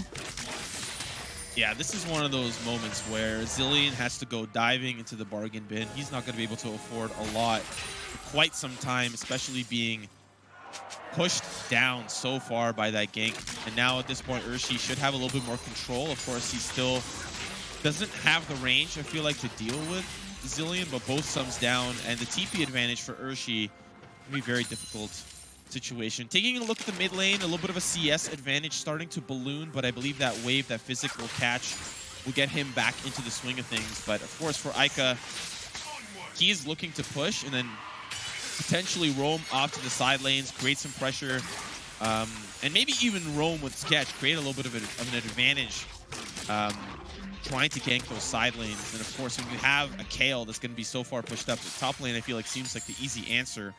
Braum just has so much disengage, and you know, even a 4-stack bot lane is going to be a little bit difficult to challenge. Yeah. Oh. We have Trundle starting to bring in here. No way. Wow. Wait a second. Galaxy Brain. And now with the Dragon taken, Patrick doesn't even flinch a muscle. The engagement will be called in the bot lane. The flash combo not going to connect with Patrick. And they will get away with the skin of their teeth. But now Sketch coming in from the back line, looking to support. The pillar goes up. They are trying to do the damage, but will it be enough as they are still quite healthy? Braum goes in. They turn it around. The TP is coming in from Azir. He's looking to party as well, but it's still UCR that come out on top. Or sorry, UCLA that come out on top. It was a little difficult to go in, but actually really good that they picked up those kills, since Trundle was able to get Dragon for free, but now they end up getting something for it. Yeah, I have to say, they had, it's almost like that meme where they had us in the first half. Yeah. Coming in, he was like, I'm ready, I'm locked and loaded. They got the re-engage. But somehow UCLA was just able to come back out on top, and really have to commend them for their ability to micromanage in the heat of battle. That is something that a lot of teams should be able to pride themselves upon, being able to micromanage in those extreme team fights. And now you have Soaz, who's got 2 kills and a Manamune. He's going to start getting scary very soon if they don't handle this as soon as they can. It's also super good for Ezreal to be ahead bot. Like, usually the Aphelios and Ezreal matchup is not that fun for Ezreal. Yeah. Well, especially considering Aphelios has been in such prominence for a long time. Usually the lane opponent that you see against Aphelios could be like a misfortune, right? We saw Soaz on the misfortune, but we'll see if the Ezreal is able to do, you know, better if, you know, compared to that first match that we saw in the quarterfinals. But with those return ganks from Patrick, I expect to see him shine, as we are seeing Trundle rotating around that mid lane, potentially looking for more jungle creeps to farm. Doesn't see a Grump, but a dive, I believe. Yeah, this is a sad dive angle right here that I'm all too familiar with. Oh, no! Yeah, okay. Okay, good. Yeah. Okay, good. Nice. Oh wait, but they still kind of want more, and that's Hydra. He's gonna be baiting here a little bit. The hook comes in onto Ica. Will they have the damage to secure? They're not gonna be committed in the bot side, and we are seeing Patrick on the other side taking that Rift Herald. Great answer back as they take a couple of plates here to try to even out that goal. Yeah, it's actually so good that they didn't die bot. They're able to get that Herald top, and like, yeah, they lost a couple of plates, but not their lives, so not the worst that could have happened. Yeah. Usually as Ezreal, I feel like you're the target of so many ganks. You've got great repositioning with that arcane shift, but we're seeing Patrick a little bit, you know, disrespectful, just waiting in the wings for Kale to finish up farming. Little does he know he's standing right on a ward. No one's going to be called in for the rotation here from the side of UCR, and Patrick just going to back away. I think he's looking for a place for that Rift Herald to go, and he might just take advantage of Ica's push here in the mid lane, but Azir, he's still quite healthy, able to kind of deal with some of that pressure that Ica's providing. So see if that gank comes through as he's hovering around that mid lane. Yeah, it'd be a little hard to try and dive top, especially with Zillion R, so... And then Kale's also able to just free farm right now, which is really good. She's scaling. It's scary when that kill gets too ahead. Yeah, but at the same time, you've got probably one of the two most annoying mid laners in Zoe and Zillion. Of course, Zillion playing towards that top side. But you've got these two pesky mid lane oriented champions that are just going to make the mid game very difficult for UCLA. They are hoping that they can outmaneuver, out-strategize, out-rotate, but it's going to be very difficult when you've got a Zoe. And if you're able to even collapse on the Zoe, you've got LDC on the Zillion that is just going to keep them alive and keep that CC layering on. Yeah, Dragon's coming up soon, so they probably want to set up for that if they can. So with the Ocean Drake taken, and now I have got a really horrible history of casting when it comes to, I always get Cloud Soul. I'm seeing that Cloud is the next Drake, so we won't have a Cloud Soul. Quite happy about that. We're going to see Infernal or Mountain. Happy with that. Hopefully we see Infernal for a little bit more of a explosive match between these two teams. But Cloud being that next one, I think that really, you don't really want to try to give it up if you have to for UCLA. But we're seeing a fight here in the bot lane. Ica going to get a lot of damage and the root as well to follow onto Soaz, but he will back away. Puts that Toyota in reverse, and they will survive with their life. The Arcane Barrage going to do a little bit of damage onto Easy Poon. And now with that Dragon setup, let's see how they reset and look towards it. Yeah, TP is going to be coming up for Kale and Azir here, so...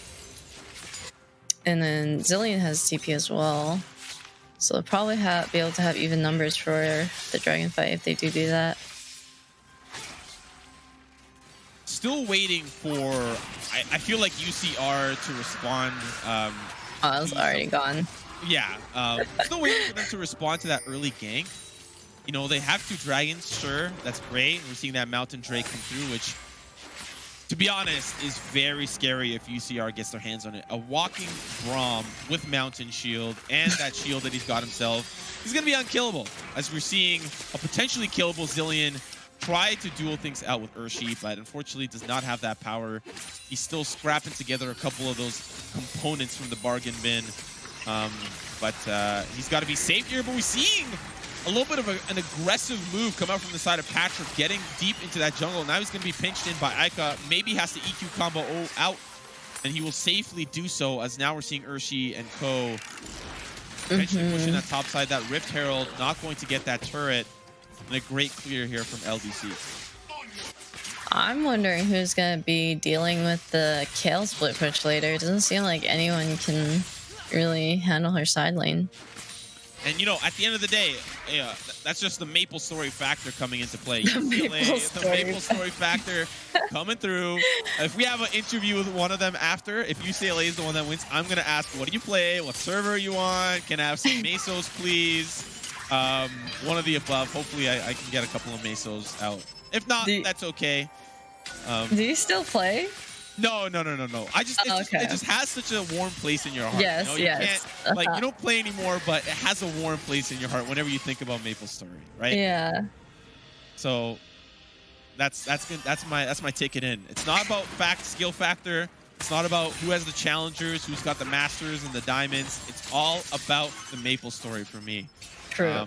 However, Braum is on the other side, so I'm having a little bit of a existential crisis here, me being a big Braum fan.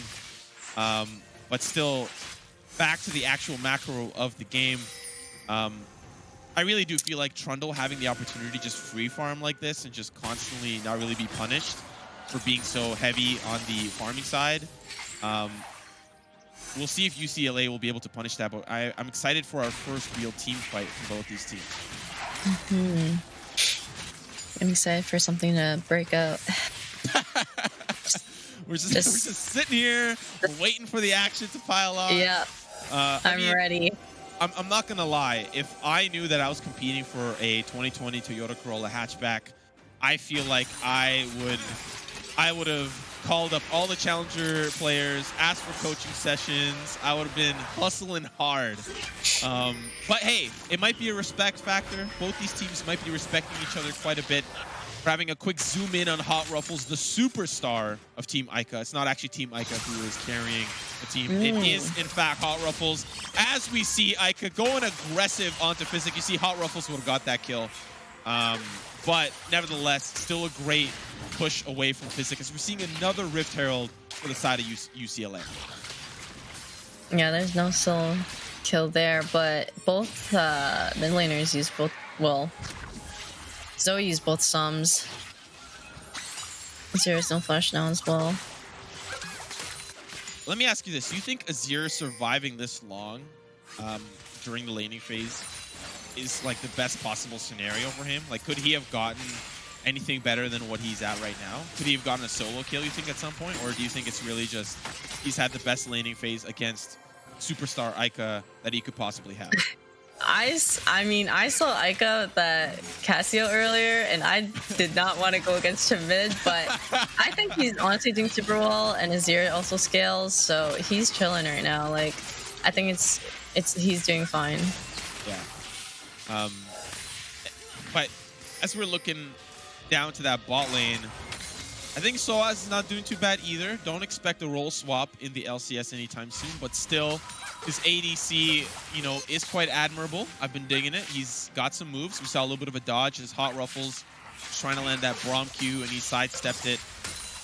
Now moving on to that 16-minute mark, this is where I believe Dragon contention is going to be super key, especially since Mountain really benefits the side of UCR. And, you know, having a tanky Trundle, having a tanky Braum could be very scary.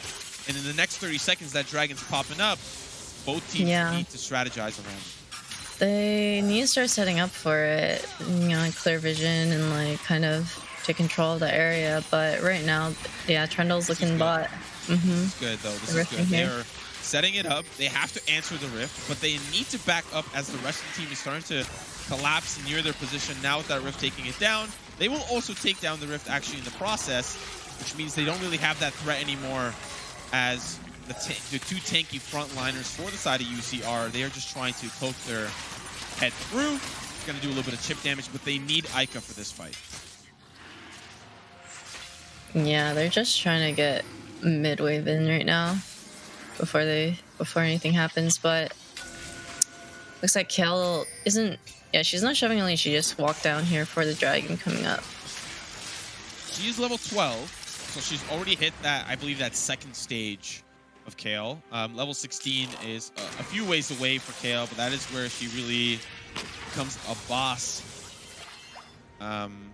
especially in the split push game. But we are seeing the Dragon dance has begun. Both teams have brought their tap dancing shoes, hoping to take the Dragon's affection here, but it's still just a couple of pokes back and forth. I'm surprised I'm not seeing Ica really joined in, but there's going to be a flank coming in from Urshi as the rest of the team caught a little bit distracted by the Kale. She will be taken down, but it's Hot Ruffles that'll get the kill onto Urshi, and now they are a little bit split up, trying to do the damage towards that backline, but UCR still poking through. That's going to be Hydro has to back away, and it's just so much damage going over to the side of UCLA. They are putting that Toyota in reverse, trying to escape, and now with that Thresh Lantern, they will make their way away. But Soaz on a killing spree, he's going to find Hot Ruffles. Ica as well will trade things back around, but it looks like it goes over to the side of UCR, and UCLA, they're caught with their tail between their legs.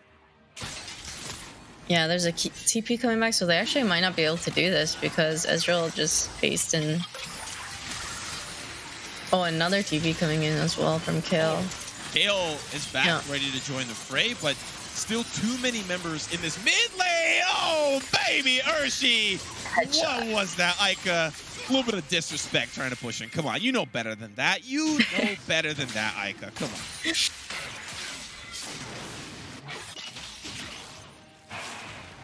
Yeah, well, it looks like UCLA is going to be able to get this dragon then. And you know, at the end of the day, this is where we see time and time again that third dragon standoff. Usually you rarely see both teams have a dragon by that third dragon. It's usually one team that just has control of the early game, or at least has control of that dragon. Having a quick look at the replay, we're going to watch Urshi in action. Boom! With that disrespect, just dunks on him. One ability needed. Cool guys don't look at explosions, just walking away from that battle there. Head above his shoulders. He's ready for round number 2. And with the Hextech Gunblade, Urshi is starting to get real scary. Oh, I do not want to side lane against that kill. Someone else can do it. So I don't know. I feel like the best Zilly can do is just farm waves on the side and then try to just not die to her, and that's pretty much it. That is gonna be scary. Yeah, and you know, only one TP available as well. LDC gonna be the one potentially on that duty, considering he has that TP to match. But on the side of UCLA, something we didn't really touch on too early on is the summoner spells. That's 3 teleports where they have the ability to side lane. Even the Kale can even just join the fight. You can have a 0 side lane. You might not want Ezreal side laning, but you have a lot of options for the side of UCLA once we get to that mid to late game, and those big macro decisions come into play. Yeah, if anything, I think UCLA probably wants to fight. Ezreal has 2 items, super strong, has Muramana as well, so they're probably gonna wanna. This is when he can really do big damages, so they should look for something. Yeah, Aphelios still lagging behind a little bit in the item department. Of course, Soaz has 3 kills on the board, so he's gonna have obviously a little bit more gold in that department. And speaking of gold, 4K lead here for the side of UCLA. Of course, I do feel like that's probably in the hands of Soaz and Urshi. Urshi having the ability to have a couple of kills on the board for himself, but as well that split push potential, 30 CS up his opposing top laner LDC. Gotta feel good for the side of UCLA, but even though there's only a 4-kill discrepancy, I still feel like UCR have an opportunity to come back. True, it's never too late, but the time is ticking a little bit because UCLA does scale pretty well, so. Oh, this is just, oh, I didn't know I'd be seeing the sequel of Bad News Bears this early, but LDC somehow managing to make his way away. The bomb's going to be coming through as well, going to do a little bit of damage back over to Urshi, and survives that engage. And that might be kind of the tail of the top lane, just constant retreat coming from the side of LDC, trying to make his way from Urshi, but it's still Kale that will have that, you know, pedal to the metal push on the top lane. And like you were saying earlier, no one's really going to be able to match that. Yeah, ideally they'd be able to make something happen though, because Ezreal is so strong right now. Oh, close. Okay, close. All right, almost there, Hydro. Almost there. Just a little to the left, but we are seeing the gauge come out from LDC. That'll be the GOP that's there as well. The knock-up. Hydro is as good as gone, but still Soaz trying to lay on that damage towards that backline. It won't be enough. It's now Patrick and friends will join the mid lane to try to defend this push. But a great pick there from the side of UCR, and they'll just back away, having and getting what they wanted. All the TPs are coming up soon too, so. Well, that's dangerous. They were able to back away, but it's still UCLA that are trying to push their advantage now. Those poorly timed backs, they may be able to get the mid lane turret here if they push hard enough. It's not really that. Yeah, I feel like they should be able to get this. Yeah, I think at the end of the day, UCR have to forfeit this a little bit. But all of their outer tier turrets are now gone, so they don't really have that pressure, I feel like.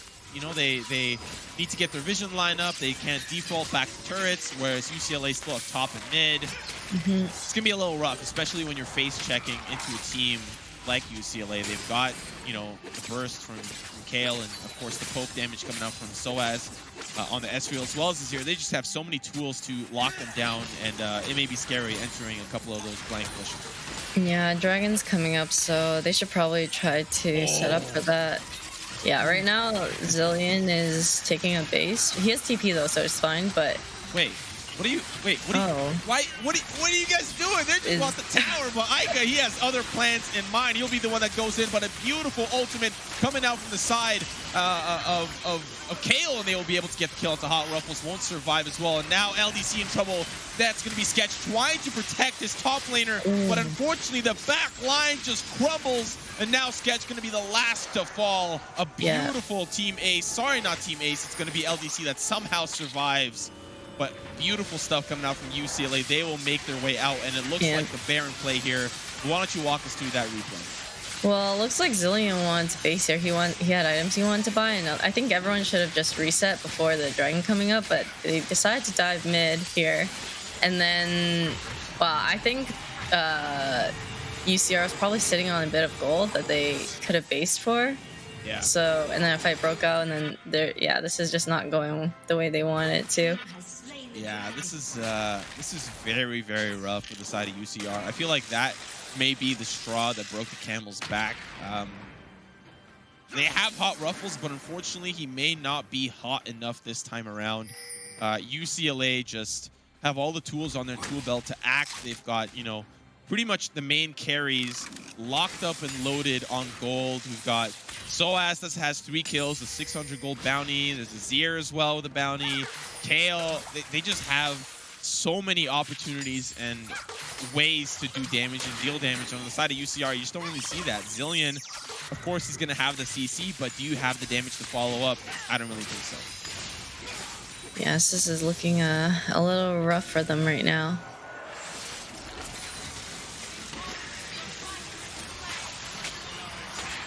We are moving on to that stage of the game where I feel like Baron can net them a lot in terms of economy that can really balloon their gold lead that is already quite large. But it's still UCR that is able to defend. I think that's really off the back of Ica. He may be the leader that they need right now. He's just calling all the shots. He's saying, listen, if we give this up, it's over. You don't. There's no opportunity for that Toyota hatchback. It'll be down the drain. So we gotta fight for this turret. Fight for it like you want a brand new car. Yeah, they should be able to get this, and hopefully get some side lanes out before. Yeah, you know, nevertheless, it is still UCLA that are in the driver's seat, pushing those side lanes. Got that mid-tier turret. You know, if you are Ica right now, Iwani, I want you to put yourself into his shoes. What do you do to come back in this game? How do you corral the team? Especially, how do you corral Hot Ruffles? Because I feel like he may be, you know, struggling the most of all. It's gonna be tough, honestly, because they don't really have anyone to match Kale on the side lane, and then they also, I think they're just lacking like damage overall. It doesn't seem like they're gonna be able to do a whole lot. I think unless Ica gets a pick and they have more numbers, it's gonna be really hard to like make something happen or to like get objectives off of it or anything. So maybe like next time when Dragon comes up or something like that, they can try to go for something there. But for now, like, it's just kind of like a ticking time bomb because they're, UCLA is just gonna be scaling super well. Yeah, they're harnessing the power of Maple Story, but also harnessing the power of Soaz, who I think has done a phenomenal job on Ezreal. so far. 3 items deep. He's going to hurt quite a bit now as he's pushing forward. And we're seeing that chip damage already come into play. But Ruffles, he's got something else in mind as he survives some of that damage, but still just trying to push in that mid wave. Once I feel like UCLA have an inhibitor, I almost feel like they can safely say, okay, the game feels like it's in our bag. But until that point, I still feel like you were saying earlier, if UCR are able to find a pick somehow, some way, they can really turn things around. Inhibitor pressure is brutal, especially at this stage of the game when UCLA are so far ahead. Mm-hmm. It's not... Well, there's the 3rd mountain coming up in a minute and a half. Which they can give up. I feel like they can give it up. They can give that up at the very minimum. They can give it up. Yeah, okay. It'll be really hard, especially hard though with triple mountain, and then yeah, it's not looking too good for UCR right now. Yeah. Surprisingly, it is Ezreal that is doing all the poking damage when you'd think Ica would be the one that would be pushing forward, but of course, a very difficult time for him this match has been trying to find those picks. And his laning phase, it didn't go poorly, but I feel like he would have loved to walk away with a kill onto Physic, or maybe 2, just really show that domination. But unfortunately, Physic was able to hold his own, which I'm pretty sure he's happy about it. I'd be happy about it. If I was going up against Ica and I went even in lane, I would be on top. I'd call my mom. Mom, can you frame the scoreboard on the fridge, please? I went against Ica and I went even in lane, you know? I would just be like, Mom, like, I need you to really help me right now. My next step is academy. Just put me in. Like, Mom, I'm quitting college, quitting streaming. I'm becoming a pro for Immortals. I'm sorry. This is the way it goes. It's not you. It's me. I want to do this. Believe in me. As I believe in you, we are seeing now still UCLA be so aggressive in their push, just their vision line, pushing ever so closely forward. And now they're looking towards that Mountain Drake. We're seeing SOAS here call the shots. He's just, you know, a bait in the mid lane, hoping that somebody answers, but 3rd Mountain Drake, and they're going to be as tanky as ever.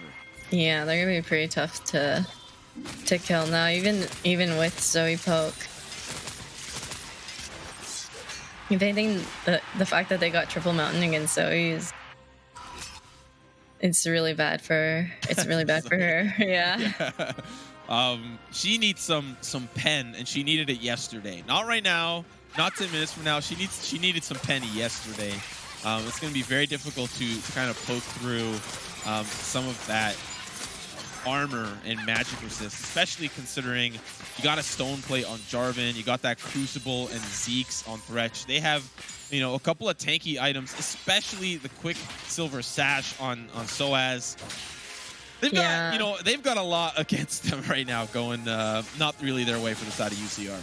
It's gonna be even harder right now because Baron spawned and then Kale's going down bot to split, and she has TP. Everyone, it's they're gonna have to have an answer for her bot. It's just gonna be Zillion because he has TP, but he's not gonna be able to hold up much against her, and then they're gonna be able to start Baron probably. You take a look at the mini-map, you're seeing it's so dark from the side of both these teams. Not really a lot of vision coming up from the side of UCLA. They're just using their brute force as their vision line. In fact, they are all standing wards. They don't need any wards. They are the wards, right?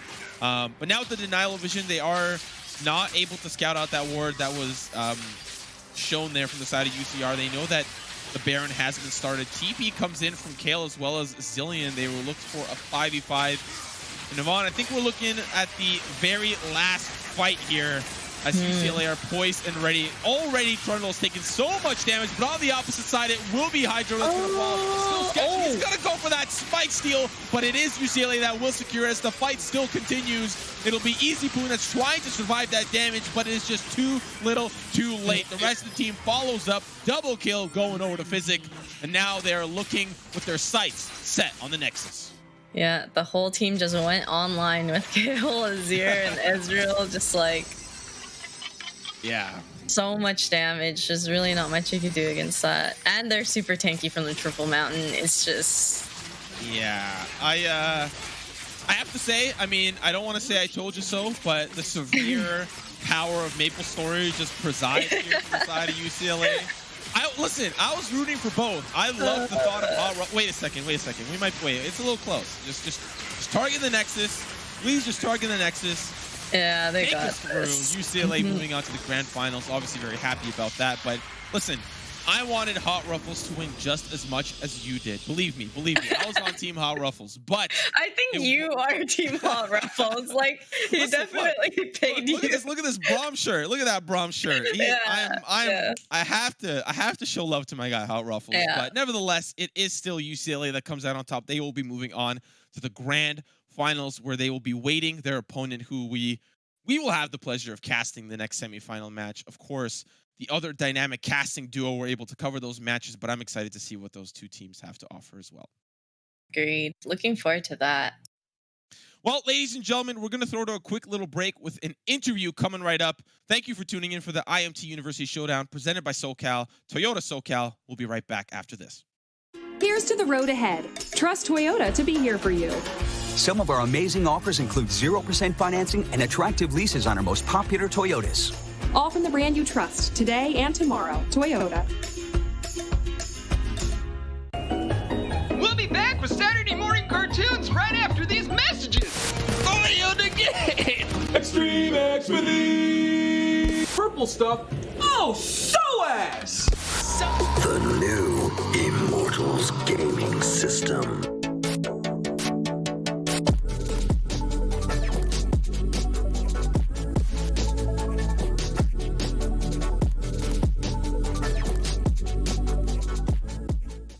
Back line. Here we go, though, starting up the Dragon. Despite the fact that Immortals had control over this river, it's Team Liquid that have managed to force themselves in here. They get the Scuttle Crab. They have control. The Drake is down to half HP. Impact is off the side. Xmithy still hanging around the Drake pit, ready to fight for that smite. 4JJ initiating, but it's Impact into the back line. He's able to find the knock-up 1-4. Brox is going to be exhausted, down to half HP, forced to flash away. Now Impact has to flash out himself. The Kiana damage comes through. The burst is down, and Apollo is absolutely annihilating some health bars. It's a double kill and 4 dead on the side of Team Liquid. Last laugh there, but let's see what they can do with the Baron buff. 3,700 damage from Apollo there. Xmithy, he knows Zoe's got to come back through that portal. Says, here, bud, take a drink. And inhibitor number 3 has become exposed. Remember that when all 3 fall, ladies and gentlemen at home, it means double super minions in every single lane, and you pretty much lose all footing on the map. It's Xmithy into the stasis. Hawkwo would get another clutch save. Xmithy barely walking himself away. Stretching Strike's going to be broken. Watch for that Kiana flank. Very wise choice. Sometimes the blood rush will go to your head and you see that big clump of champions want to get your ult out, but the objective's more important.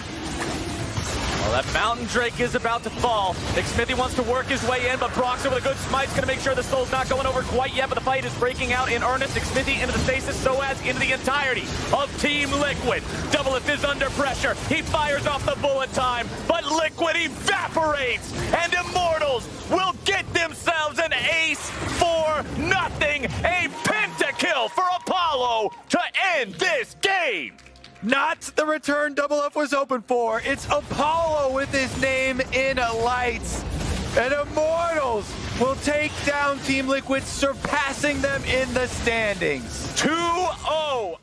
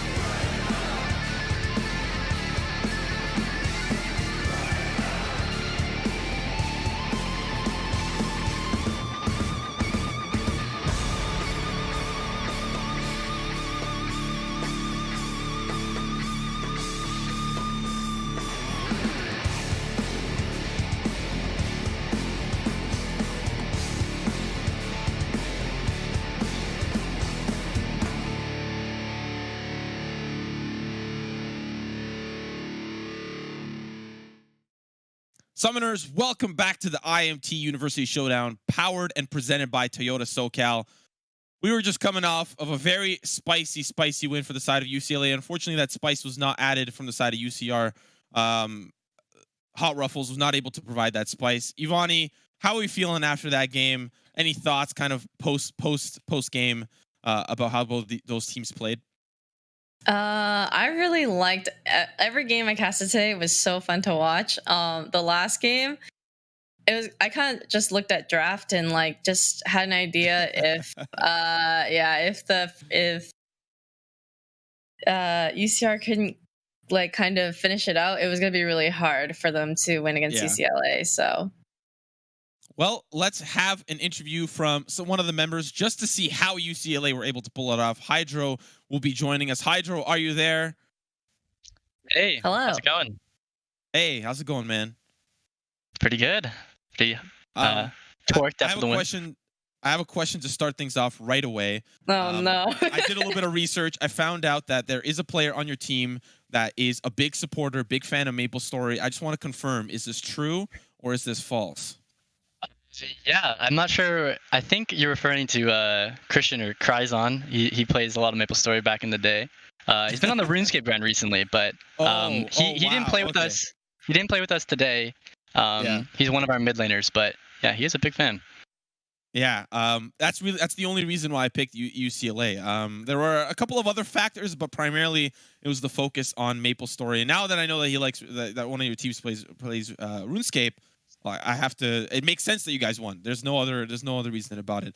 Of course. Moving on to actually being the support that ended up playing with SOAS. How did that feel? How were the comms throughout that match? Is there anything that stood out to you as something that is memorable enough for you that you'll take with you for the rest of your life? I think it's been pretty normal. You know, I've been lucky enough to play with a lot of really talented players, and SOAS is obviously very, very talented, and he knows what he's doing a lot in terms of shot calling and whatnot. I generally do most of the shot calling for our team in general, but having SOAS's input and confirmation on a lot of ideas was really, really helpful. So it gave me definitely like a boost of confidence to get that affirmation from a pro player. Now, with that moving forward, you'll be heading on to the grand finals. Do you have any predictions for the two teams coming up? It's going to be UCI up against CSUDH. Any thoughts kind of moving forward about these two teams? I was able to catch a little bit of those matches, and UCI is obviously a super talented team. They've got incredible players, and I haven't been able to play against the CSUDH players, so I don't really know exactly how they are, but I think UCI is going to take it and move on to the finals to face us. They've got a pretty stacked roster. I'm excited to play them, assuming we do. Perfect. Cool. Any kind of closing thoughts or questions, Ivani? Anything you want to ask the Hydro before he moves on to be a big poppin' star and takes over the grand finals, has a new car, just rolls? Any thoughts? Anything? Well, I'm just saying, don't forget about us when you made it there. Okay, we were here. Of course, I appreciate the support. You know, loyal fans, of course. I also noticed you didn't. Wait, you played Thresh Tag. You didn't. I don't see a Thresh game on your OPGG. You know, when SOAS asks you in Champ Select, can you play Thresh? You gotta kind of say yes. Otherwise, you look. Said yes. I mean, okay, I played Thresh a little bit, but it's definitely not one of my most played. I don't play a lot of hook supports, but if SOAS said yes, and then I have to like, I had to do it. It was kind of like a do or die scenario. You had no choice. Mm-hmm. Can't back down then. Santa Karma, well, you play Nautilus too, but like first time Thresh, just doesn't matter. First just time, maybe not quite, but yeah. I was mostly a lantern bot, so. For Ezreal, of course, yeah, no doubt. Hydro, I want to thank you for taking the time to speak with us. We're going to throw to a quick little break as we prepare for our next match. Of course, Hydro going to take a quick break of his own to prepare and collect his thoughts for the matches moving forward. But we'll be right back with the IMT University Showdown presented by Toyota SoCal. Here's to the road ahead. Trust Toyota to be here for you. Some of our amazing offers include 0% financing and attractive leases on our most popular Toyotas. All from the brand you trust today and tomorrow. Toyota. We'll be back with Saturday morning cartoons right after these messages. Audio Next with the purple stuff. Oh, so ass! The new Immortals gaming system.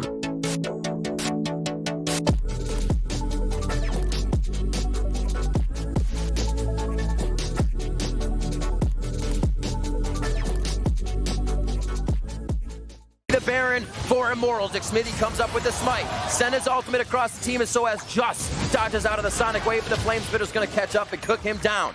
Hakuo now on the wrong side of the fight will eventually go down as the rest of the members of IMT have seemed to make it out alive, and they need Baron on a few of these members. Run, Chase Gazelle! is still there. Forward. Get it off Xmithy would be pretty good, but they don't want to go in for this one. Bjergsen's going to be the first one to initiate that, and the Sonic Wave wasn't in range.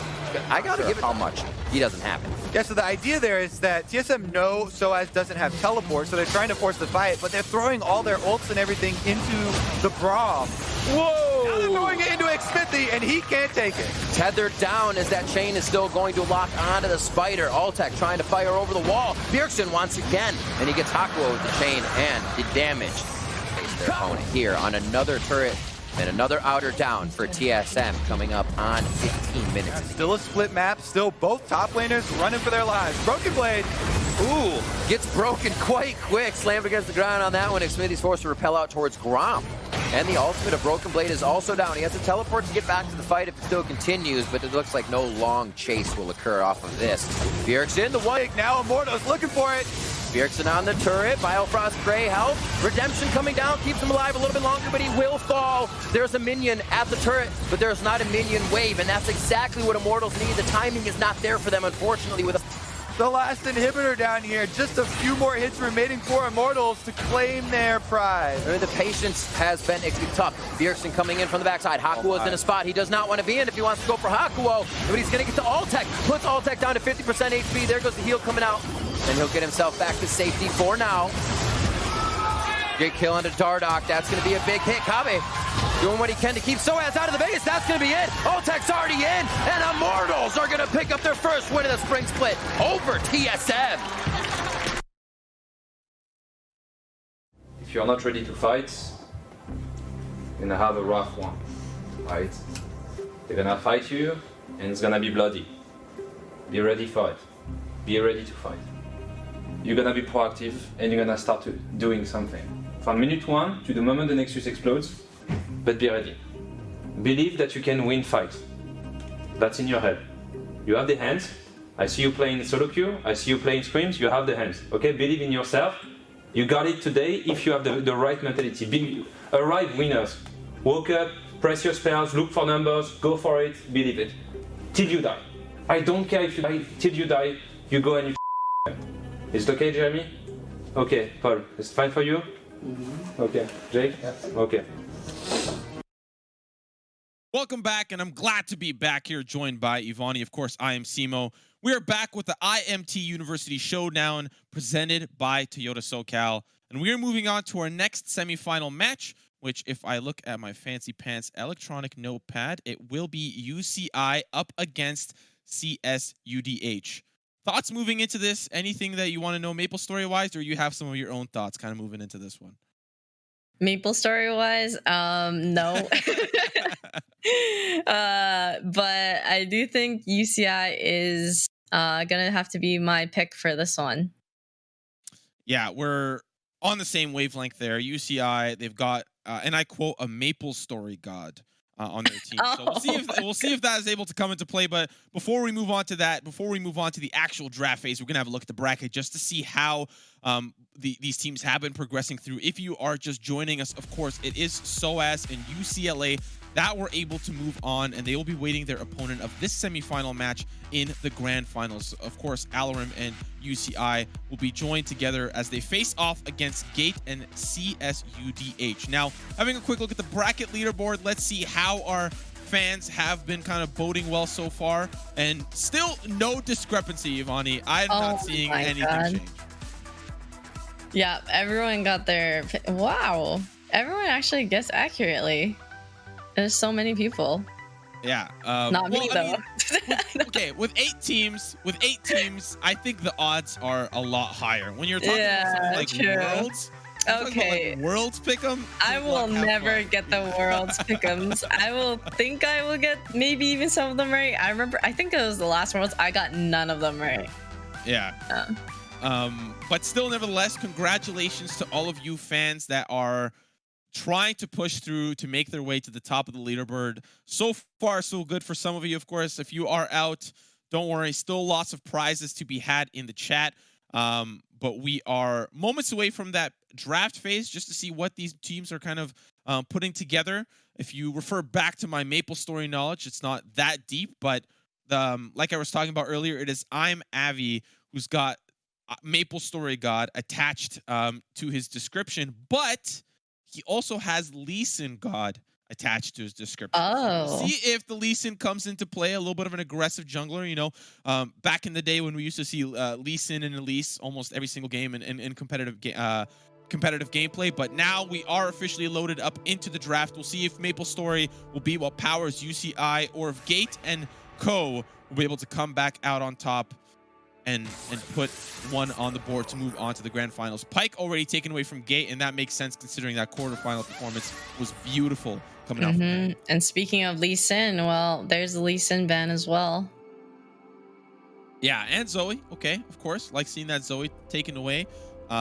They've got a lot of great players on the side of UCI. They've got Young Bin, who used to be a part of a lot of amateur teams, and kind of I feel like one of the highs of his career was playing with Team Liquid and Team Liquid Academy. So for him, this is a great opportunity to get a little bit more experience, especially with Alarim.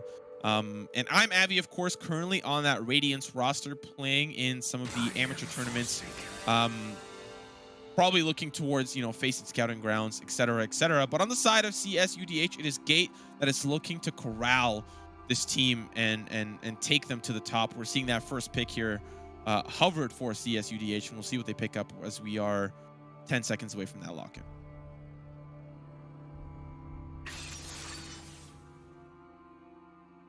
Okay, Misfortune. All right. A little bit of an interesting first pick, you know, securing the ADC, making sure that you've got a comfortable bot lane, especially when you're playing with Gate, right? He's playing support. You want, you know, an ADC that's going to do you right, and Misfortune going to be the one that is locked in there. Syndra and Thresh on the opposite side. We were talking a little bit about Syndra earlier on in that previous match. How are we feeling moving on into this one, seeing her being played here on the side of UCI?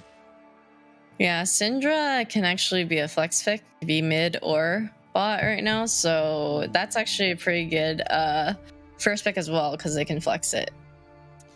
Yeah, yep, for sure. We are seeing Orianna be the one that's answered back into her, kind of a little bit of a you know, control mage versus control mage situation there. I mean, you know, Syndra's got a little bit of control, a little bit of burst, but for the side of CSUDH, it is the Nautilus picked up here for Gate.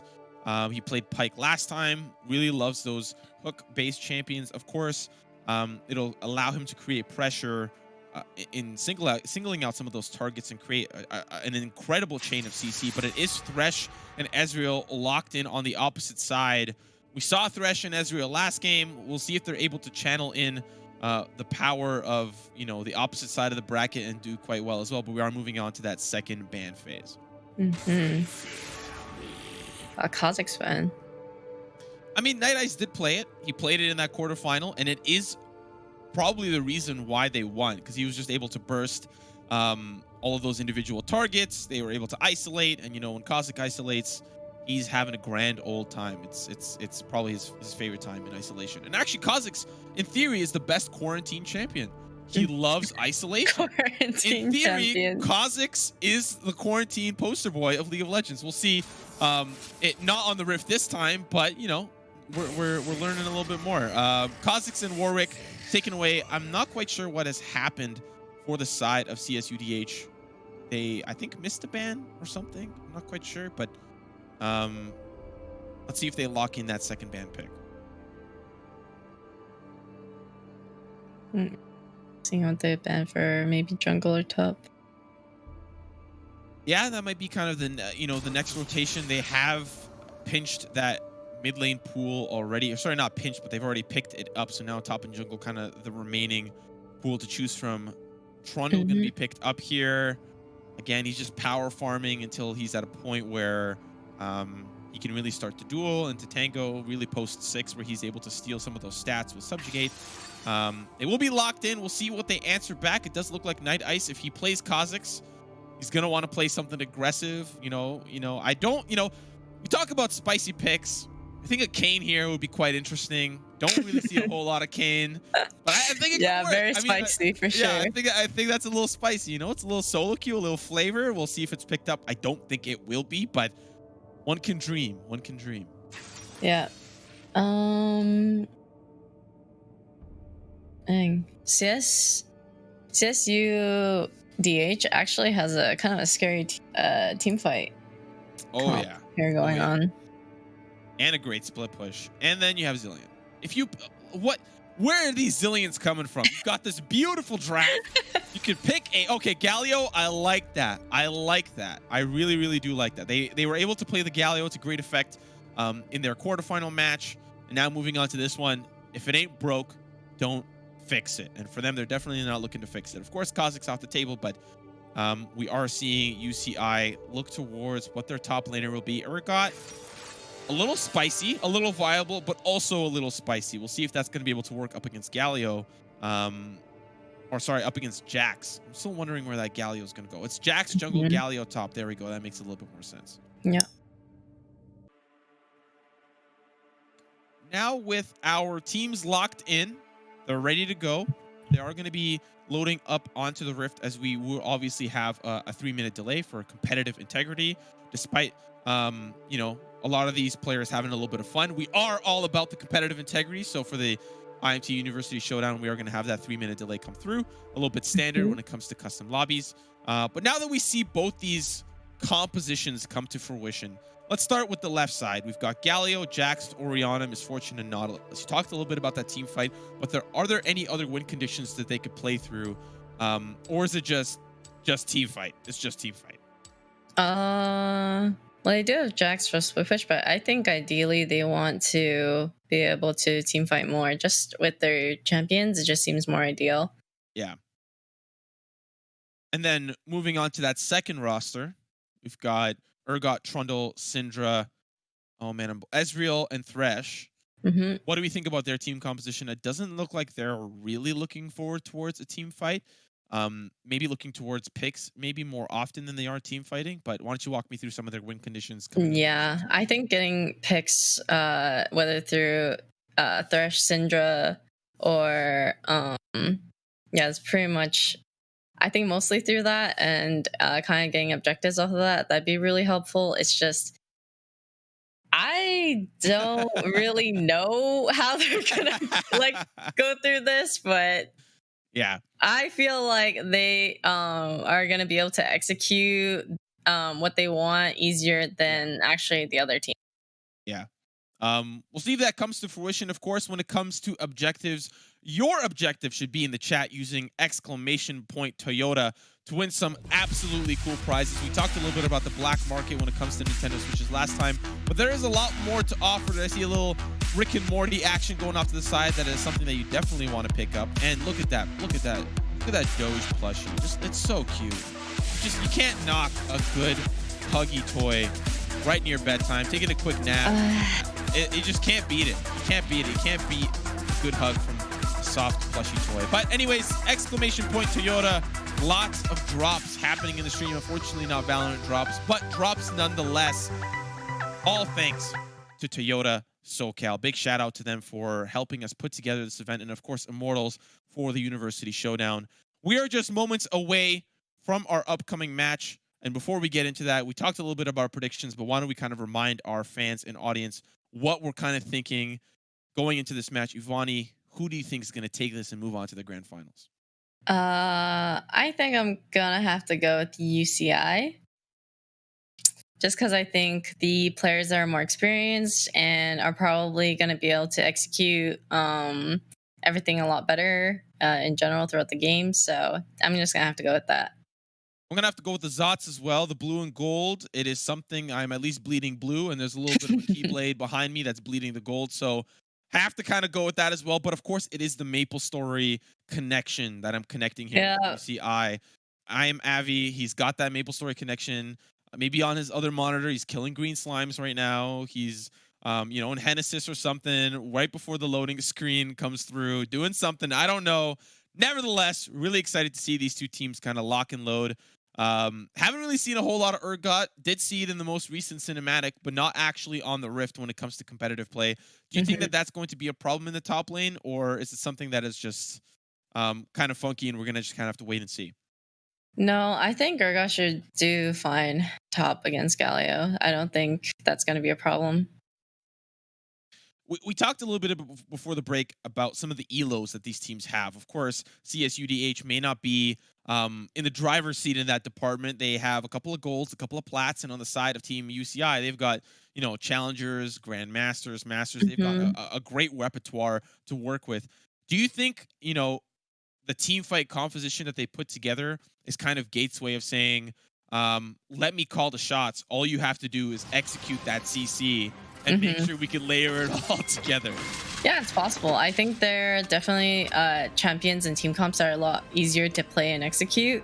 So, like, as long as you can hit the skill shots and like the combos together, then like it could turn out really well for team fights. Like, but I think that just based off like rankings and experience, UCI just has an advantage. And yeah, so we'll probably have to see if they can prove us wrong here.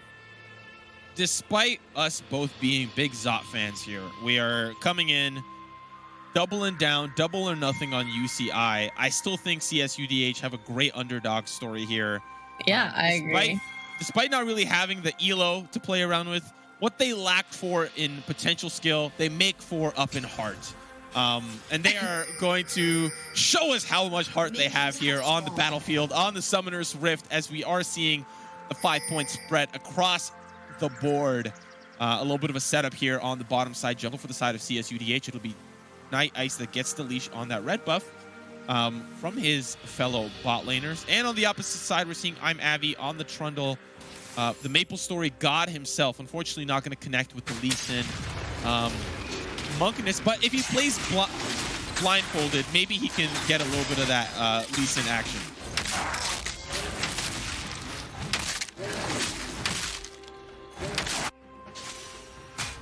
Galio, what a very interesting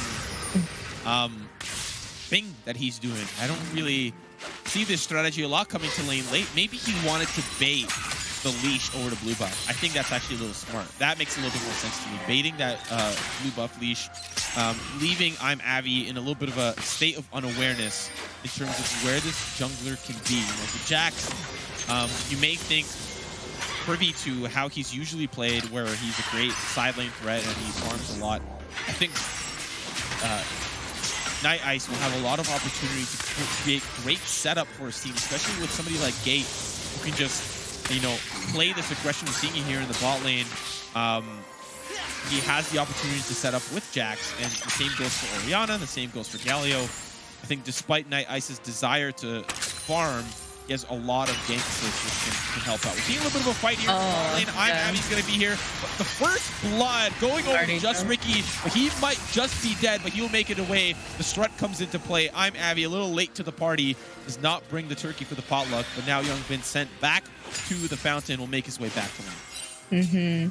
MF is just really strong overall, so... I like this. I like this. The flash has been burned, and now they're looking to still duel things up. Gate trying to body block as best as possible, but it's just a little bit too rough for the side of just Ricky. He's going to be the one that falls. Gate going to do a little bit of damage, still looking for Abby. Now has to back away, and this will very likely be, you know, not a great opportunity for him to escape. Still trying to do what he can, but actually manages to make his way away. It's still I'm Avi. That was not really looking forward towards that fight. Just going to recall and a trade that goes 1 for 1. Yeah, lots of spicy plays here in the bot lane. Yeah, having a quick look at that replay, Young Bin, he just gets bursted on. You know, a lot of people, Nautilus being still in my top 3 favorite champions. I've got Braum, I've got Nautilus, and I've got Alistair. 2 ridiculous frontliners that can put on a world of hurt. A lot of you don't know, Nautilus actually has an insane amount of damage in his kit. Oh, yeah. Early on. Like, his auto hurts like a truck. Riptide hurts even harder, especially if you're maxing E in lane. He is brutal in the early stages of the game to face up with him. Yeah, he can actually just solo an AD. Really. Like, do pretty much like 90% of the damage. Yeah, and we saw a little bit of that there. We're seeing Akina get a little bit of damage there onto Alarim, player for the side of UCI. And this was his pick. He picked the Urgot, but Akina having a little bit of a safe time, going even in CS. Down to one corrupting potion stack each. And I think it's going quite well so far. Explore Ezreal. Is that your favorite Ezreal skin, or are you a Pulsefire fan, or maybe even a Star Guardian? Star Guardian, it's okay. I'm actually more of a Frosted Ezreal person. Nice. I just like use that skin the most when I play him, but yeah, I like it. I would say Explore Ezreal would not have been my skin of choice. Still, nevertheless, it's going to be Youngbin that locks it in. You know, skin selection, very important when it comes to competitive play. If you're looking good, you're feeling good. Something, you know, a very famous streamer likes to say all the time. You look good, you feel good. So, you know, if that's the skin that you want to play, that's all yours. For me, Astro Nautilus, that is my favorite skin. You control with one of the emotes. You can like kind of fly up above the terrain on the Rift, and I love trolling people with that, so it's a good time.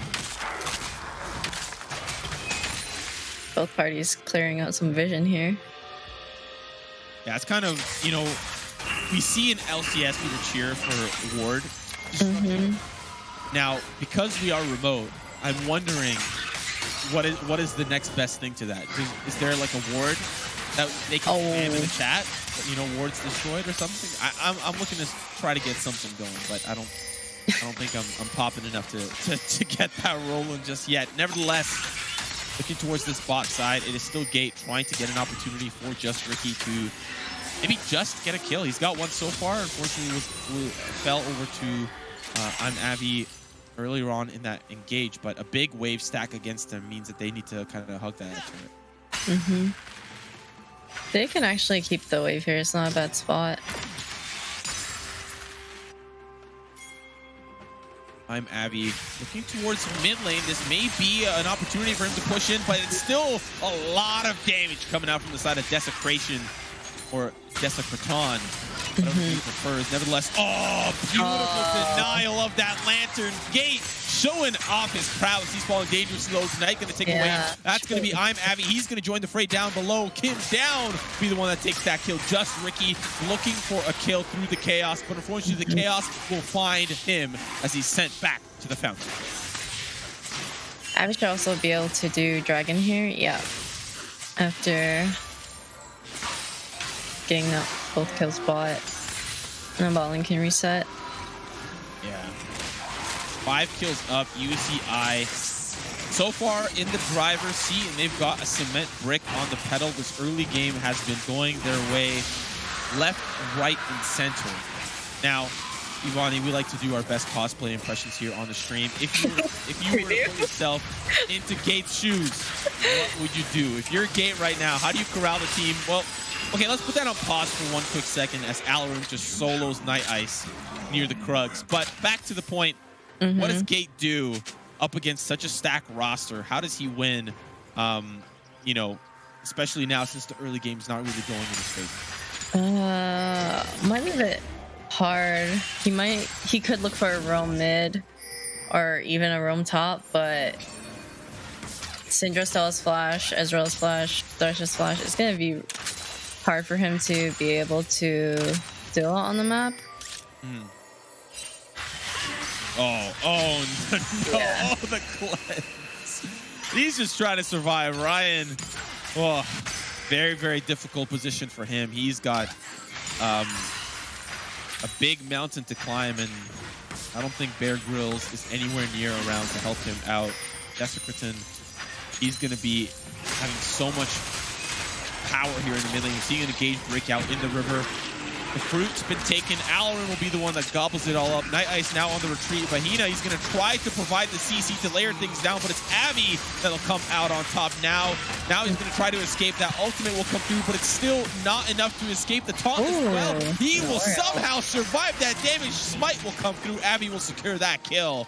And, you know, I almost thought he was about to get out. I was rooting for him. He was the train that could, just chugging along.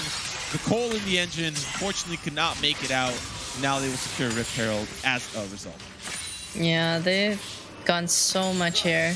Gone Rift, gone Dragon, and I really don't know what Nautilus can do except for maybe, just maybe roam mid, and try to get a kill off Syndra. But yeah, Trundle and Urgot have shutdowns that maybe they could be really good too.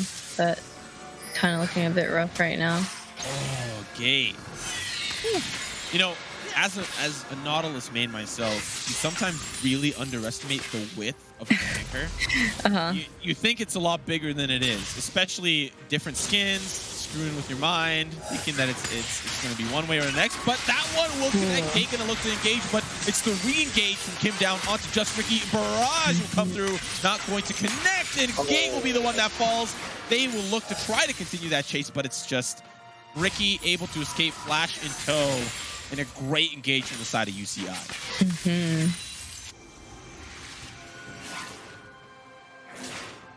Yeah, looks like they might be able to get. Oh, there's a replay. Look at that damage on the yeah. Like he's alive, and then the barrage comes out of nowhere. Unexpected amount of damage. Of course, Gate doesn't really have a whole, slew of tanky items just yet. Gargoyle Stoneplate is a really long time away for Gate.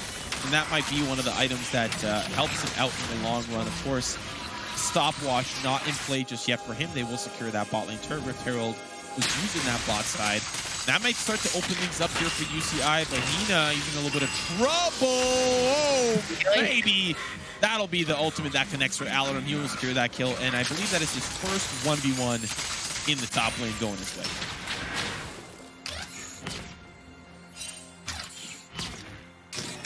Yeah, there's not a whole lot that anyone can do here except for just try to farm up. Oh, this is one thing that you can do, but the rest of the team is here to party. They're going to get the kill onto Night Ice. No commentary needed. It is as good as gone. Gate as well going to be the next to fall. And it is just rough, dire straits for the side of CSUDH. A little bit more of a competitive match, what we saw in the quarterfinal. I think that both the teams were a little bit more evenly matched, but here UCI, they are just, a stampede of wildebeests, making their way down the mid lane, just constant aggression, and they get a kill there onto Ryan there. At what point does the bleeding stop here for CSUDH? I think that no bandage big enough could stop it here. Yeah, I don't think it does because Dragon's also coming up soon, and UCI should be able to grab that as well. Oh, what a great play coming out from Kim. Youngbin going to be unstoppable. Double kill going over his way, and now continuing that damage of Alarin with the kill steal from the triple. Style points going over to him, but we talked about the funny Urgot pick. Alarin's making it work, but nevertheless, Alarin would be the one to make it work. Yep. And they can also pick up Dragon here now. Replay here, Kim. Look at that hook. Like he was 1v1 by Just Ricky, but manages to escape because the fight breaks out near the entrance to the red side jungle. Now it is Dragon that goes their way. It's their second Dragon. Let's see what. Oh, and it's Infernal Soul. Oh no, this is just. Oh no, you hate to see it. Imagine a scenario. Okay, it's 116, right, Ivani? It's 116, 15 kill differential. Even if CSUDH were able to come back, just somehow, some way. Let's imagine a world where they do come back. Okay, for 1 second, they're down 10k gold right now, but they even out that gold. They hold on. Their team fight comp works. You're up against an Infernal Soul. We're not there yet, but that is probably the worst things that you could possibly see when you are losing and the other team has two Drakes. Yeah, it's not a fun time either way for any, Another worse one would be Ocean, but this is also not that great as well. That ultimate was used to keep Ryan alive. That is... There's been a lot of like defensive Orioles this game, so... Yeah, they need to find themselves an opportunity that goes into their favor. They need UCI to overextend. I feel like that is the only scenario where they win. UCI overextends, like behind some turrets or something, and then they engage like a team fight, like a 5v3 or something. I feel like they can actually come out on top. I feel like that is their win condition. What do you think? Yeah, I think there had to be a lot of things that like align for that to work out. Like it would have to be like a 2v5, or like they'd have to be like within like inner turrets or something, because right now like this? yeah, like something this? Similar. Yeah, something like this. We are actually seeing Kim. He's gonna be calling Dangerous Heal. Night Ice will be the one that picks up this that is kill. exactly what I just described. Is it? Wait, is it not? This is a little trippy right now. I feel like have the biggest galaxy brain of all time. Of all time, we are still seeing that fight continue. How did this happen? Fahina, he's gonna be the one that falls over the Young Girl. Still a 1v1 trade so far, as they're still poking their way through. And Alarum just off to the side doing Urgot things over to Ryan. He'll be the one that survives that, but it almost went the way that we had dreamed of it, okay? It still turned into a little bit of a nightmare for the side of CSUDH, but nevertheless, a dream is a dream, so hopefully they can come back to it and try again next time. Oh, where's that one going? Oh, close.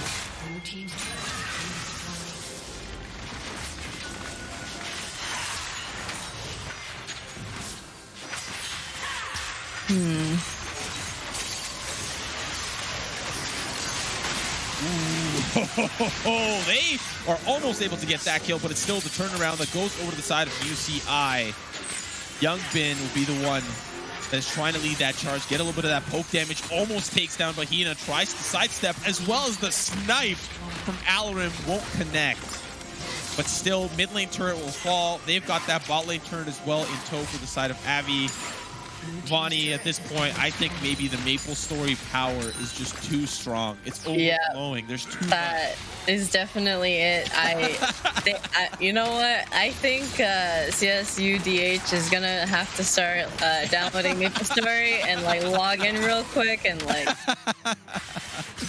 They're gonna need to start a bunch of level 1 accounts, open up some new classes. Hey, listen. In a world that may work, but for the side of UCI, I do have to say that they've just been playing so well, right? We can't deny that fact at all. Memes aside, jokes aside, they've been playing almost perfectly. Despite 2 kills, the entire team has bounty except Kim down, and now we're seeing another bounty add up on the side of Desecraton. He's gonna take down Night Ice, and it is just dire straits here for the side of CSUDH. They are trying to survive, holding on by a thread, but that thread is being chopped down by a chainsaw from the side of UCI. Yeah, this game is not looking too hot right now for CSUDH. Yeah, I think, you know, we obviously have seen this game already unfold. Very difficult scenario for them to kind of come back here. Gate going to be trying to lead that charge, and engagement breaks out. Young they're trying to get that damage down, but they don't have enough, as now the re-engage comes in from UCI. It's Kim down, trying to get some of that CC. Alarum with the snipe, not going to connect on Ryan, as it's still that wave after wave pushed in from the side of UCI. They've got the mana, they've got the health bars, but I don't really think they have what it takes to take down that turret, as CSUDH is back away to that fountain. Both the TP and the Rift Herald, now they have that power. They can definitely break open that base. Let's see how the rest of this unfolds.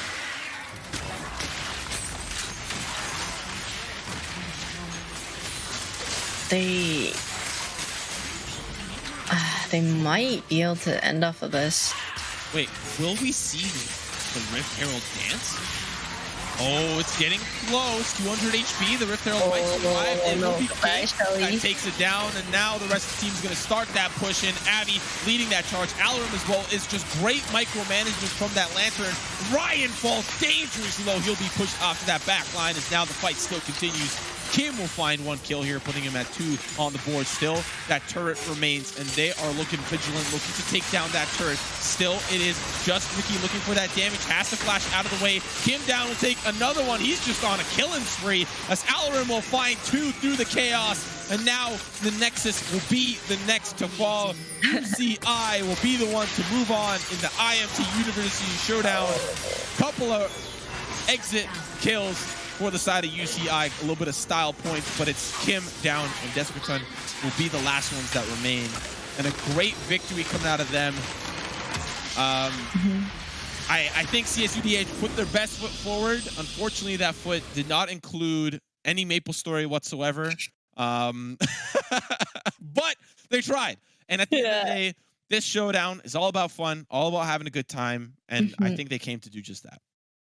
Agreed. At the end of the day, you know what? It's the effort that counts. You know, you guys put in a good fight.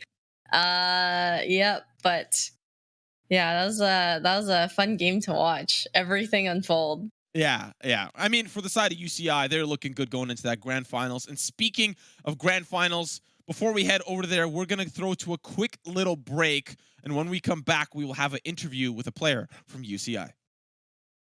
Here's to the road ahead. Trust Toyota to be here for you. Some of our amazing offers include 0% financing and attractive leases on our most popular Toyotas.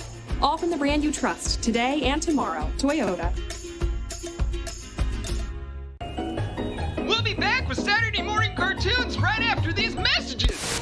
Only on the game. Extreme X with the purple stuff. Oh, so ass! The new Immortals gaming system.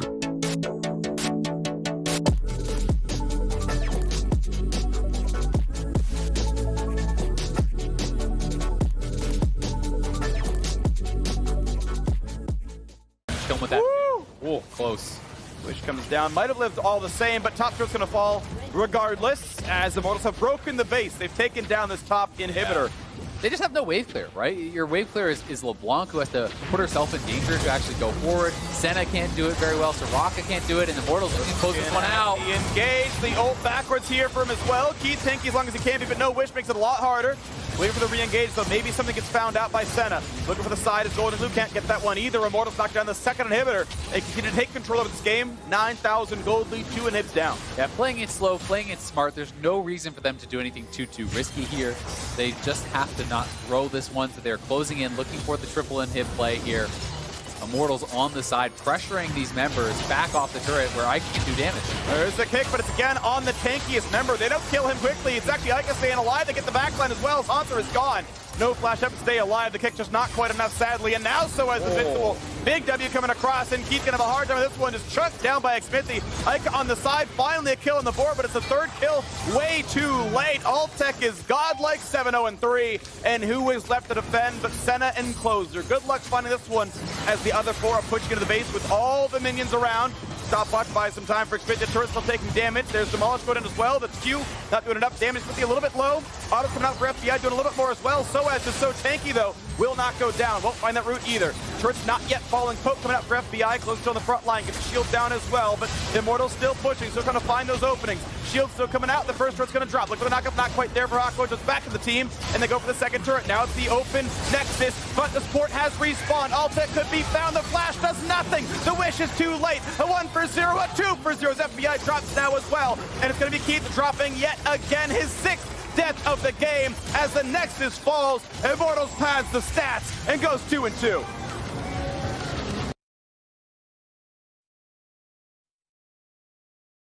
Ladies and gentlemen, welcome back, and I'm excited to be back here, joined by Ivani. Of course, I am Simo. Thoughts before we move on to that interview about that match? Any kind of post-game thoughts? Anything that you kind of noticed as we were sitting down, chillaxing after the break? Nothing much, actually, but that was overall the whole experience and watching all the games. It has been so fun. I love all the picks, and there's a lot of different top matchups that I wasn't expecting. So I was not expecting Legalia Urgot matchup top, so that was great too. Yeah. Well, let's have a word from one of the members himself. Desert Kraton will be joining us from UCI. Desert Kraton, am I pronouncing your name wrong or am I pronouncing it right? Am I butchering it? Let me know. I'll stop right there. Yeah, you pronounced Desperton, so sounds right. Yeah. Perfect. Cool.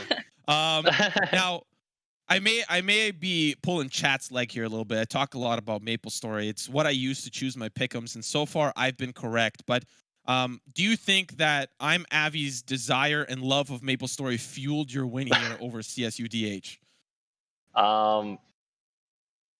Definitely. Avi loves MapleStory, so clearly he's channeling his passion for MapleStory into his games. Yes. When you guys go back to the comms, tell him I send my regards as a fellow MapleStory lover. Moving on to the actual match that happened, how has it been playing with a player like Alarim, and what influence has he had over the games that have been kind of transgressing today? I think playing with Alarim has been really fun. I think he's a really smart player, and he does a really good job of communicating what he wants to do. I think as for how he has influenced our gameplay, I think there hasn't been too much of an influence. I think it's more so that Alarim is fitting into kind of like our team dynamic and how we want to play the game, and he's been able to tell us and offer us like what he can bring to the table. Is he trying to throw out a couple of strange picks? Like, I know Urgot is something that he picked up last game. Not something that you see too much, but he's just like, hey guys, I'm playing this. I don't care what you say. Or are you guys actually having a little bit more strategy in your pick selection? I think definitely we have a little more strategy in our pick selection, but definitely we welcome like these niche picks that Alarim brings to the table. So like definitely when he said, you know, Urgot, I can bring out the Urgot here. You know, we fully welcomed it. Yeah. If you were to come out on top in the showdown, what would you do, or what would your team do with that 45 minutes with the LCS team from Immortals? What is kind of your team already started to talk about, or what is your desire to get out of that session? I guess we haven't really talked about it too much yet as a team. We're mostly just focused on winning the tournament first. But definitely, if we have that 45 minutes with the LCS squad, it'd be really cool to maybe play against them and see how we fare, or even just see like what we can learn from them. Because I think there's a lot that can be learned from talking to an LCS squad. That is interesting. 45 minutes. I think that's enough maybe for a game, or potentially 2 ARAMs, whatever you prefer. Ivani, any kind of closing questions or thoughts that you have for Desecraton moving on to that next kind of grand final match? What inspired the Syndra pick? I see that you're a Cass, Zoe, and Vlad player here, and LeBlanc, and I also don't happen to see any Syndra games. Yeah, I think Syndra is just a really strong pick right now, and so we picked it early so that we can flex it between mid and bot. And and then after we saw their mid and bot picks, we just decided I can just take it into the mid lane. Yeah. Nice. Good call. That's a lot of strategy. Well, thank you so much, Desecraton, for joining us, and I wish you the best of luck in your game moving forward. That is going to be it for us, Simo, myself, and Ivani. We will be signing off here from the broadcast, and moving forward, the dynamic duo will return for the grand finals, for the best of 3. But I want to thank everyone for joining us up until this point. Ivani and I have had a blast casting these 2 semifinal matches. Any closing thoughts, Ivani, for our fans and for our audience here today? No, I had such a fun time. I'm sorry if anything I said was really scuffed. It was my first time doing anything like this, but I'm glad this was like such a good experience, and I hope to see you guys again. Well, thank you all so much for tuning in. We're going to be moving on to that grand final match just moments away. The IMT University Showdown, powered by Toyota SoCal. We'll be right back after this. Here's to the road ahead. Trust Toyota to be here for you. Some of our amazing offers include 0% financing and attractive leases on our most popular Toyotas. All from the brand you trust today and tomorrow. Toyota. We'll be back with Saturday morning cartoons right after these messages. Only on the game. Extreme X with the purple stuff. Oh, so ass! The new Immortals gaming system.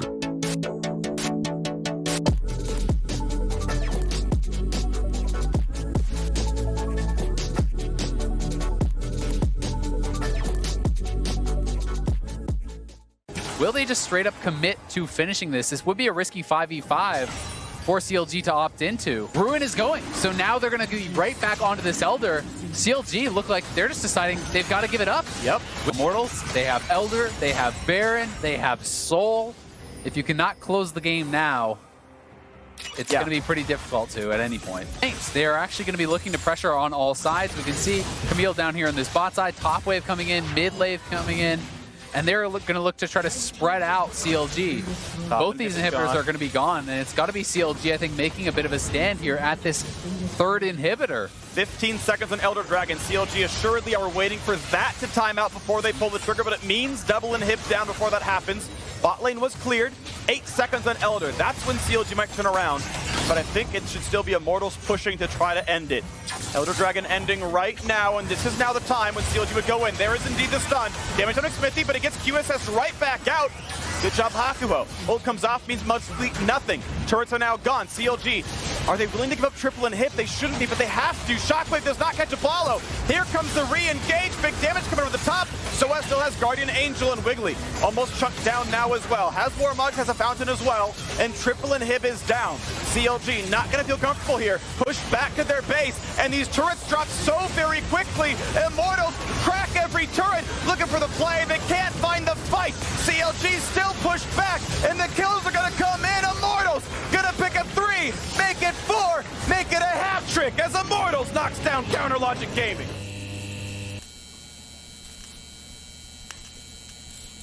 And get this fighting mentality, fight till the end, right? Even if you fall behind, don't wait. Always find what you have to do when they do something. They can't cover the whole map. No one can play the whole map. There is always something to get. So keep this fighting mentality till the Nexus explodes. Look for the good fight and play for your teammates, okay? Okay, you want an IMT? Okay. Yeah, it's fine, it's 1, 2, 3. IMT! Welcome back, everybody, to the Immortals University Showdown presented by Toyota SoCal. It is finals time. LaTigress jump back at you again. How did you enjoy those semifinals, man? It was a definitely a solid effort. Of course, shout out to Avali, Simo, as well as Yvonne for bringing all of the action that they did today. And we are certainly due up for a battle of the SoCal schools with UCLA and UCI duking it out here in our finals, which is now a best of 3. Oh, so much to look forward to with seeing them come together against one another. We'll talk about the prizing in a moment. But first things first, if you haven't missed, or if you have missed out on the bracket rather, let's take a look at that so you see what we've went through thus far. It has been best of 1 territory all the way up through this point, which is what has led to Soaz and UCLA versus Alorum and UCI for our best of 3 matchup. And Jump, you just mentioned, yeah, best of 3. How does that affect not just the competitive approach for the teams, but maybe how things will carry out here in the finals? I think by and large, it alleviates a little bit of pressure, because if you find yourself with a difficult draft position, or you just have an unfortunate situation in game number 1, then you do at least have a potential game to really bring things back in. If I'm not mistaken, I believe that you'll have a blue side, red side, and then those will swap for game number 2. So maybe your team isn't as successful on one of those sides. And so, having that game as a throwaway, as you might call it, and a chance to really get in your strong suit for that second match before you find yourself down and out. And while both of these teams that are here in the finals are strong contenders, I'm sure not everyone predicted exactly how the bracket went. Jump, is this in line with your predictions? Everything is correct except for that first match with LMU and UCR. That match would have made me in the contention for a dang car, but unfortunately, it's not going to be the case.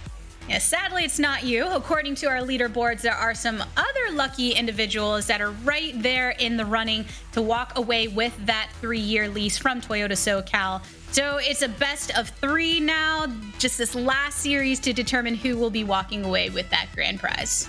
And it's important to note, all of you that are seeing this leaderboard, clearly you have a lot of people that have predicted the bracket correctly up to this point. The way that it works, though, is if you remember when you filled out your bracket, not only did you have to do the score of that best of 3, 2-0 or 2-1 in either direction, but you also had to fill out how many kills were going to be on each side. And that is by far our way of denoting a winner. Of course, with only a top 8 situation, the probability of you getting yourself the bracket right is actually higher. So because we made it a little bit more difficult, it allowed you to kind of have that more of a, I don't know, chance, I guess you could say, of predicting themselves the kills. I predicted it 21 to 18. Won't say which side to who, but that was the kills as a total. So it's really difficult to predict the kill count too if you just base it off of the last games that we've seen so far, because I don't recall exactly what the last numbers were for that very recent match, but in the mid game it was like 1 to 18 or something like that, right? But in this matchup, do you expect it to be that, I don't want to say one-sided because both put their best foot forward, but I guess very convincing win as it was for UCI? So I think it's interesting because if you take a look at the pro player from the Immortals organization you have Soaz and Alorum, which are both top laners, but Soaz has actually been playing in that AD carry position, whereas Alorum has actually had a chance to play on the top lane. So we're not going to get to see kind of the LCS main roster versus LCS Academy kind of duking it out. But at the same time, they still will have a lot of knowledge about each other and how they're going to be rotating themselves across appropriately. And speaking of, with Soaz's flex into that bot lane position, obviously there are multiple factors that go into it when you look at the actual main roles for the students that are competing and such. But do you think there is any benefit, whether it be what he offers in comms or just on the map, for him taking specifically the bot lane position here instead of going top? So it's interesting because he having the experience that he has top lane and having probably played with and against Alorum in a bunch of different scrims or real games or whatever it may be, he might know exactly what Alorum is going to do in the early game. And so he can essentially control his lane in the bot and then potentially help kind of coaching their top laner on the fly and hopefully see what they can do. I mean, Urshi seems like somebody that is listening to his team. Clearly, they're doing something right. They find themselves in the grand finals. And as a result, potentially having some extra nudges by Soaz could create themselves an opportunity. Another opportunity for all of you in chat. Don't forget, plenty of prizes being given away today. So you should keep your eye on that for your chance to win, because I know there's Switches going out, the Rick and Morty card game, the Crunchyroll subscription. A lot of these have been given out thus far, but there's more to come. And we've touched on the overall prizing for these teams and what they have to look forward to. First place, second, and third walking away with some monetary value, but first place also getting that coaching opportunity. So with that coaching opportunity in mind, you've already talked about specifically some of the benefits from that, but let's look at each team individually and maybe someone like, let's start with UCI, right? They've had this established team. They're part of the collegiate championship during the last year.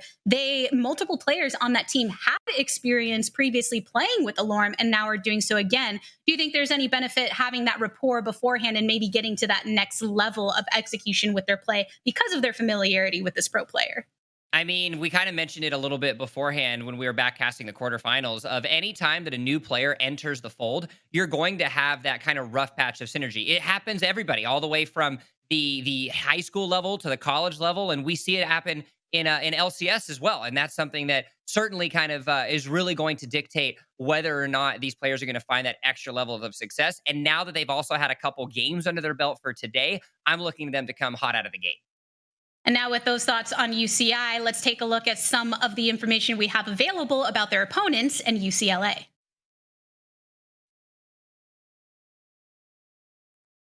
So the thing that I'm looking forward to most in playing with the pro player for this event is probably just like having a good time and then also maybe possibly learning a thing or two.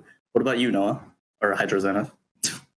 I think I'm just looking forward to getting to meet these pro players and just talk a bit and hang out because pro players are pretty normal people too. What about you, Urshi? I'm looking forward to show them some interesting picks. What about you, Felix? I'm hoping to learn a thing or two about how they manage the team dynamic, because obviously we all play in a collegiate league, and I know myself and a couple of other players have also played in amateur. And I'm kind of interested to see how a professional player's perspective is different from what most of us have experienced. I'm hoping to learn a bit about how a pro player communicates, and I want to show off my Ivern. Okay, guys, go Bruins on 3. 1, 2, 3. Go Bruins. Did they just dab? Did they actually just dab? Will you dab with me? You go left, I'll go right. 1, 2, 3. Okay, I'm done. That was right. I was like, No, you did right. Reflection. We could have gone full Ginyu Force and everything, and I do have DBZ collection. Oh, that reminds me. Simo, I saw you had your Eevee in the back, so I specifically pulled her off of my top shelf so that you would know we are all united as a squad within the casters of this event. And while mine is not as shiny as yours, and she's a little soft and her tail's a little droopy, but it's okay. It's okay. We don't judge her for that. So, well, I've got a Teemo in my background, and that's about all it is. He's just been looming in the back, just waiting and hoping for his chance to see some gameplay. But I don't think that's necessarily going to be the case. It is about that time, Latigris. it is about that time. It's giraffe time. No Eevee's being drafted here. Nothing like that. But we will get some champs to talk about in a moment. I am excited to see if there is any variation because it's a best of 3 game to game, because some of these players have already found some consistency in their picks during the champ select. And for me, it's all going to come down to exactly what UCLA is prioritizing right off of the bat. Avi has done an immensely fantastic job about controlling the early game and pushing his team to an advantage. That Lee Sin that we saw in the quarterfinals is going to quickly get taken off as proof that UCLA has been watching. Lee Sin, Varus banned away. We saw the potential not just within the laning phase of keeping things up like farm. It makes sense with this lockdown with his ultimate. Syndra, actually in the last interview that we heard, you and I weren't sure if we were going to see Syndra picked up as a flex option within these drafts because we weren't quite aware of maybe if these collegiate teams ran her. But in this case, yes, banned away, so you don't have that flex option. Yeah, so now you also have pulled a Varus that we saw in a successful effort throughout the course of the day taken off the table, as well as that Graves that we've seen dominate the jungle in many different instances, but that leaves some options open and available for some of these players. Of course, we do have Set that still finds himself on the cards and could be an opportunity and potential for Alorum, or maybe we could see it in a flex, but instead they're going to keep themselves in a comfort position, Avi, and getting him that Trundle. Great one to have, especially if you want to engage in kind of those more close corridor positions, cut off some choke points. But, you know, I'm going to put Patrick Avila on the block right now. You said in your video you want to show off your Ivern.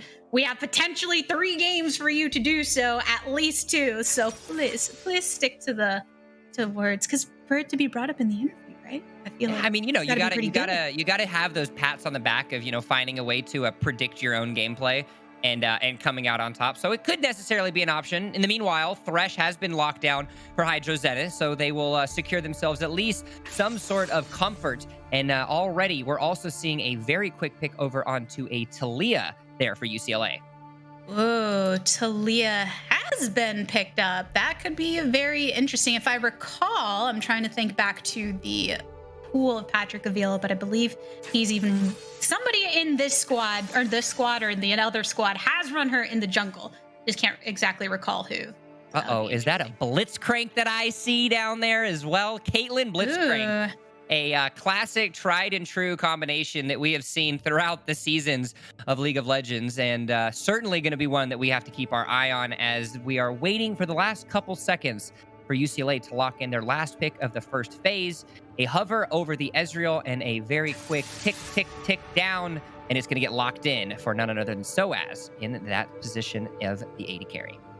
Another classic combo. One thing I was actually just thinking about, so we have the Blitz with the hook over for UCI, but for UCLA, having Soaz in that bot lane position, in their previous matches, they decided to opt for Morgana and Thresh in that support position, and now Thresh once more, which makes you think about just having somebody either with the bind from the Q on Morgana or even the hook in Thresh. If you have that pro player playing in that bot position, then you're basically focusing on trying to just get somebody in range to rely on his ability to follow up on his damage. So great for them to use kind of those safe support picks for that facilitation. Yeah, and it's actually, I'm very excited to watch that bot lane matchup just because Youngbin and the experience in the LCS and LCS Academy going up against somebody like Soaz, who despite being a top laner has shown success in his AD carry position. So despite, you know, everything that we say about Avi and his jungle prowess, I'm very excited about this bot lane.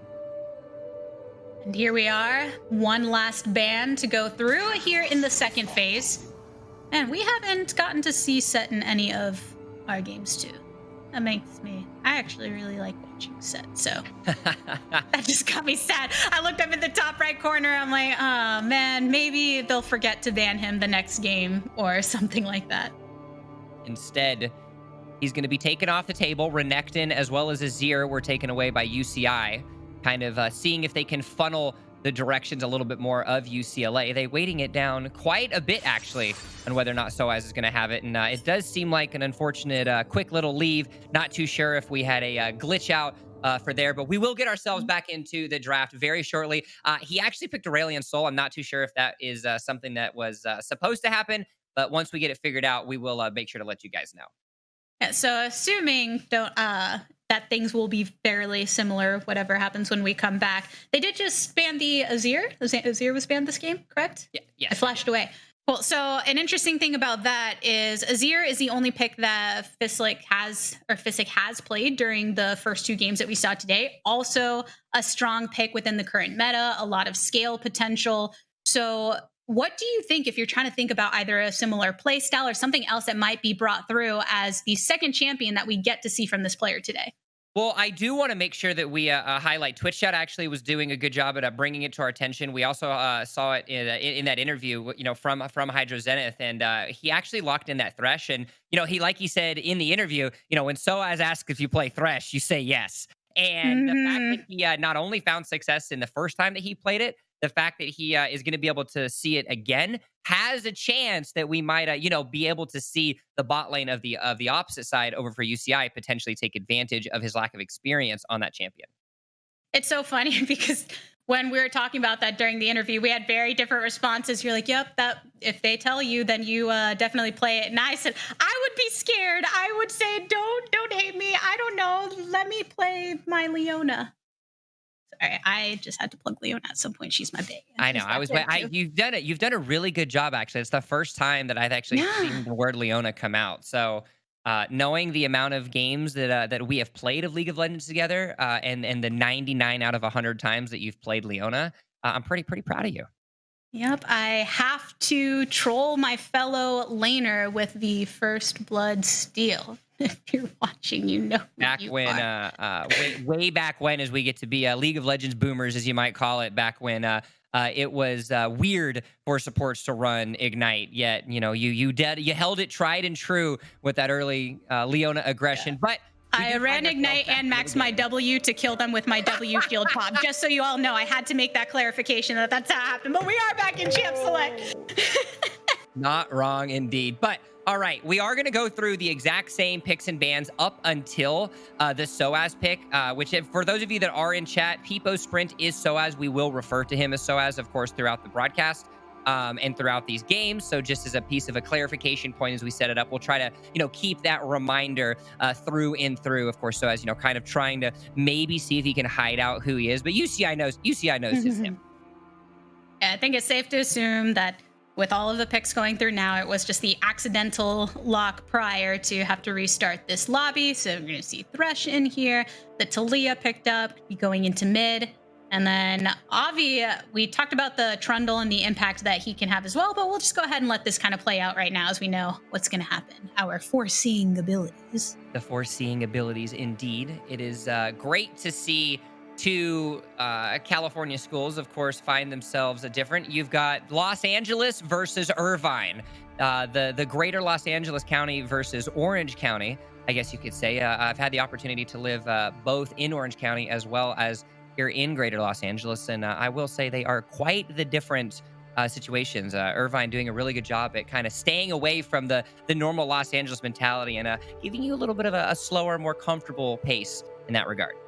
Are there any battles like who's the real SoCal vibe? I mean, I don't know. Like Irvine has really great food. LA has really great food. I've been to UCI campus, I think, once before, and they've got a fantastic esports department, of course. But I mean, I don't know. SoCal love is SoCal love, and everybody's happy to be a part of it. Yeah, I like when I spend my time down there, typically prior to being in lockdown. But now we're finally should be getting to the point where we get some new information within this draft. Obviously, bot lane secured for both sides. mid laner picked up for UCLA, and it looks like it's time to pick one for UCI. So for those of you that were watching the last draft, we actually saw the Ezreal be picked up third and then a bugged out fourth pick. It was actually Zoe is what it seemed like he was trying to pick up. So the order doesn't really matter as much. They just made it where, made things a bit easier. But by intention for the second phase, their first pick is that Zoe. So that will be a Zoe potentially, of course, in that mid lane with Physic. Now you flop over and a Kassadin as a counter pick by Discraten. And then an Aatrox yet again for Alorum, of course, trying to see if he can repeat that performance from the quarterfinals. And that was quite a performance indeed. Also a bit reversed in what we're seeing as far as the prioritization of picks during this draft. Top lane, kind of in those best of one, sometimes maybe just for that security of what would happen in the solo lane, ended up getting locked in, maybe wanting to blind pick in the top lane as opposed to some other lanes, as opposed to here in this draft. Now knowing that the Aatrox will be going top for UCI, UCLA complete their composition. What do you make of the way these things shook out for both these teams? I definitely see UCI kind of securing themselves. I think like comfort picks, it's something that we talked a little bit about beforehand. College, university students not necessarily picking the most cohesive of compositions. Definitely UCI seeming that it's going to be the case where they have an opportunity to just play something that they're comfortable with. They have a lot of split pushing power. They have a lot of turret taking power. But then UCLA, they kind of, have flown things together a little bit. You did mention if that Taliyah was going to be into the jungle. That is going to be the case for Patrick Avila. And then Olaf will be in the top for Urshi going up against that very scary Aatrox by Alorum. I'm very curious to see the Trundle and Taliyah matchup here as well, because both of these junglers are very strong for their team. We've obviously talked about Avi's competitive prowess. You can look it up within the collegiate scene and his aspirations for pro. And then Patrick Avila, who has been jungling, and I believe there's multiple players on that team with jungling experience too, and he found himself in that role, has fairly diverse champ pool within what he decides to play in solo queue and with the team.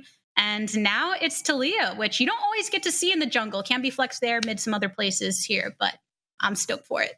I am indeed. And I think, again, much similar to what we saw in the last game, I think it's going to come down to how is UCLA going to survive the early game aggression that Avi has been able to create. 2 games in a row, they were successfully dominating because of the pressure that he created right off of the bat. In that first 6 minutes, it's going to be extremely important. And if Patrick Avila is capable of staving off that Avi aggression, is able to get Taliyah to that level 6, there could be a huge amount of ganking opportunity and hopefully some snowball in the right direction. So prediction right now, who do you think is going to take not just this game, but the series, and with what final score? I have to keep myself to the predictions that I had on my bracket, as well as, evidence speaks for itself. UCI has done a fantastic job. Alorum has held himself off, of course, as that substitute pro player into the top lane. But every other member of UCI has also done their part specifically very well. And I look to them to continue to have it. It's a 2-0 to UCI in my favor. Yeah, I think the biggest factor here is going to be the fact that you look at UCI with the synergy. As we mentioned, multiple players having played with Alorum before. And then on the opposite end, Soaz doing a great job in the bot lane, as you expect him to do, but more thrown together for this. Though I have to say, they're doing really great with their team play. And even if you take how the interview went and kind of just the fun being had, that does contribute a lot to the way communication happens and the overall mentality to push through a best-of-3 series for the first time here today. Yeah, and I mean, we saw like signs of life from Pepperdine in the quarterfinals, and if the members of UCLA are able to kind of mirror that teamness and that togetherness, there is an opportunity to do so. UCI isn't necessarily this unbreakable wall that they're able to get past. It's just going to take a lot of teamwork and a lot of efficiency. And don't forget to come together in the chat to enter for your chances to walk away with some prizing. Viewers are receiving Nintendo Switch Lites. We had some RP given away, Rick and Morty card game, a plushie. We even got some Marvel swag for you there with Cinematic Universe Phase 1. And of course, our teams that will be walking away with victories as well. First place receiving $3,000 to their school in addition to that coaching session. Second place, 1.5, and third place with 500 to continue building the programs that they've honestly done a great job of facilitating within their respective universities. Yeah, agreed. And taking a look now of course, any opportunity that you have to give some money to some schools, as we mentioned, is certainly going to be an effort. But more importantly, you can win some cool stuff. That exclamation point Toyota is great. Unfortunately, you're not going to win anything with exclamation point Santa Massey, but you can still do it to support the Pepperdine player that we all know and have thoroughly enjoyed over the course of today. I think that is one of my favorite things coming out today, the camaraderie between the teams and then also the teams on top of that, internally within the teams, and then them with other teams. Yeah, there you go. Because apparently that is an actual normal thing, promoting Santa Massey's stream, and it's something everyone has hopped on board with. So I just want to say I love the collegiate League of Legends community. And with that, we are so excited to soon enough be bringing you the finals best of 3 series, because through my eyes, I can see we're about ready to load in. We do indeed. And not only that, but we actually have a very intelligent rabbit in the back of our production team that has been keeping track of our fantasy brackets. And the way it currently stands, there are 11 perfect brackets, or not 11, sorry. There are, wow, math is extremely hard right now. There are 15 brackets left alive. 8 of those brackets are with a UCLA win. 7 of those brackets are with a UCI win. So everybody in the Twitch chat, all of you are there. Yes, you're spamming for getting yourself that giveaway, but also spam the pride. Do we have some Zot fans in there? Do we have some UCLA fans in there? Show your team colors, show your team pride, and let us know who is going to come away with the victory in this final best of 3. Yeah, as we get things kind of kicked off here in the finals, let's do a roll call for the players themselves. This is a chance to showcase them and what they've worked for. We've got Urshi, Patrick Avila, Fisick, and then Hydro Zenith with the subbed out Kizuku over for UCLA and UCI. We have Avi, Deskerton, Youngbin, Captain Nuke, Kim Down, and then Alorum, of course, coming in. Because a player isn't getting to play with the team, not necessarily because they're always designated the sub, is to make room for the pro player. So it's an overall experience for anyone involved within the organization that I hope they're thoroughly enjoying. Exactly. Indeed. Anytime that you can, showcase your school pride, good things are there. As Kim Down is going to show us up. Best Blitzskin. The best Blitzskin, one of the oldest Blitzskins that actually found its way into, competitive play. You can't ever go wrong with the Roadster itself. You really can. You can't beat a classic. That's what I'm talking about. We'll have to see how that classic plays out here with this matchup. We're truly boomers now, Tiggy. We literally just said you can't beat the classics. Are we finally And we believed it. It wasn't a meme. We've been around for 5 years. Does that classify us as boomers now? Yeah, I don't know. I'll have to consult some actual boomers to see if we are worthy of the title. That's right. I'm spinning it like a good thing. If I have to be a boomer and I have to become a boomer, it's going to be the coolest thing in the world. Gosh darn it. As now we find ourselves into that first couple minutes of the game, and something that we have to continue to keep our eye on for me. Priority 1 relies into that jungle matchup and whether or not Patrick Avila is going to be capable of offsetting some of this aggression that Avi has been able to create. But I'm also extremely interested in the AD carry matchup, specifically with Youngbin and Soaz. Despite the fact that Soaz is in an off role, he still has the capabilities of coming up strong if he's able to get the appropriate pressure or the alleviance of such with Hydra Zenith there supporting him.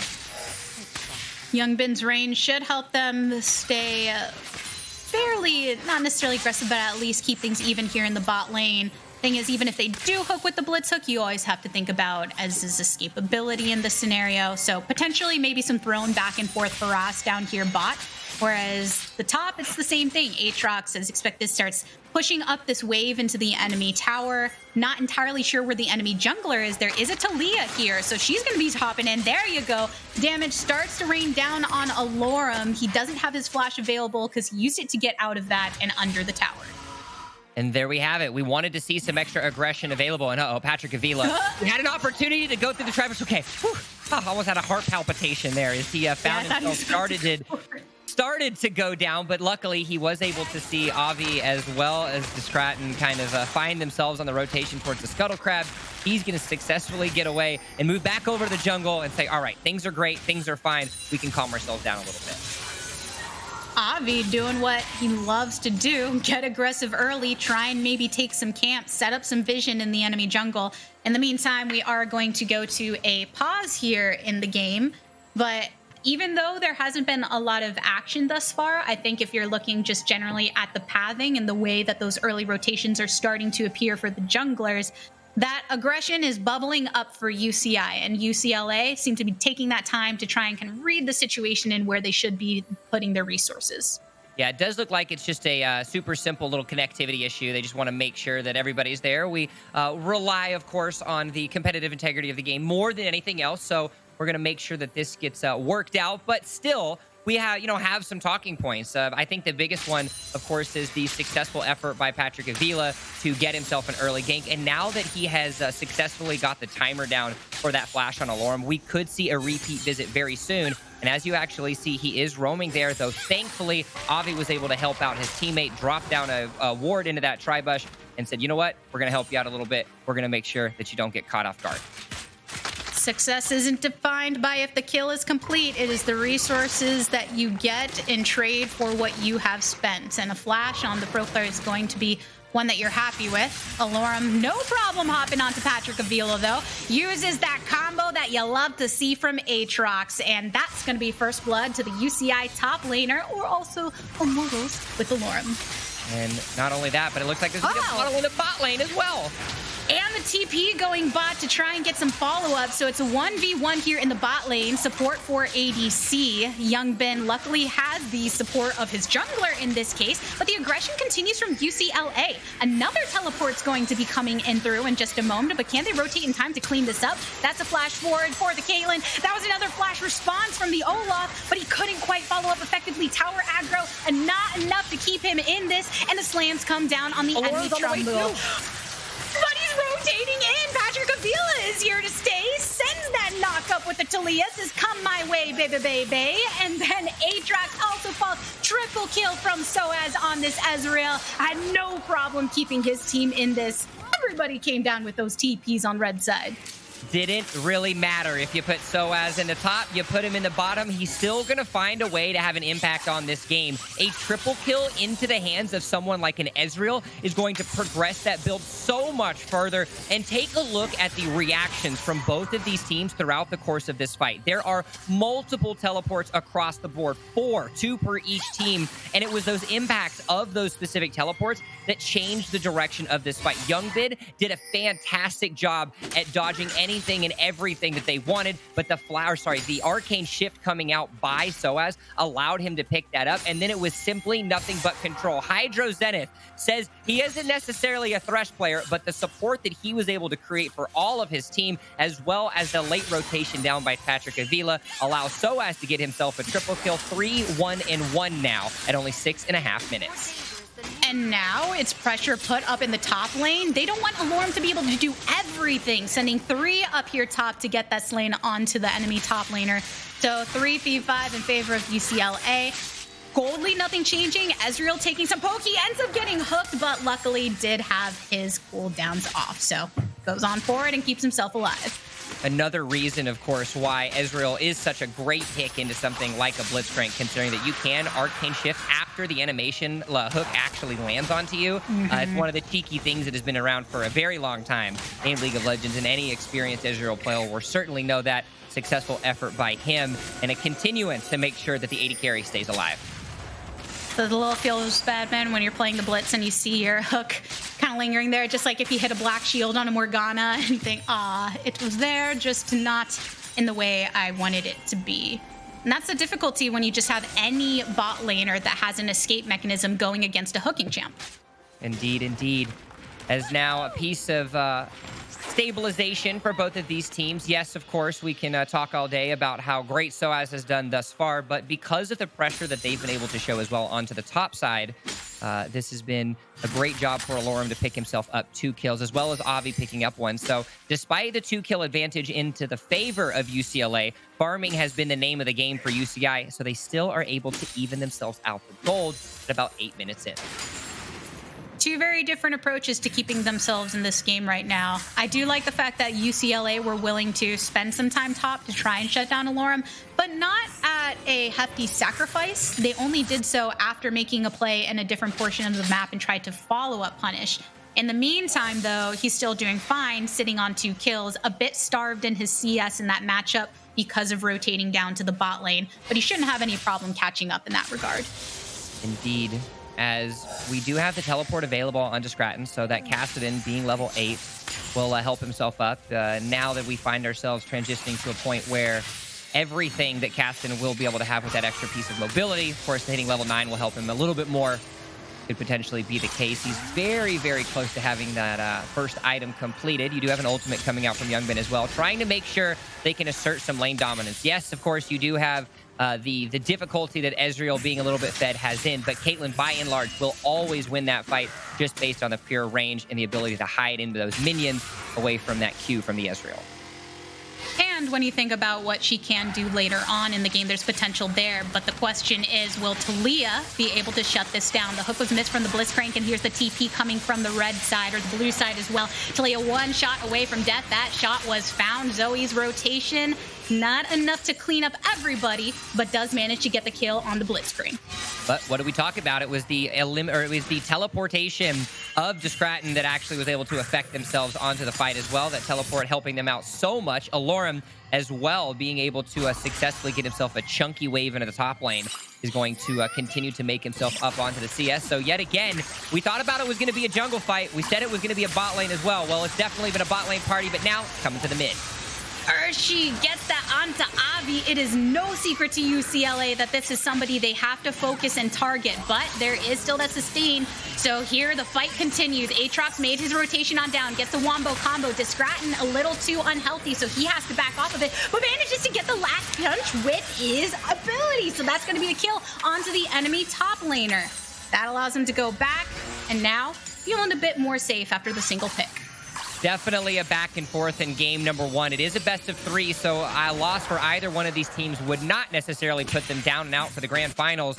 But at the same time, it's creating an opportunity to kind of test the waters. Where can we go? How far can we push the enemy team? It's certainly been a scuffle. 13 kills, over a kill a minute, essentially, as we find ourselves at the 10.5-minute mark. Only one Drake has been taken. The Ocean Drake, of course, helping out the UCI members just a little bit, and we do see an Infernal Drake is going to be the next one there. About 70 seconds left remaining, which does mean that we will see some wards start to come up, and hopefully a little bit of vision acquisition coming from either one of these squads. As now more action, this time back in the bot.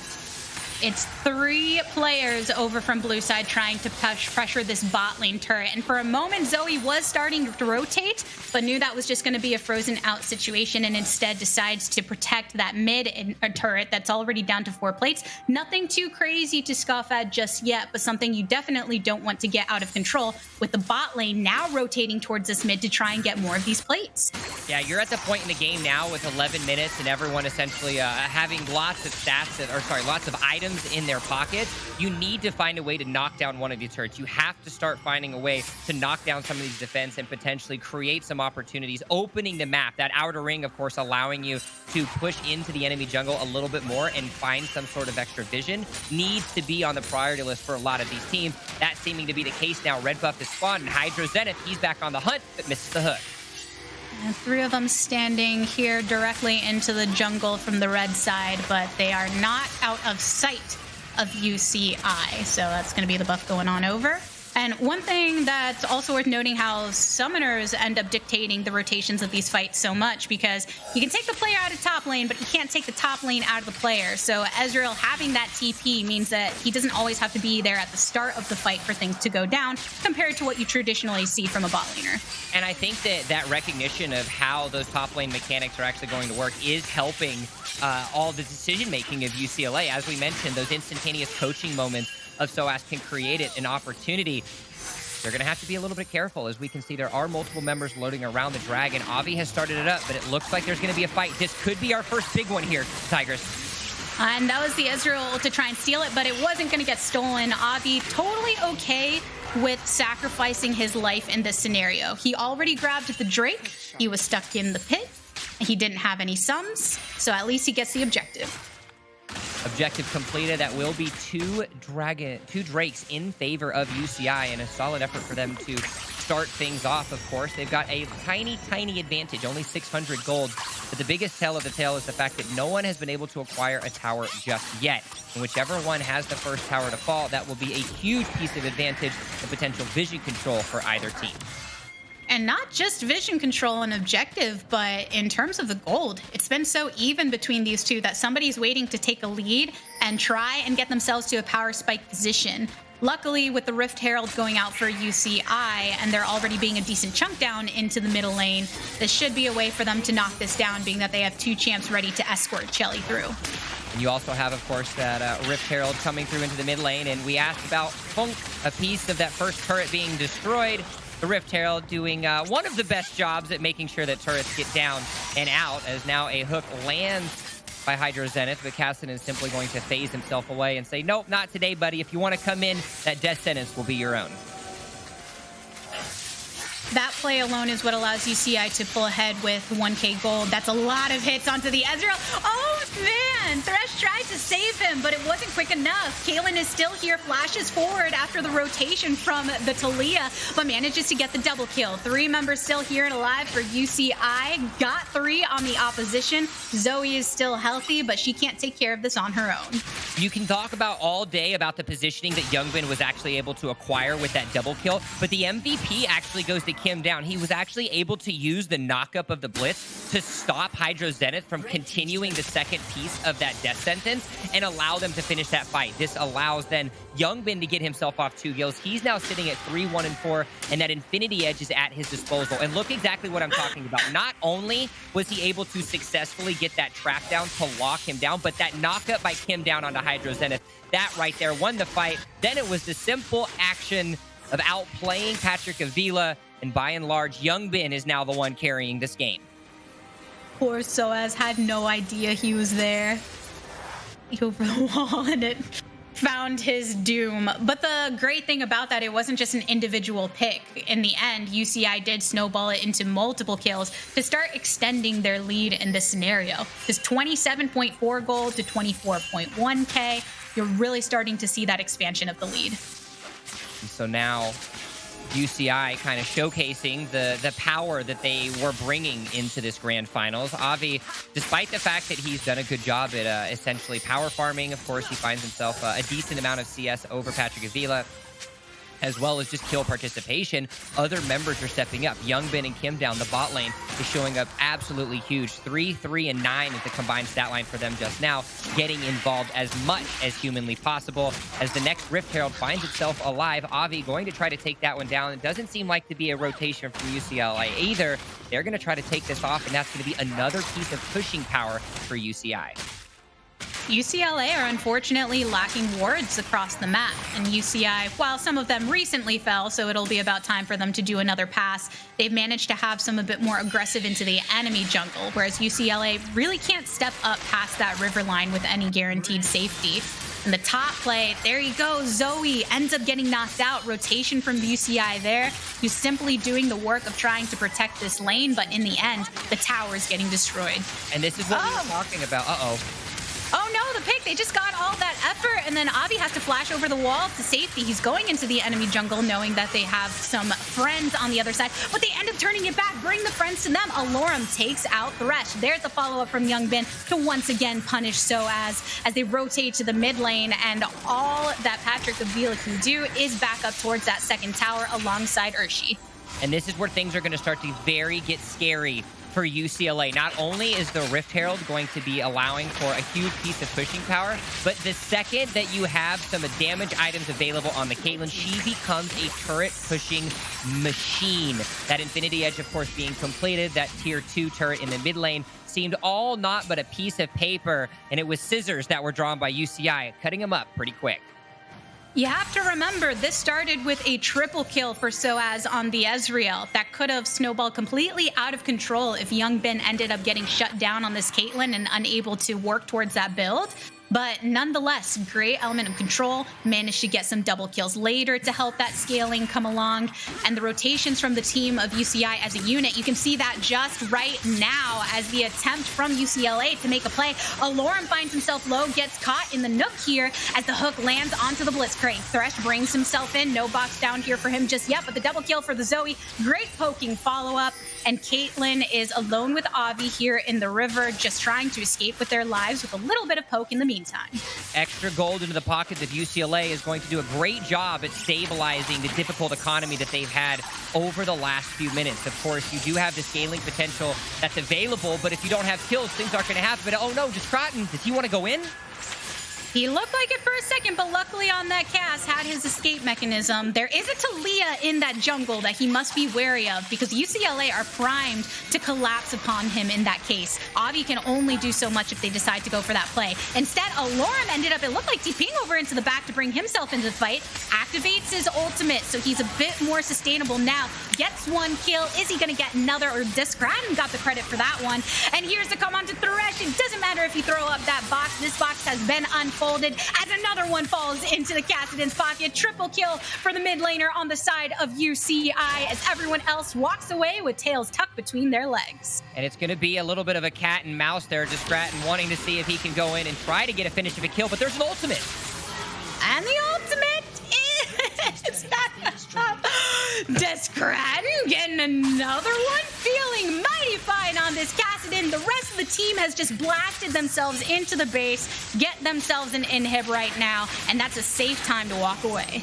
And you also, of course, have Discradden giving the ode to the Celestial Kassadin, as you might call it. Of course, the skin that he has in current teamfight tactics. But now, the Tigress, the fights are not done yet. They are not indeed. Still starting to get a bit of a rumble here in the jungle. Blitzcrank falls below 40% HP, but with shielding ability, no problem. Youngbin takes out the entire Thresh with the bot lane continued. Alorum picking up that kill, and it's the jungle getting cleared here as well. Buffs galore for UCI as their victory prize in that fight. And yet again, we see another member of UCI stepping up and stepping true. It was Youngbin that helped push them up until about the 15-minute mark, and then the activation of Plenty. That 2-item spike from Discradden is a huge piece of a boost for them. 6-0-1. He has 9 stacks on his Dark Ring. That's just exactly where you want your mid laner to be. 601, 700 bounty, rose stacks going on through. Pretty strong and able to burst down anyone. And you can see it was almost baiting people that don't realize exactly how much sustain he has to keep himself into the fight. And so now we find ourselves of a slow piece of buy. There's a lot of gold that's burning a hole in the pockets of UCI, and they've been able to successfully, of course, use that to their advantage. You have RFC that is completed onto Youngbin. He's going to be going for his second, of course, attack speed item, and that will continue to make this Caitlyn strong as strong can be. She's sitting at 6-1-8. Of course, we've already mentioned Stratton being 6-0-1. And when you have carries like that excel in the mid game the way that we have it here, continuous pushes are going to be a solid effort. But more importantly, now it's onto another neutral objective. This one, the best one of them all, the Baron is on the menu for UCI, and the Anteaters, they're hungry. And UCLA does not see them. No wards whatsoever around this. I'm sure they have an idea just because of the lack of player visibility on the map, but in terms of trying to turn this around, it's not looking like it'd be a very good situation for them to hop into. So they pretty much have to give this over with an additional threat, this being sole point for UCI the next time that objective comes around in 3 minutes. So now we try to look and see where these players are going to move themselves through and across. About a little over 11,000 gold lead advantage for UCI. 6 towers to none of UCLA, as they all have but one of the inner towers. Of course, they do have the inhibitor, and now with Baron at their disposal, it's going to be the textbook style, and watch how fast these towers fall with these Youngbin auto attacks. These split pushes, it's making it very difficult for UCLA to make decisions. Alorum is pushing that Baron-empowered wave in the bot lane, now going to be joined by Descarton once again. Mid lane, you don't even have to worry about because that inhib is cracked wide open. A great hook from the Thresh right over this wall so that he can get this insta-pick on the enemy support, or the Blitz actually putting that through. So Ezreal manages to get the answer onto Youngbin, which could be crucial for their team, as that's major damage amplification that has been eliminated from UCI. But nonetheless, Avi just can stick around for so long. Once that hook finally comes up from Blitz, it's another elimination in the favor of the side of blue. Olaf, you better run after this. Trundle, try and get him running away from this fight so you can continue to focus on this objective. Can he get the kill? Probably not, but at least force them into their own base territory. A little bit of an opportunity for Avi, but yet again, They still went for it. That was great. You position the mid laner over into the dive. Unfortunately, he does lose his life in the process, but they will be able to get this turret off of it, maybe even push onto this inhib. The timers themselves for red side, you're still waiting about 20 seconds before they end up coming up in the top lane. Zoe not far after, but the base is starting to get in shambles between those Nexus turrets. They are trying to pick up the pieces that the Anteaters have left in their wake. The minions are doing everything they can to potentially close the game for themselves. That super minion almost taking it down. Hydro Zenith and the rest of UCLA doing everything they can to potentially deny that last Nexus turret from falling. Only one inhibitor left remaining, and it was a big effort, but more importantly, it was a demolishment that UCI has brought to the table in the last 3.5 minutes. That last inhib standing was by the skin of their teeth, too, and not even considered a loss by any means for UCI, being that they blasted through the turret prior to that, flip pushing to open up those other inhibitors, and as soon as UCLA had to focus on taking those super minions out of the base, this allowed UCI to go and try and get their buys online after the more gold that was funneled into their pockets. 10 kills above the opposition, and over 11k in this lead. And at this point in time... All right, this is exactly what you want to do with Trundle. Use that pillar, cut off the choke point, slow the enemy jungler. He's forced to flash out of it. Even with the ultimate, can't survive, and Youngbid puts another one onto his KDA. Doesn't matter, and at this point in time, it seems to be all but lost for UCLA. Time to be looking yourself forward to game number 2, as it looks like UCI, the Anteaters, are certainly making sure to do anything and everything to stop UCLA in their tracks in game number 1.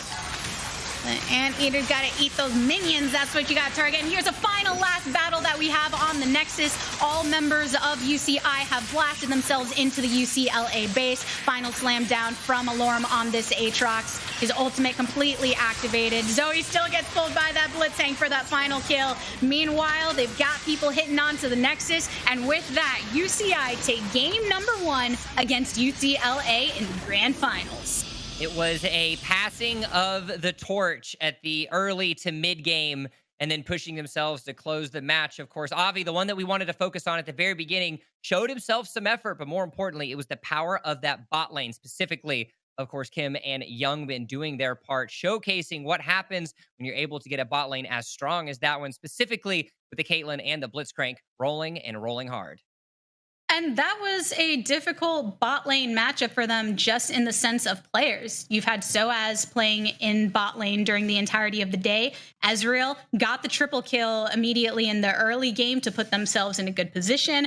But the pressure that was exerted by everyone else on the side of UCI, the double teleports through the solo lane, allowed them to just end up rotating super effectively. We know that they need a bit of a time for them to kind of recalibrate, get themselves ready for the next game, as this is a best of 3. So everybody stay tuned. And when we return, we'll have more of the Immortals University Showdown presented by Toyota SoCal. Here's to the road ahead. Trust Toyota to be here for you. Some of our amazing offers include 0% financing and attractive leases on our most popular Toyotas. All from the brand you trust, today and tomorrow. Toyota. It all started with a lift I gave to this old fellow who needed some help. Finally, we get to his cabin. He gave me a secret ingredient, and like that, he was gone. You got that from where? How about I show you? The Prius with available all-wheel drive E.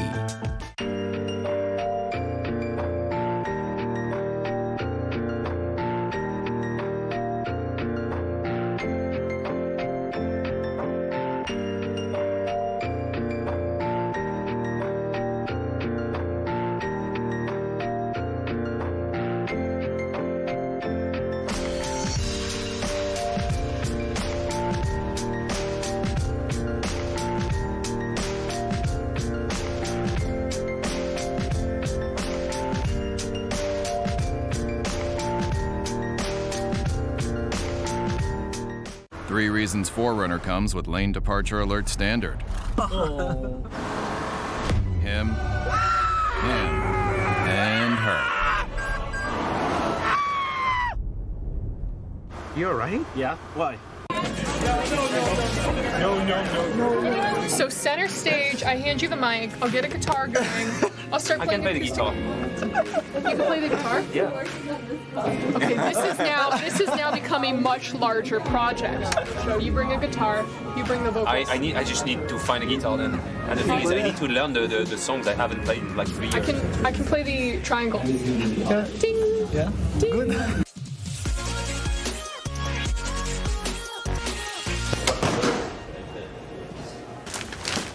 It's a bit dry. It's a lot dry. It's way too dry. It's really lost its moisture. It's probably Honestly, if I would eat it, I would probably rate it like 4 for sure out of 10. Oh, the QSS? You were right. You didn't need QSS. Oh, that's with. Oh my god! What? No way, it's not gonna do it. Like, if it's good, you will finish the QSS. Movement speed. Run the bubbles. Yes. You don't think it's good? No, it's not. I mean, this one is probably the worst of the two. Louis care about his opinion, but I don't need butter. I'm just eating dry bread. Oh my god. You don't need butter for good bread, bro. Okay. Oh yeah, the Your production value was set. I'm just trying to start my Witty React YouTube channel. Come on. Yeah. What the f***? It's a nice bird. I'm gonna call the agency of pigeons. The agent of pigeons. They are right too, they are human beings. I studied bird law. Yeah. Hair back and forth, I whip my hair back and forth. We can put some Willow Smith. Willow Smith? Yes, baby. 10 years ago vibe. Wait, is it 10 years ago? I whip my hair back and forth. Hey, I whip my hair back and forth. I whip my hair. Yeah, it's like I don't say. Yeah, exactly. I mean, this is. She whips her hair.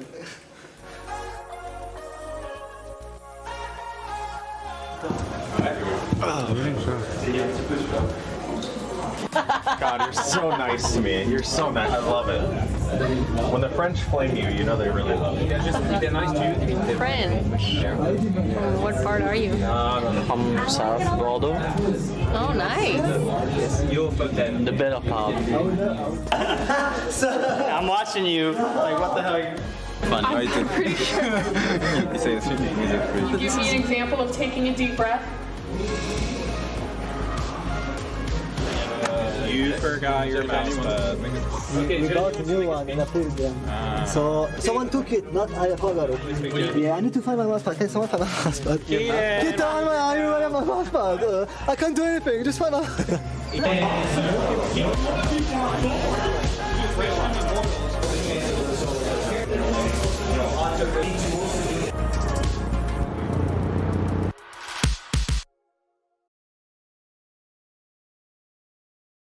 Welcome back, everybody, to the Immortals University Showdown, courtesy of Toyota SoCal. My name's Latigris, joined by Jump. We are one game deep into our finals here today, and potentially one game away from crowning a champion. Can you believe it, man? It's going to be great. At the break, they almost brought us back as we were actually talking about, lifting and actually buying some at-home gym equipment. Well, lifting has certainly been done by every member of UCI because they're doing a great job at kind of carrying each other in the different parts of the game, the way that they dominated UCLA rather, in that first match.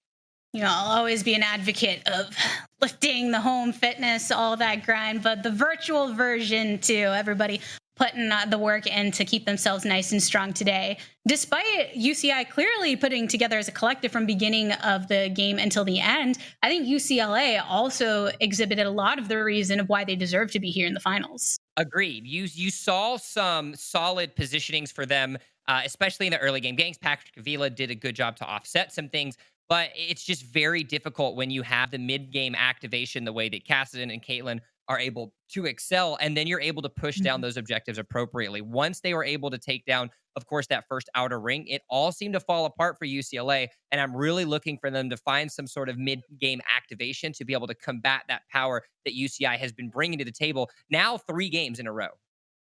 And you bring up a great point there, actually, about the mid-game specifically.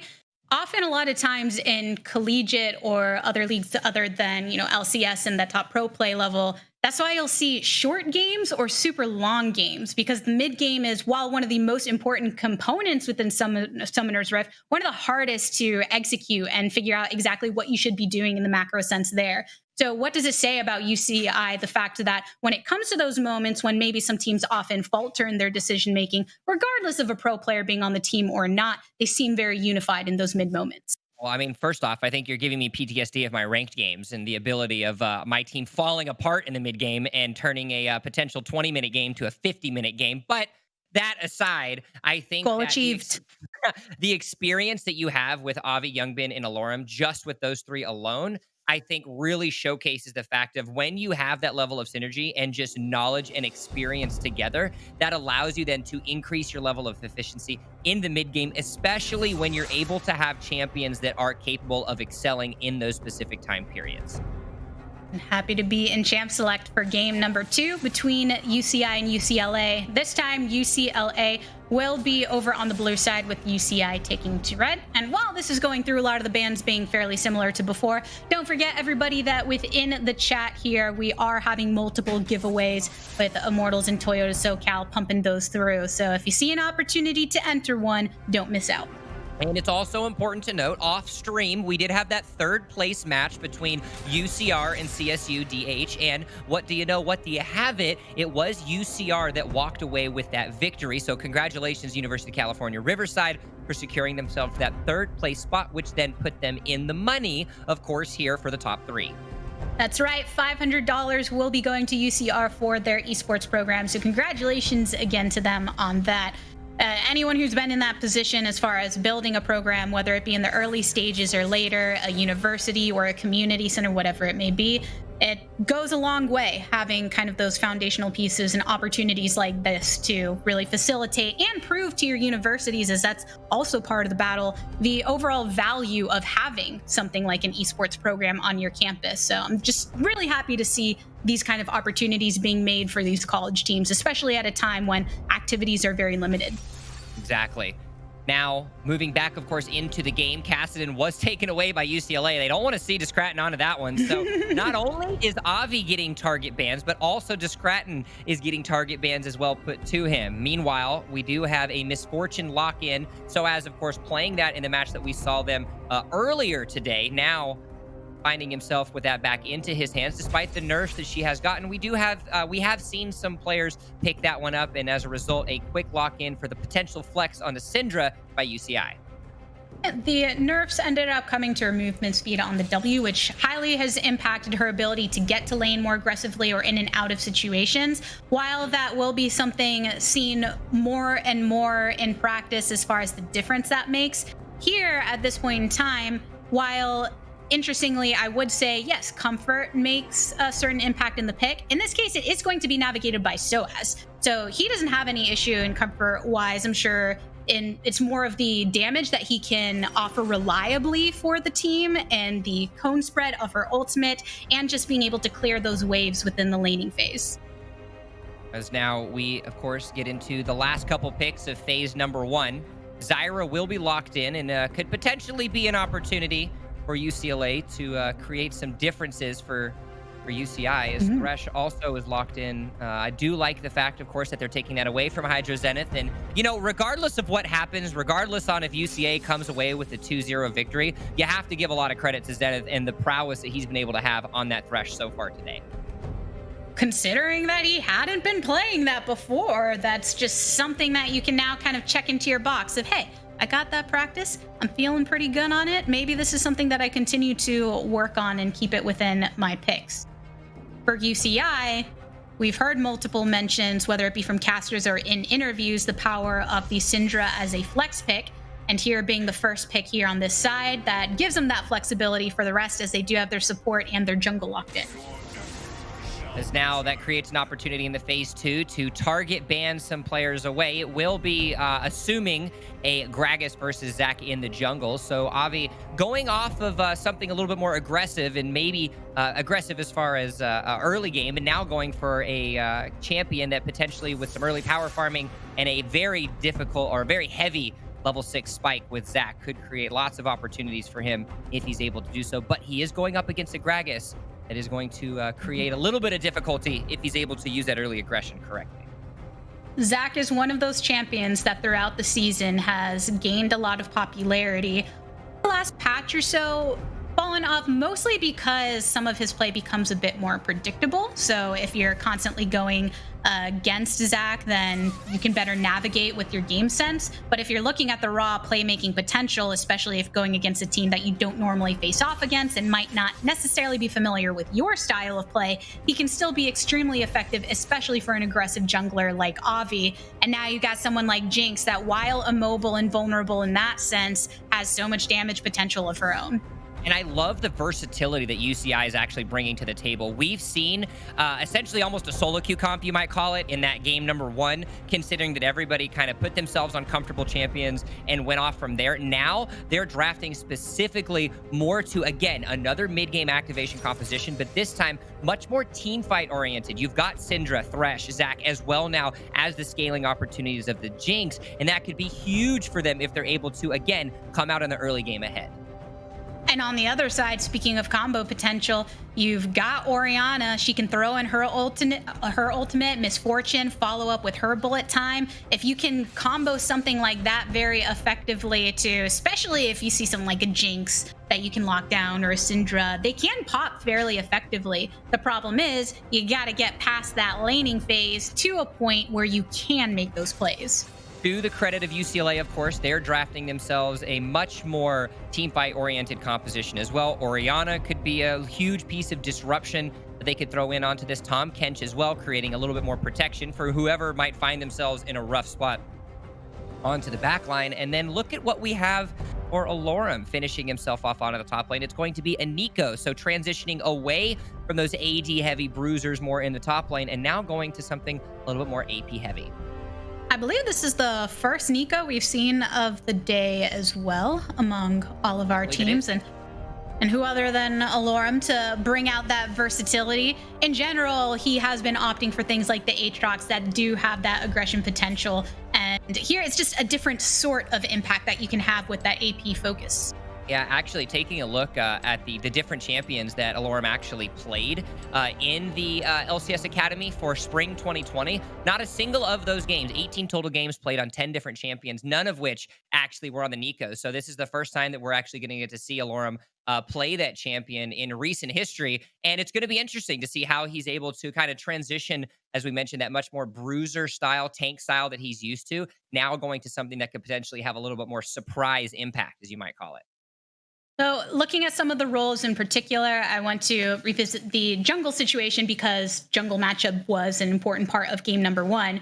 So we've got the Gragas and we've got the Zac here, both that have really playmaking potential, especially for ganks. So how do you think those are going to fare against one another, whether it be through pathing or where they might be focusing lane-wise? I think that, of course, both champions have a huge spike once they're able to get their ultimate at level 6. But more importantly, I think the early game pressure that you could potentially see, of course, from that Gragas is going to decide whether or not Patrick Avila will be able to keep up that early aggression that we saw from him despite playing on someone like a Talia in game number 1. But more importantly, if they're able to use that aggression to create an advantage, because Zac has such good jungle clear, it's going to be the question of, will you be able to stop him from power farming appropriately and hit the spikes that he needs to join those team fights and really disrupt things with that team fighting style composition that the Zot crew has decided to create for themselves.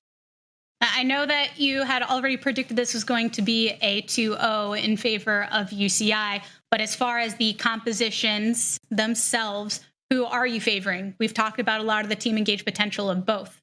I think when it comes to who's going to actually end up winning the draft, I would actually give it this time in favor of UCLA. Anytime there's an Orianna on the team, you're going to see an impact through and through if the mid laner is capable of having it. There has been many of highlight reels, many of LCS top plays that we have seen where one Orianna ult could completely and utterly change the game. And I look that to hopefully be the case for UCLA with the composition they've decided to create. And Tom Kench, we're getting to see that in action here. Often been thought of throughout the season because of things like Fasting Senna and stuff coming through, but ultimately when he was first thrown into the world of Summoner's Rift in League of Legends, just his ability to protect a carry and target an enemy carry seems to be a really important part here, where you're trying to target whether it be a pro or somebody that might be leading the enemy team. Exactly. Now, we also, of course, have to make sure that, you know, we highlight the players that are the summoners that are watching in the chat that have filled out our fantasy bracket for a chance to win themselves a 2020 Toyota Corolla hatchback SE, of course, courtesy of the SoCal Toyotas. And there were 2 brackets that were eliminated. 2 individuals selected UCLA actually to win 2-0. Those have taken away, but that does still mean there are 13 brackets left alive, 6 of which are believing the UCLA having a 2-1 in the turnaround. 2 brackets, though, have UCI at 2-0. So those 2 are hoping for a UCI sweep here as we're loading ourselves into the game just shortly. I'm curious to the kill scores too, because you did have to predict that on that. So how much of a bloodbath do some of our viewers think today is going to be? Soon enough, we'll have game number 2 here, UCLA over onto blue side with UCI over on red. Currently 1 game in the favor of UCI in this best of 3 series. Find out who walks away with the heftiest portion of the prize pool and who will also go away happy, because let's face it, second place is still a good place to be here. All right, well, everyone that's in the chat right now, make sure that you spread your love and you showcase which of these teams you feel is going to come out on top. It is a 1-0 lead currently for UCI. Oh, as we fished a little bit of a burp there. That. The energy drink is kicking it through. That. Oh my goodness! We all heard that. Oh man, we're just gonna say that was an expulsion of excess energy that you could not contain within yourself. It was waiting to come out. I'm so used to the play-by-play commentary that switching back over to color, I have to let it out in some way. Yeah, just a little burst, but yeah, we'll get the mute mic, the mute button for the next time, where you can just you've been DJing and stuff. Can you burp DJ? Definitely can't burp DJ. I can put sound effects on my microphone, but I think that's about all I can do right now. Did you know I don't have the ability to burp? You what? Excuse me? Are you an alien? I can't, and can confirm that I tried. I don't want to know. Like a month ago or so, looked up YouTube videos. I was trying so hard. I was like, I want to be able to burp. I can't. We spent the whole night with it. You should have led with this factoid. I asked you, what hobbies you've been doing. I'm doing DJ things. You should have been just last week I wanted to learn how to burp. Quarantine pushes you to some strange corners of what you do to keep yourself entertained, I must say. I genuinely try. That's why you take over the burping duties, because I unfortunately can't. But anyway, I don't know if any of them, I'm sure all of these players can burp effectively. We know they can play effectively. And yeah, that's my transition. All right. Well, now we know that for your birthday, I'm just gonna buy you a 2 liter of Coca-Cola. I hate soda though, man. Well, no, but that's how you force yourself to. That's how you force yourself to get. I drank bubbly water. I was trying. I put I think you're underestimating how much I tried. That's not enough. That's not enough pressure. Look, and there's a pause. I knew a pause was coming up. There's definitely people that there's players that are in the chat. They're like, hang on, we can't finish this game right now. This woman doesn't know how to burp. I can't. I watched a YouTube video. I drank bubbly water. I listened intently. I tried really hard, and it wasn't a success. Today I learned. It's all right. Well, I didn't learn. That's the problem. Well, today I learned that you didn't learn. There we go. Yep. These are the things that I practiced. Yes, the daily tasks. But in the end, we are back in the game, so perfectly timed for our burp conversation. But nonetheless, one thing that I am actually excited about, so seeing Zaya come out here, because this is something that I feel like every time in collegiate, regardless of the team, she does manage to miss out within recent tournaments, because a lot of these players have been playing a lot of Zaya in the ADC position, and I honestly thought someone was going to bring her through here today, because she's at the top of the list for a lot of these players, but unfortunately, not going to be the case across the board. But today, yeah, we will see something. No, we're calm. So I guess the whole duo was just. You've got teamfight tactics. Zaya and Rakan are both extremely apparent in the meta for teamfight tactics right now. So you can at least have your love for them through another one of the Riot titles. Yeah, that's exactly what I That's all I need, right? But in the end, she won't be here today. UCLA and UCI, we talked a lot about their compositions going into this and how things like the Orianna will be impactful and the jungle matchup in particular. But it seems to be the junglers are matching over in the top lane right now, mostly for visibility, seeing who's going to get the control of the Scuttle Crab. And in this case, that will be going over to... Does look like there's going to be a little bit of a fight, though. Patrick Avila thought about wanting to do something, a rotation, of course, across from the top in the mid lane, but it won't be enough for them to actually warrant anything of that regard. And Patrick Avila, you know, in this early game has done something spectacularly well. Despite the loss in that last game, we said that he needed to find a way to offset Avi's early aggression, was able to successfully do that. He's doing that yet again here, of course, with the Gragas and all the opportunity that it can create, as now we do see... Of course, Urshi with that Tom Kent in the top lane, doing a really good job at keeping that pressure onto Alorum and making sure that Nico doesn't do anything too crazy, as Kim Down and that Thresh are staring these opposing bot laners down the face, and hopefully seeing that they can continue this pressure that they've been able to so adequately acquire in game number 1 in the bot lane. I'm looking at Descritan, who is walking into the jungle to get that vision down. So I'm wondering if that's potentially to set up either to invade into that jungle or some kind of pressure maybe down bot if they can rotate through the bottom side jungle in that case. Because right now, Zach's still doing his work to try and get the farming on his side, level up. He's currently at 4, matching alongside Patrick Avila, who is coming to the bot lane currently.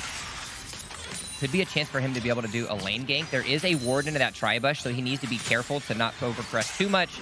Instead, him slowly recognizing this, it does have about 25% his time left, rather, before it does expire, so he will go over onto the Krug and see if he can wait that out and potentially create a solid gank opportunity for UCLA. Of course, you do have summoners available on both of the bot laning duos, and so hopefully if they can find a way to expel one of those, it would be a great opportunity for a repeat gank, as Hydro Zenith tries to see if he can poke out Kim Down, and it does look like they're going to disengage, but nope. Not today. Jinx, she just lays those down, says you cannot come past these chompers.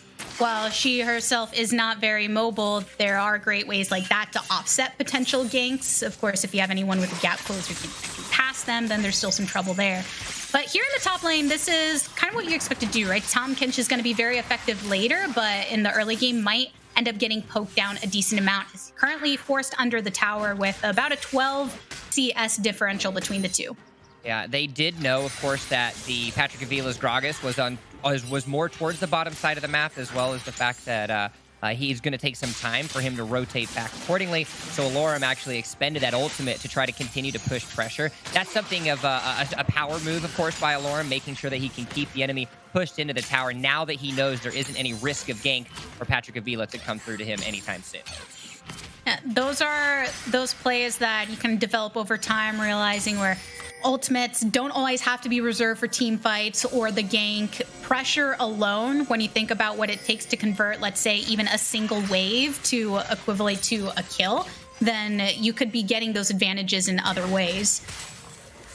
And so, without any real advantage being seen on the opposite side, Patrick Avila will try to see if he can do himself on to the Scuttle Crab, but Avi is there yet again, 2 for 2, trying to deny that Scuttle Crab, as you also have a rotation up from Discretin, potentially to see if they can do something onto this top side. I'm waiting to see. Patrick Avila is here alongside mid laner with the 6 so that they can try and counter gank anything that happens. The fight's going to happen over here into the river. 2 members from red side are rotating through, and that's going to be the collapse onto the enemy jungler. So double kill going in the favor of Alorum as he wipes out Patrick Avila. We didn't actually get to see it on our spectator client, but Urshi and Alorum were actually having a 1v1 scuffle onto that top side. Both ultimates were actually expelled. Urshi, unfortunately, took himself a little bit too far, and Alorum was able to pick himself that one. Of course, he picked one also onto Avila, but while all of this is happening, it is further domination onto the bot side. It looks like Youngbin actually goes down to SOAS. Yeah, everybody just moves on to this bot lane focus. 4 members here, actually 3 from blue side as they get chunked down. Attempt to get this stun off from the Syndra. There is the Zyra follow-up to get the kill onto the Thresh. Syndra taken down as well at the hand of Patrick Avila. And the one remaining member over on the side of UCI with the Zac luckily makes it under the tower before he explodes into a billion pieces, but even willing to move on in to pass off on that passive. So final kill going over in the favor of blue with UCLA. Great effort, but unfortunately, it looks like Physique was actually ended up having to waste his flash because he stayed a little bit too long, and Youngbin found himself there and available as they were able to, of course, successfully stave off the potential take of that tower, but still, we saw a little bit of a scuffle, of course, in game number 1, and that consistency has certainly pushed itself through. As now, we get to, of course, take a look over at that replay. Discretin trying to see if he can do a good job to push over onto some of these members and take down Hydro Zenith, but more importantly, it was yet again that power of the Orianna. We've talked about how precious she's able to really have in these moments, of course, controlling that ball appropriately, but more importantly, the extra damage, of course, of Hydro Zenith Zyra that was able to break down that Zac and eliminate that passive opportunity. And leading into that fight, while we were looking at some of the specifics that happened in the top lane, if you weren't looking at the mini-map and wondering how the heck that ended up coming through, the bot lane for UCLA was past the first turret and getting the kill to secure it onto Youngbin. Eventually were able to do so, but that put them so forward advanced. The rest of the team wanted to make something happen off of it. They send somebody else down their bot, which led to that 3v3 scenario. Meanwhile, fairly even in the gold between these two, and UCI choosing to focus on objectives in that case, managed to pick up this Rift Herald for a play down one of these lanes eventually. Not only have they been able to pick up the Rift Herald successfully, but the other members of the team have done a really good job at trying to stop the members of UCLA from approaching this Drake. However, it does seem like to be down to half HP, though, with Zac joining back into the fray. They're going to actually decide not to do this. They're going to disengage, but Avi and the rest of UCI actually look to see if this is an opportunity for them to pick up the Drake themselves.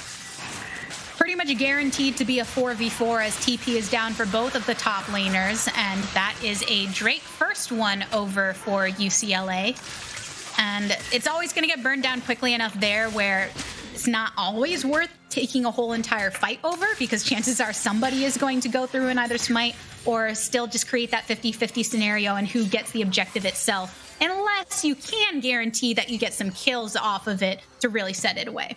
But at the end of the day, this is also a very good position that UCLA is happy with. They only find themselves down 200 gold ahead, but the difficulty that they had in game number 1 was not having a composition that scaled to the mid game in the correct efforts when they found themselves behind. They're okay taking these skirmishes. Yes, there is 8 kills across the board, and you're starting to feed some certain areas, but at the same time, both teams have a composition that excels in the later stages of the game. You've got great scaling available on the Jinx and the Syndra. You've got great scaling available, of course, on the Orianna and the Misfortune. So because of this as a situation, both of these teams are going into their more win conditions of the team fight capabilities that they have at their disposal. And so as a result, this is making it for a much closer game than we saw in game 1. The only place where there was a developing differential really was the top lane, but as we said, Tom Kench going there, you're not necessarily expecting him to come out on top, really. You want him to position himself to be available for those team fights later. Mid lane, somewhat of the CS starting to spread, but still nothing to really worry about on either side, as the gold is remaining fairly even. At about 12 minutes, you're going to have situations where both of these teams are going to get very close to their first item spike. You had 3 of the components for the Infinity Edge completed on a Young, but unfortunately, he isn't able to have those pieces of extra gold required to complete that Infinity Edge and get that huge, of course, first boost there for the Jinx. And so he's just going to carry his giant gun back to lane and see if he can get himself the last pieces that he will need available. And for me, it's going to be when these players get that first item completed and when we really start to see that first 5v5 team fight of how each of them are going to be able to execute successfully, more importantly, use those strengths of these team compositions to their disposal. And with those bot laner builds being a focus here in this matchup, you saw that Soaz was spending a lot of time pushing that wave through so he could back safely. It's almost a mismatch in the tempo with which both of them are deciding to back. So for the past few minutes, they haven't really necessarily run into each other, kind of taking care of their farming situations.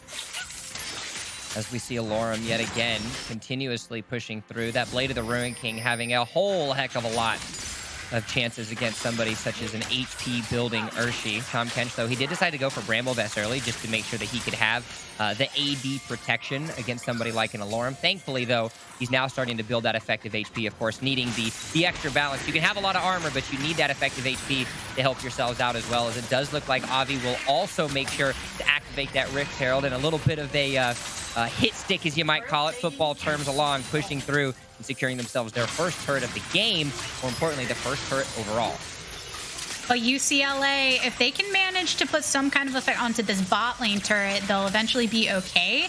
If it takes them too long to get an advantage in one of these other lanes, then you do risk Alorum completely snowballing that in the top lane, breaking it eventually into this tier 2, because it looks like they did end up getting that charge off of that second rift because moments away from falling here.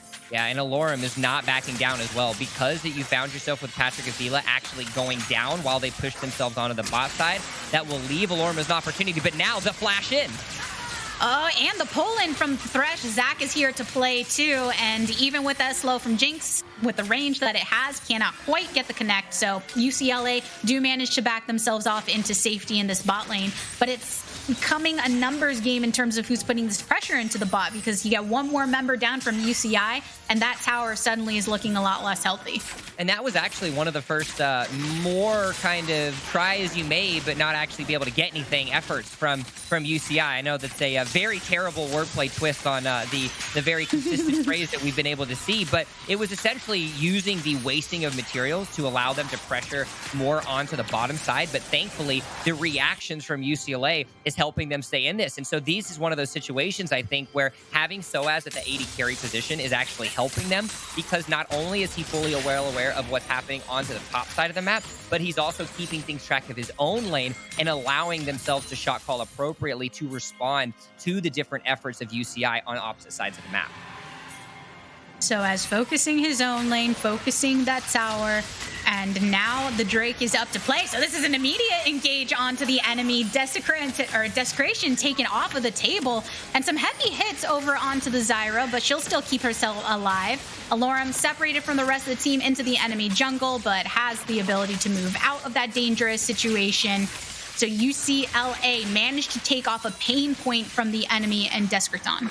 They also, Physique actually doing a really good job at burning the flash of Alorum. Alorum wasted that teleport to actually join the fray, but then actually found himself caught between the enemy team and the enemy jungle. So he would have to force a disengage, though with this pushing of back, UCLA then not being able to really capitalize now that Soaz finds himself moving back over to the top lane. An opportunity, of course, for UCI then to pick up the Mountain Drake. And it does look like we will find ourselves with an Ocean Rift here in game number 2.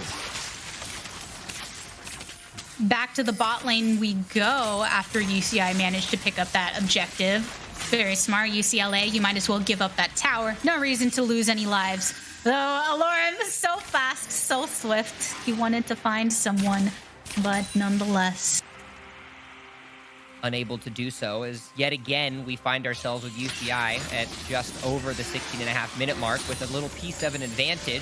They do have yet another chance to use the oppressive Rift Herald that we saw do so eloquently well in the top side, potentially have that as an opportunity yet again now onto the top. And of course, with them taking that bottom turret, that will then create an opportunity for a lane swap. Of course, Youngbin now moving on over to the top side after Soaz cleared out that lane and pushed it out. It will be a lot of farm for Youngbin to continue to get himself scaling up. The Infinity Edge is now completed, and it is the movement over to an attack speed item to potentially help himself out a little bit more in the fight.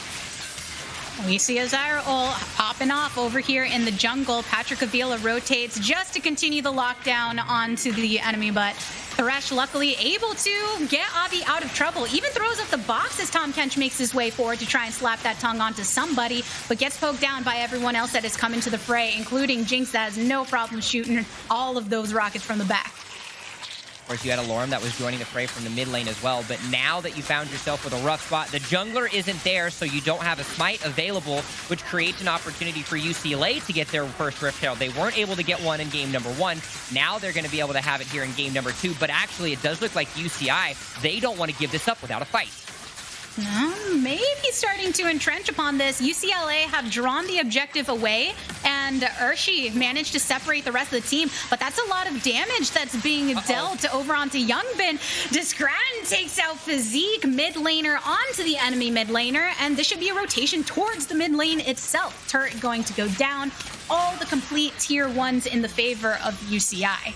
UCI giveth, but UCI also taketh, as they're able to secure themselves not only a kill, but now they also have the delight that is an extra tower in their favor. 3 towers to the 0 of UCLA, and now that the outer ring is available, or neither it's not available, they're going to have an opportunity to push into the enemy jungle of UCLA and have a little bit more vision control. And this is the way that I see the do or die situation for UCLA. They're down 2,500 gold. They don't have any towers to their name, but they do still have a great composition. They've been able to farm up appropriately. You only have one lane that's essentially hard losing in Urshi with 50 CS behind Alorum. And if they're able to stabilize and continue to slow things down and allow their members to get the items up appropriately, one solid team fight and the Bruins could get right back in this.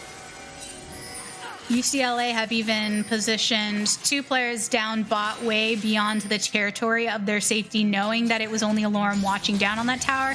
So they're pretty much trying to push to get it, because it feels like the dropping of the bot tower for UCLA was when the game changed, because before that it was fairly even. Yeah, there was a tower down top and top was getting lost, but that's fine. They were almost winning in bot, but it's much more difficult to knock down that tower despite how unhealthy it is now that these waves are constantly pushing against them. And without the waves really able to help them, they're going to have to continue to, as we mentioned, slow things down just a little bit. As UCLA, of course, trying to make sure that that UCI pressure that they've done so well over the course of today, not dropping, of course, a single match. Clearly not. They find themselves in the finals. They don't want it to push together too much further. Of course, you have Physics in the top lane. He does have that teleport, but it does look like a very rough situation as Alorum finds himself in the top lane. Jungles are rotating, but I don't know if it's going to be enough. Oh, that's actually the burn down onto Physique. So Avi making that rotation there towards Alorum. And while we see the jungler from UCLA and Patrick Avila rotating up with 2 members there to support and plenty of damage, it was late enough to not be able to completely fall, but now the Rift Herald has been popped down. Should be able to get a good knock onto this tower. Question is what they'll end up doing after as far as their rotation, because there are multiple members from UCI here ready to pounce and punish. And this is a difficult spot. I know that there's a huge piece coming down onto Avi. Thankfully, he does have Kim down to help him, but what are they losing out? They lost the turret down in the mid lane, which is a huge piece of difficulty, and now you have rotations up. The Syndra and the Jinx are there, and it's a fight. The box and the Zyra ult, there's their last attempt to survive as Thresh, but in the end, it is Soaz that gets the last shot on this MF. So it's still continuing to look pretty even as far as the fighting potential here, but you're losing so much on the other portions of the map. Youngbin actually goes on a killing spree as well, but they're not done just yet. It was a huge effort, and that triple kill for Youngbin. Yeah, triple kill coming from here. Tom Kent's the only one standing alive. That's the Quadra, baby. Feeling good on that Jinx. Complete ace wipe out, which leaves ample opportunity to rotate on over towards this Baron. And, this is going to be a powerful Baron play, boys and girls and everybody, because everyone has not a very long timer, but it's still enough where for them to get into defensive positioning, you're sure that UCI are going to move towards across all of these lanes. Unfortunately, the Baron took down Avi, so he's definitely going to have the laughter of his teammates, as he just did get killed of course, by that neutral objective. But more importantly, you still do have 4 members that will acquire the Baron buff. But even more so, you're going to have that Jinx that is going to recall, and she's going to have a lot of money in the pocket. And just take a look at essentially almost this like bait and switch that Youngbin was able to create. Backs up just long enough for Alorum as well as Avi to re-enter themselves into that fight. And then once that Jinx is able to get excited, of course, hitting the slow onto the zap, it was then all but not for the difficulty as the final kill, of course, that secured themselves that triple. And then Avi and Desecratin did a great job feeding the kills over to their AD carry and securing that 7, 1, and 2 stat line. And it's an immediate focus onto another objective. Seems that over down in Dragon with Hydra Zenith falling, that leaves not a lot that UCLA can do to follow up on it, but here's a continued fight. Aggression coming from Thresh. There's a shockwave just for a little bit of a standoff to try and attempt to let UCL get away from this situation, as they've already lost 2 members and could be looking to lose more, but luckily find themselves in the safety of the turret. 7,000 gold advantage for UCI as well. And now this is where we saw them take advantage, of course, in game number 1, continue to do itself as well. UCI, not only are they able to take them down some extra turrets, but you've also got yet another Ocean Drake, or their first Ocean Drake that's going to have it. And while all of this is happening, it's going to be a fight. But unfortunately, Hydra Zenith, rough spot for them. Hydra Zenith throwing all the plants, all the seeds, everything that he could, but a pick in the jungle is a pick in the jungle. And now, you can't ward aggressively. UCR is starting to entrench upon you, fully taking advantage of the towers they've taken down. 6 towers to 1 in this case. Almost a 10k, it's about a 9k gold lead at this point with 8 kills over into their favor. And these towers that are remaining, those Baron empowered minions have no mercy for any of them. Nope, they do not. Now, with inhibitor turrets that are going to be falling, it is a rough situation. Oh, and there's still 2 down. Yeah, I didn't even realize there's still 2 down over for UCLA, so this is definitely a numbers game going in favor of UCI. Box still not enough of a save, and Avi still getting healthy.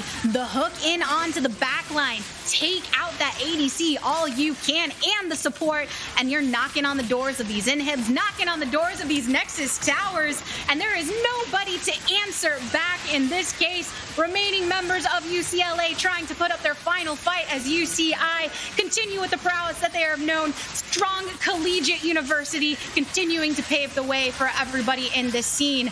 And a final few hits onto this Nexus will put the grand victory over to University of California, Irvine.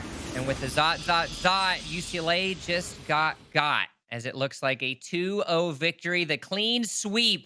And it wasn't just Avi that actually pulled himself with the victory this time. It was Youngbin that stood up and stood true and proved why he is one of the highlight players on this team. That AD carry, of course, clearly showing up both games in a row. Yep, everybody on that team had their moment to shine. You saw the way that Avi was obviously getting even target banned in some scenarios early on. Same thing started to happen to Desecron later after that. Kim Down having some great hooks, and then Youngbin, of course, with his quadra kill in that case. And we have more to celebrate about this victorious team in just a moment, but stick around because we're sending ourselves to a quick break. Here's to the road ahead. Trust Toyota to be here for you.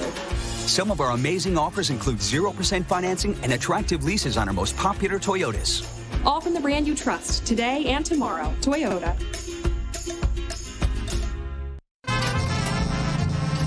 What do a taco and a taco truck have in common?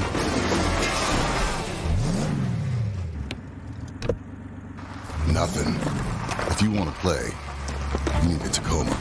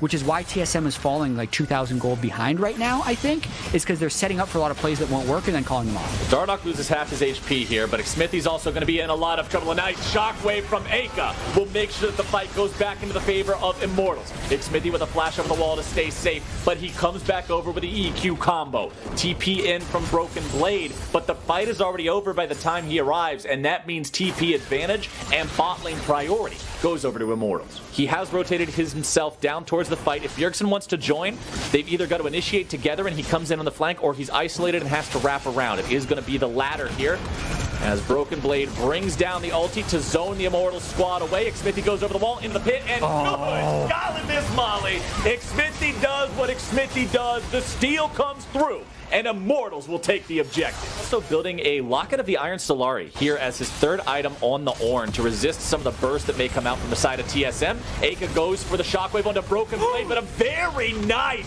outplay from TSM's top laner in a 1v2 to get a kill and get away.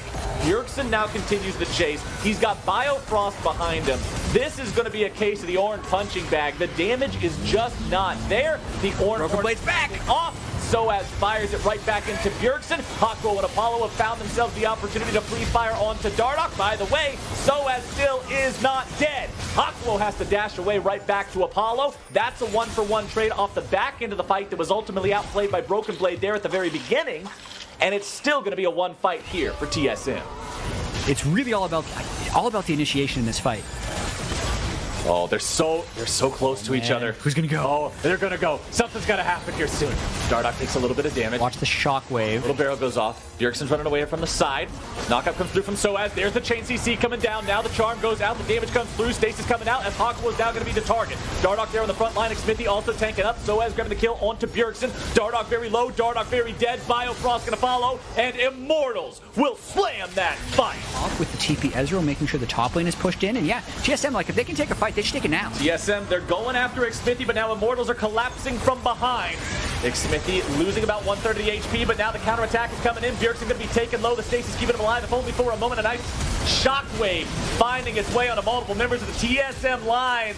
Team solo mid, running all the way back down mid towards their own fountain. Immortals, they have a double kill for Apollo. Xmithy will lead the charge. He will plant a flag on the corpse of Bjergsen, and Broken Blade will be chased down by the remainder of Immortals. This surely ends the game and gives Immortals the win over TSM.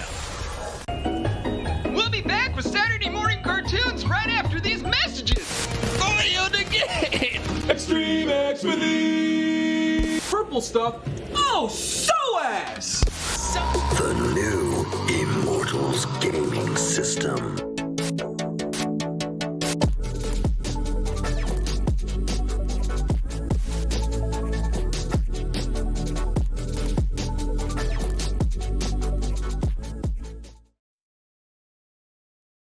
Welcome back, everyone, to the Immortals University Showdown presented by Toyota SoCal. We are happy to say that UCI have defeated UCLA in a 2-0 victory, making themselves the champion.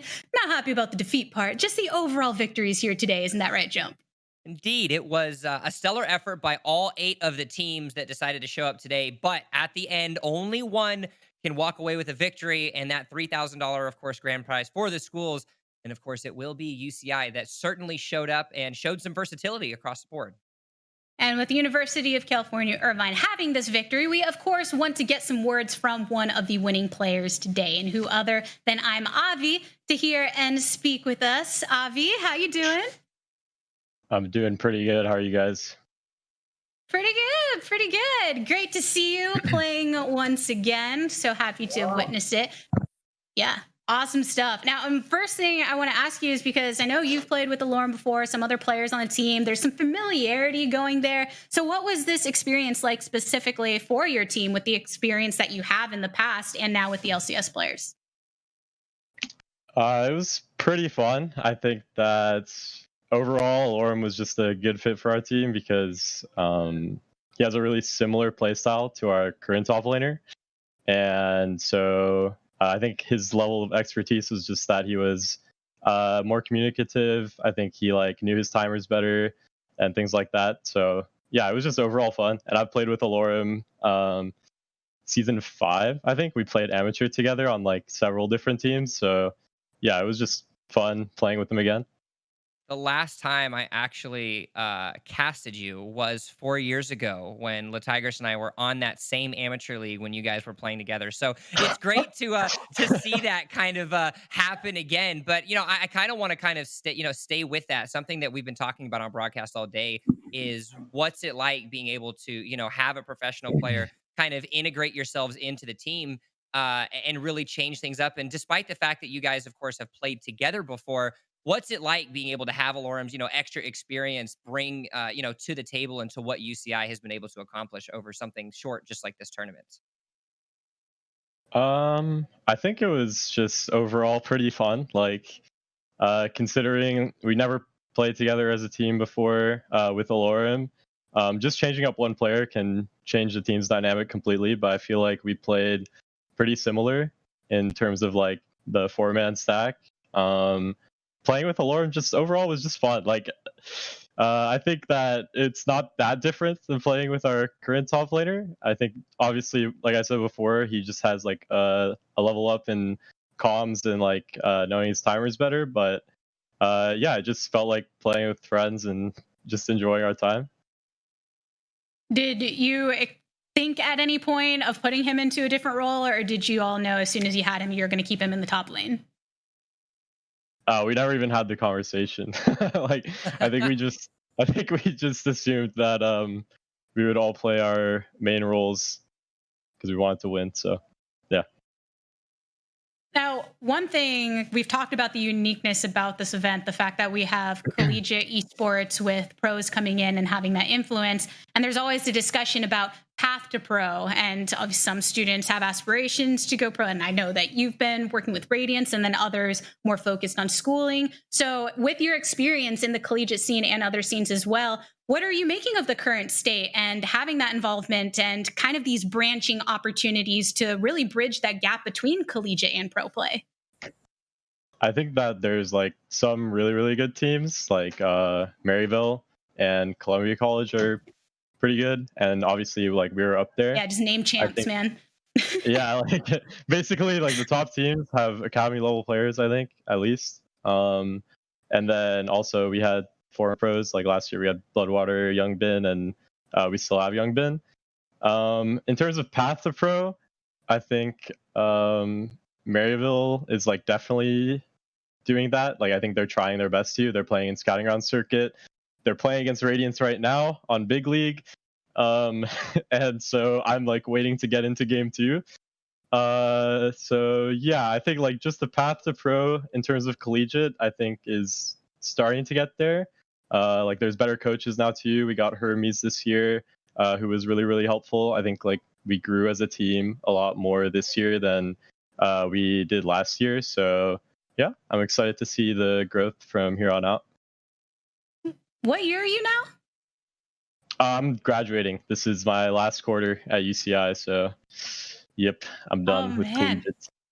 Yep. So then, because, I'm just going to elongate. I know you want to get into your next game. I'll make this interview as long as possible. No, just kidding. But one last question then for you, so I'll let you get going, is being that you are a graduating senior, you will be not leaving behind this team, but perhaps moving into that alumni category. What words do you have to say for this program or any of the collegiate programs in general that you've been involved in during this time, kind of in a reflective sense, is, yeah, this is the end of your year. Congratulations on completing your degree. Yeah, well, thank you, first of all. I really appreciate it. Second of all, I think that overall, UCI was just really warm and welcoming when I came in last year, especially since I was the newest player. This year, I took more of like a leadership role, I guess. I started like being a lot more vocal and just being overall more involved in everything. I think in terms of an organization, they were probably the most they were always willing to help you out. So I was really grateful for that. And you could tell that they genuinely cared about the players. So yeah, just shout out to UCI. Shout out to all my teammates, because honestly, I wasn't gonna play collegiate originally this year, but one of the big reasons why I came back was because I wanted to play with my teammates again. So yeah, shout out to all of them. And yeah, that's it. Well, again, congratulations to you. It's been a pleasure, whether an amateur back in the day in the collegiate scene watching you. I know you have aspirations to continue your career, so best of luck, and we look forward to seeing you in the future. All right, thank you. Always great to hear when they just have that that sense of camaraderie of wanting to play with your teammates. Of course, it's something that you hope to see from both collegiate and professional teams. It doesn't always necessarily work out the way that you would expect it to, but something of a consistent trend from the first set of matches that we saw in the interviews in the quarterfinals all the way here to the finals. It's great to see the camaraderie and just the love that they have for each other in being playing and representing these different schools. Yeah, the balance it takes between your school life, your personal life, and teams, and when it kind of meshes together in that great way where you form these bonds, you want to play alongside them. I honestly, when we heard about this event, I wasn't sure if Avi would be in it because I thought, wait, isn't he also doing these other tournaments and things with Radiant? So I think it just shows a lot of prowess to the love that is developed within the collegiate community of League of Legends for people to still want to come back, whether in a playing capacity, coaching, building, or otherwise. I mean, it also showcases just the dedication. Sure, he has an opportunity to do things with Radiance and hopefully progress his professional career, but he's not going to leave his teammates behind. He made sure, any chance that he had to showcase this collegiate showdown that we've had and really put together with what he's been able to do with his university team and showcase that they actually know what they're doing and they can still shine despite the current situation that they're in, really speaks to the character that a lot of these players are having to consider that they're wanting to continue to play together.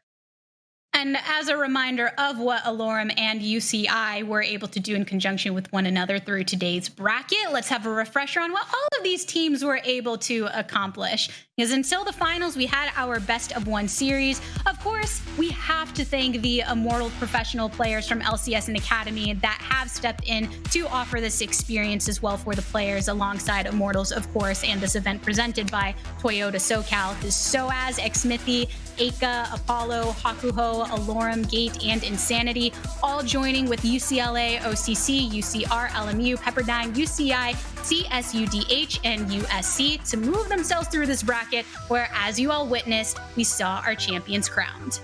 Any chance that you can put a bunch of gamers together and, unite over, something of a similar situation, considering what we find ourselves during, the whole COVID-19 and quarantine, I think that it really speaks to how awesome this event really is. But more importantly, it's just important to know that, they still have that competitive fury. The players, of course, of the LCS and LCS Academy teams for Immortals splitting themselves up appropriately, as well as the rivalry that always has existed with the SoCal schools in sports as well as esports and coming together for this top 8 tournaments.